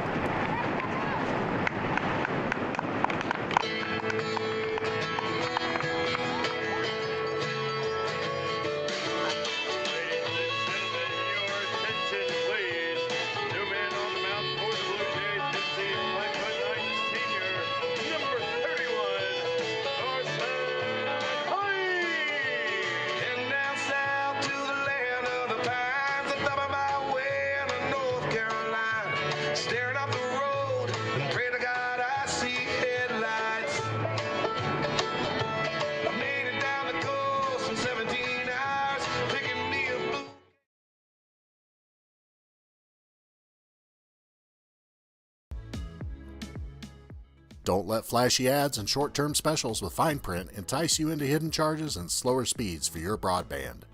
Work seamlessly, stream continuously, and game uninterrupted. TCW is the only provider that offers Hillsboro the reliability of an underground fiber connection to your home or business. Switch today to experience the best with TCW Fiber Internet.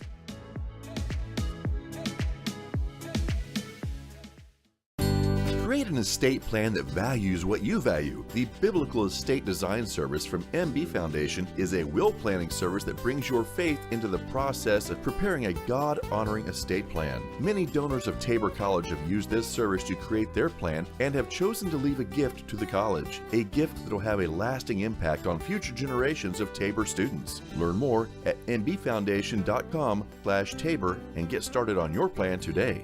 MB Foundation, giving meaning to money.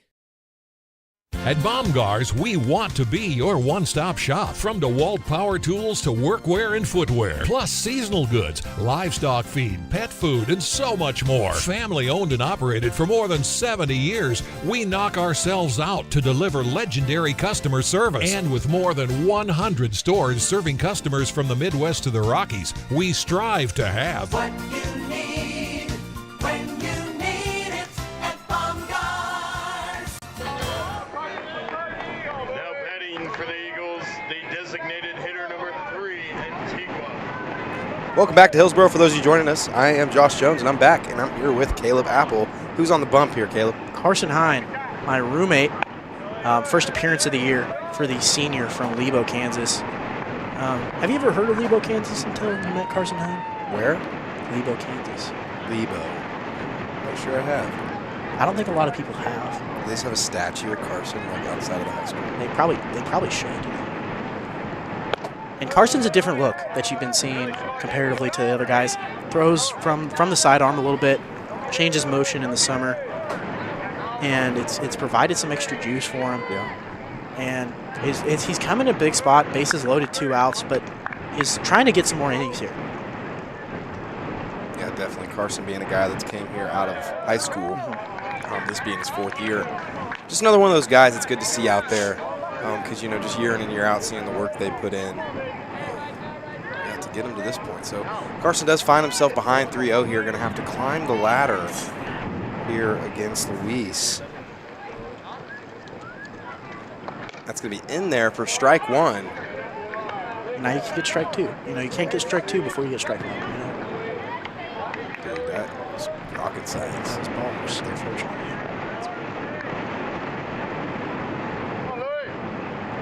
Lines up, and the pitch. Going to be fouled back. So it's going to be a full count here. Runners will be in motion, so infield is going to need to go across here. Hoping for some contact here. Yeah. Maybe a strikeout. It'd be big time for the Lebo native. He did miss a pitch clock violation. Oh, yeah. Just outside. That ball is going to be out of the zone for ball 4, walking home of Victor Sanchez, putting on Luis.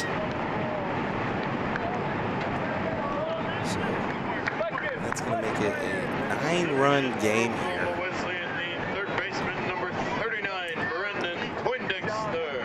Poindexter up the bat here for the Eagles. Looking to extend this lead. Carson Hine looking to not let that happen. New count here, 2 outs. Carson comes set. Delivers the pitch, going to be in there for strike 1. So he does get ahead this hitter. And that's been huge. And that's when this Blue Jay pitchers have been successful, is when they get ahead of the counts. Yeah. So Carson gets the pitch from Plummer. Comes set, delivers the pitch. That's going to be just out of the zone there for ball 1. So a 1-1 count here. 2 outs. That flag is still whipping. The wind's picked up since you've left. Yeah, it's at 19 miles an hour now. There's the pitch. That's going to be inside for ball 2. I keep button 3-9.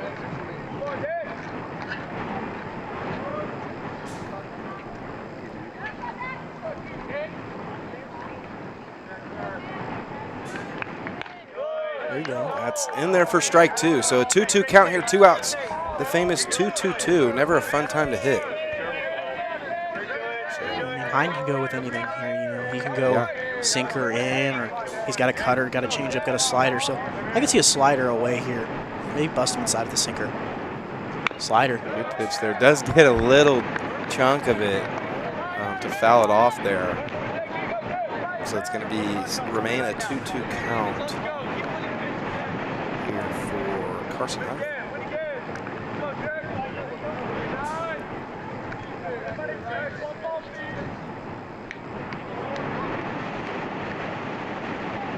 Big pitch there by Carson Hine to get out of the inning.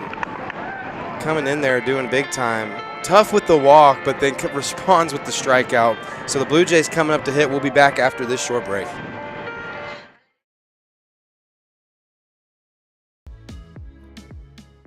Don't let flashy ads and short-term specials with fine print entice you into hidden charges and slower speeds for your broadband. Work seamlessly, stream continuously, and game uninterrupted. TCW is the only provider that offers Hillsboro the reliability of an underground fiber connection to your home or business. Switch today to experience the best with TCW Fiber Internet.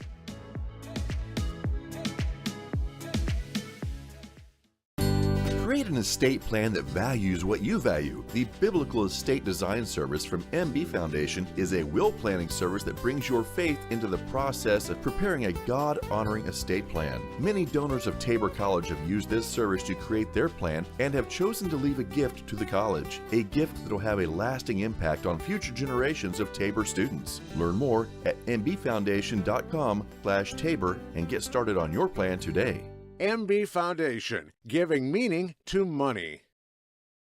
At Baumgars, we want to be your one-stop shop. From DeWalt power tools to workwear and footwear, plus seasonal goods, livestock feed, pet food, and so much more. Family owned and operated for more than 70 years, we knock ourselves out to deliver legendary customer service. And with more than 100 stores serving customers from the Midwest to the Rockies, we strive to have What you need when you need it at Baumgars.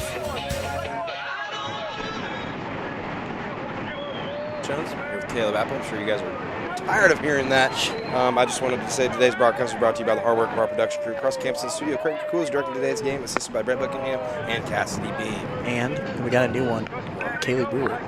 She joined the production crew. Kaylee Brewer, thank you so much for everything you're doing to put into the production. Big time. Good swing there by Cody. Good hack. Healthy hack. Makes it a 1-1 count here. Blue Jays need a touchdown and 2-point conversion to tie this one. Wow. And actually, we need more than that. It's a 9-run game. Well, they might need you to go down there and play QB. Yeah. The southpaw. And that rip going to be ripped to the shortstop to Victor. We're out number 1.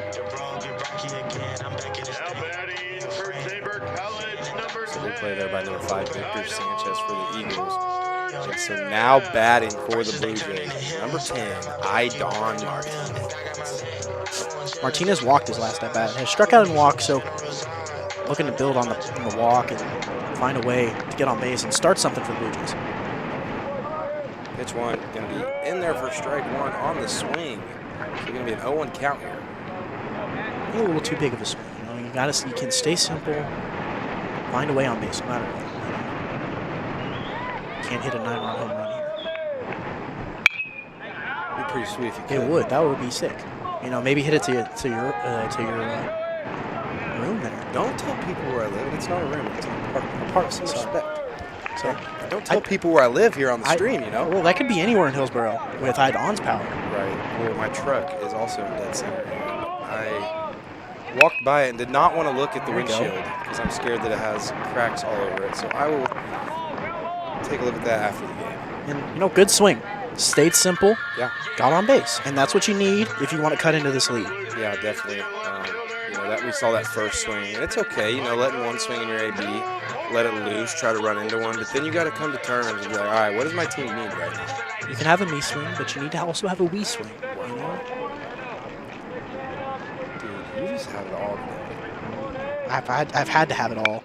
You know, I've had to come up with a lot of stuff. I just need a break. You know, it's been one of those days. Kit Kat. Yeah, I need a Snickers. Yeah. I know you when you're hungry. I can tell. I'm not really hungry, but you know. You could go for some chewing on some food. Yeah. So that pitch is going to be away. Over the plate though, makes it an 0-2 count here. He's a short. Get down in the count. Going to be ripped to Victor. Victor going to roll to second base. Second base is going to throw it over, and it's going to be not in time. So Micah is going to get there safely, extending the inning. So Dvorak at first base brings up Cole Schieffer for the Blue Jays here. Schieffer out of Mays, Kansas. Did go to Mays High School. Avery Johnson. I bet they're friends. I bet they are. You know if Schieffer plays football? Look at him. I mean, he's a guy. I mean, talk about a linebacker. He's a running back. I can see him being a linebacker. Do they? You ever heard that? Oh. Well, did you play football in high school? no. I just played football in the backyard. You know, beating your brother over at third base. He wasn't very good. That's not a surprise. I think Jet will be a guy, though. Yeah, Jet's going to be a guy. Benny, though. Let's talk about Benny. Dude's just a beast. He's just over a year old, already just showing signs of greatness. Yeah. Maybe the next Peyton Manning, they're saying. His forehead's not that big.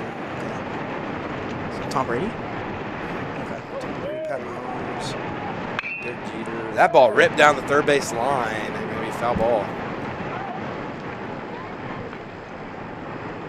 So that foul ball is going to hit a 1-2 count here.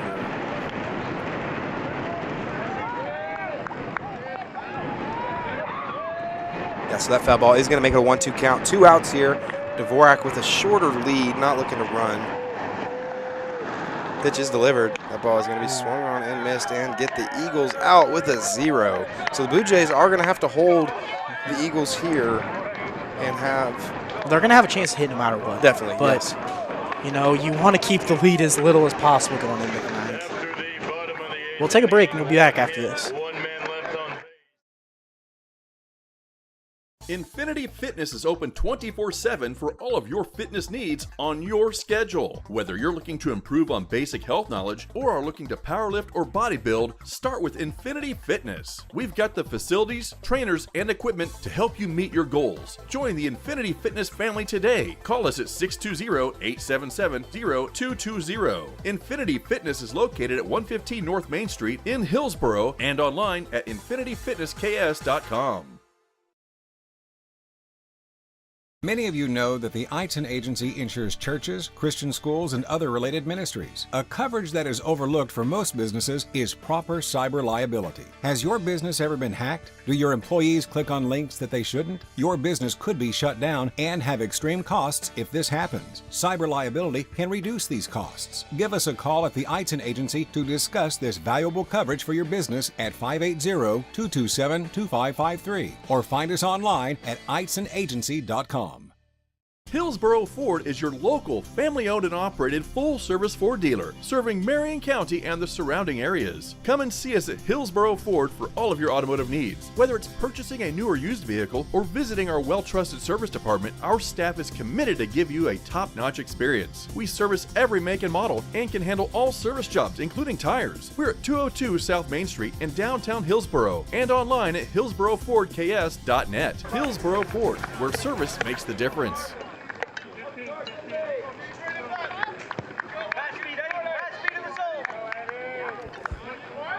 Welcome back to Hillsboro. We got ourselves a high-scoring ball game here. Oku has 28. The Blue Jays have 19. Carson Hine coming set to deliver pitch one of the inning. That's going to be in there for strike one. So first pitch of the top of the ninth is going to be a strike.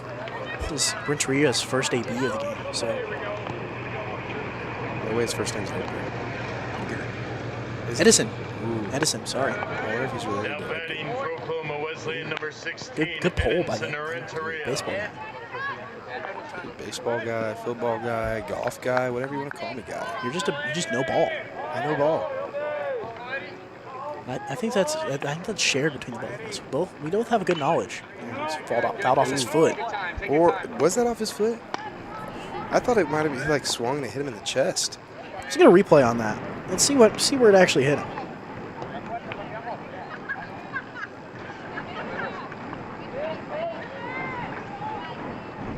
He's taking a little bit. It may have hurt his pride more than anything.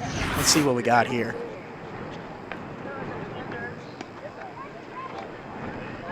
Oh, hit him in the place that should not be named. You know, that one hurts. Good call for the replay there by Caleb Apple. You know, no, that's a tough one to take. You know. Yeah. Have you done that before? 1-2 count here. That pitch's going to be in the dirt for ball two. I think we may have lost the plot of this game. It's been a long one, folks. And if you're still tuned in, I appreciate you guys. You know, we're here to serve you guys. We're we guys. We're team guys. Yeah. Doing you guys a big favor. Yeah. Listening. This is a groundbreaking game. You don't see this often. Oh, and that ball's going to be ripped to left field. Going to be in the air to Micah Dvorak for out number one. So good sequence there by Tabor College's number 31, Carson Hine. And, you know, getting out number one with no runners on is huge.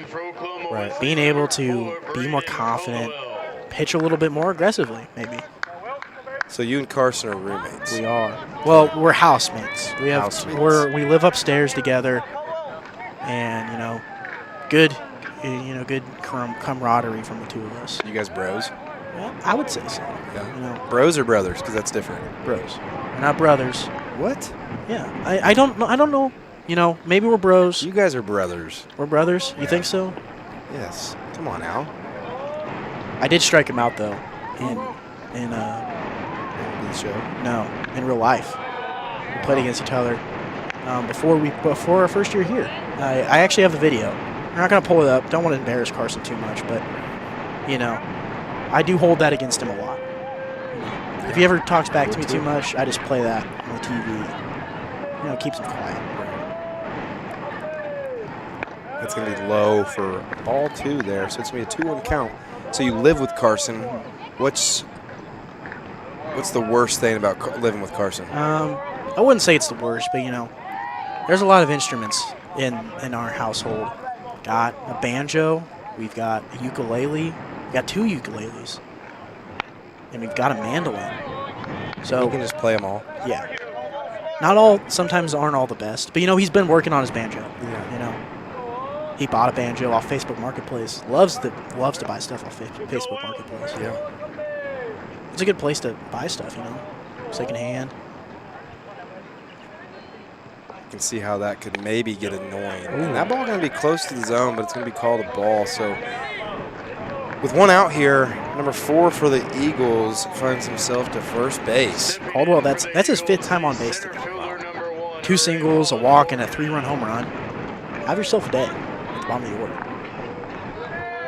And ladies and gentlemen, your attention please. Now running at first, number 42. Got a new curse here, number 42.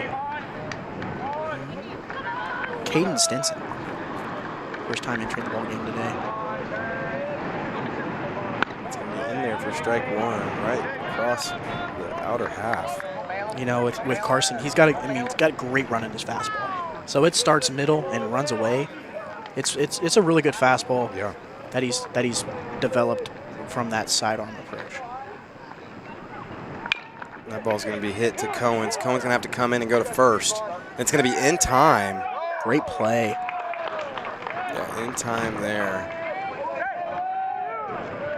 Going to get Morgan out there, making it 2 outs. So Carson Hine going against Victor Sanchez here to look to get a 0. Stepping in, the shortstop, number 5, Victor Sanchez. Let's go 5.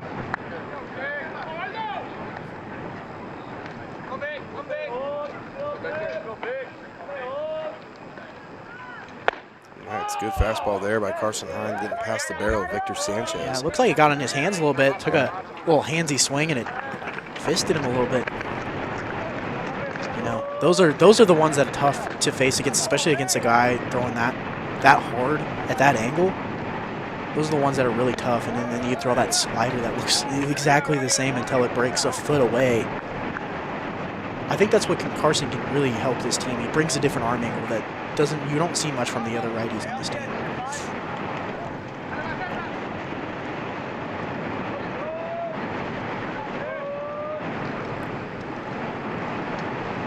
It's going to be ripped foul down the left field line. You speak of Carson having these ukuleles and guitars. It reminds me of something that I was going to get for my nephews. Oh, really? So if my brother's wife, Taylor, my sister-in-law is listening, and Jake ends up listening to this back, I'm planning on getting my nephew some harmonicas. Oh, he has a harmonica too. Really? He doesn't use it as often, but he's got it. He's got it in the holster. Yeah, I feel like my sister-in-law and Jake will love that I give them harmonicas. I think that's a great idea. I don't think they will hate that at all. That ball's low and away for ball 2. So two balls, 2 strikes, 2 outs here. Flag still holding on by a thread out there. Sun's out, 74 degrees. Wind's blowing from south-southwest at 19. It's about the kids enjoying what you get them. It's not about what the parents think. Yeah, who cares if it's almost bedtime and they're trying to learn how to play the harmonica. Yeah. And this ball is going to blow back into play, or at least stay in the yard. Going to be a tough play, but Marcelo finds a way to bring it in. So Carson Hine gets his 0. So the Blue Jays right here have a chance. They have a chance. Only down 9. Yeah. So going to have to be one at a time. Going to have to do some work here, but it's not impossible. We'll be back after this short break.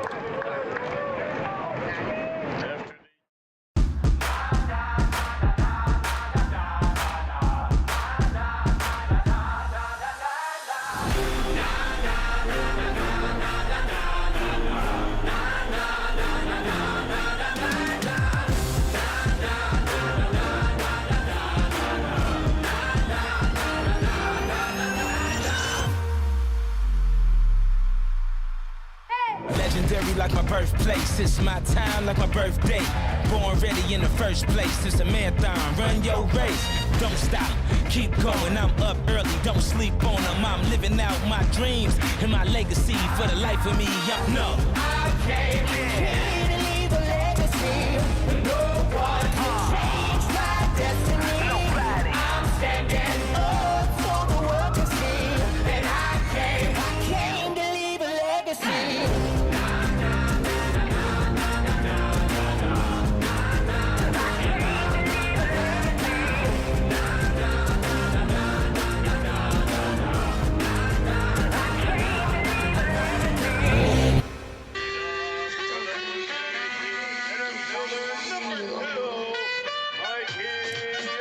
And welcome back here to the bottom of the ninth, ladies and gentlemen. Blue Jays have their work cut out for them, have a 9-point deficit here. So Mikey Acosta looking to get the Blue Jays going. Point deficit? 9-point deficit? That's what I said. Yeah, why isn't it runs? A 9-run deficit. Caleb, you know what? Ladies and gentlemen, I'm going to check out. I just got out of a meeting, okay? That ball's ripped down the first base line, going to be brought in by the first baseman. And that's going to be out number 1. So not the start you quite want as a Blue Jay, but it's still in front of us. Yeah, it has to be one at bat at a time. You know? It's just it can happen. You know, you've seen. And now batting down there is number 11, Jared Mack. Jared Mack from the Texas area. You know, you've seen 47 runs scored this game. Why can't they score 9 more? You know. Pitch down low, but it gets the swing, so it's a 1-2 count here. I mean, and Wiegkamp has really come in and just shut the door. Yeah. He's pitched really well. He's only given up 1 run. The ball's low, down low for ball 1 of the at-bat. And this is going to be your last broadcast for a couple of weeks. You know, you have spring break, the series at Sterling. Yeah. Then, you know, during spring break, the Blue Jays are going to travel to South Dakota to play Dakota State. And, you know, you're not going to hear our lovely voices. Yeah, I think the fans will definitely miss my voice. Oh, really? You don't miss mine? You know, but they'll be okay with not hearing this for a little bit. They've heard enough of you today, man. I think my voice is about to get out. So. This pitch, full count, going to be swung on and missed. So it's going to be the second out of the inning for the Eagles.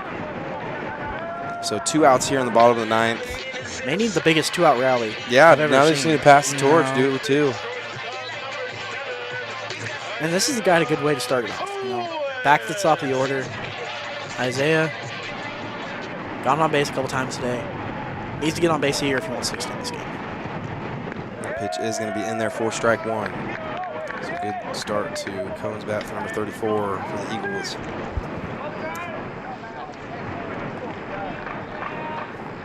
Pitch 2, delivered right here, going to be outside, making a 1-1 count.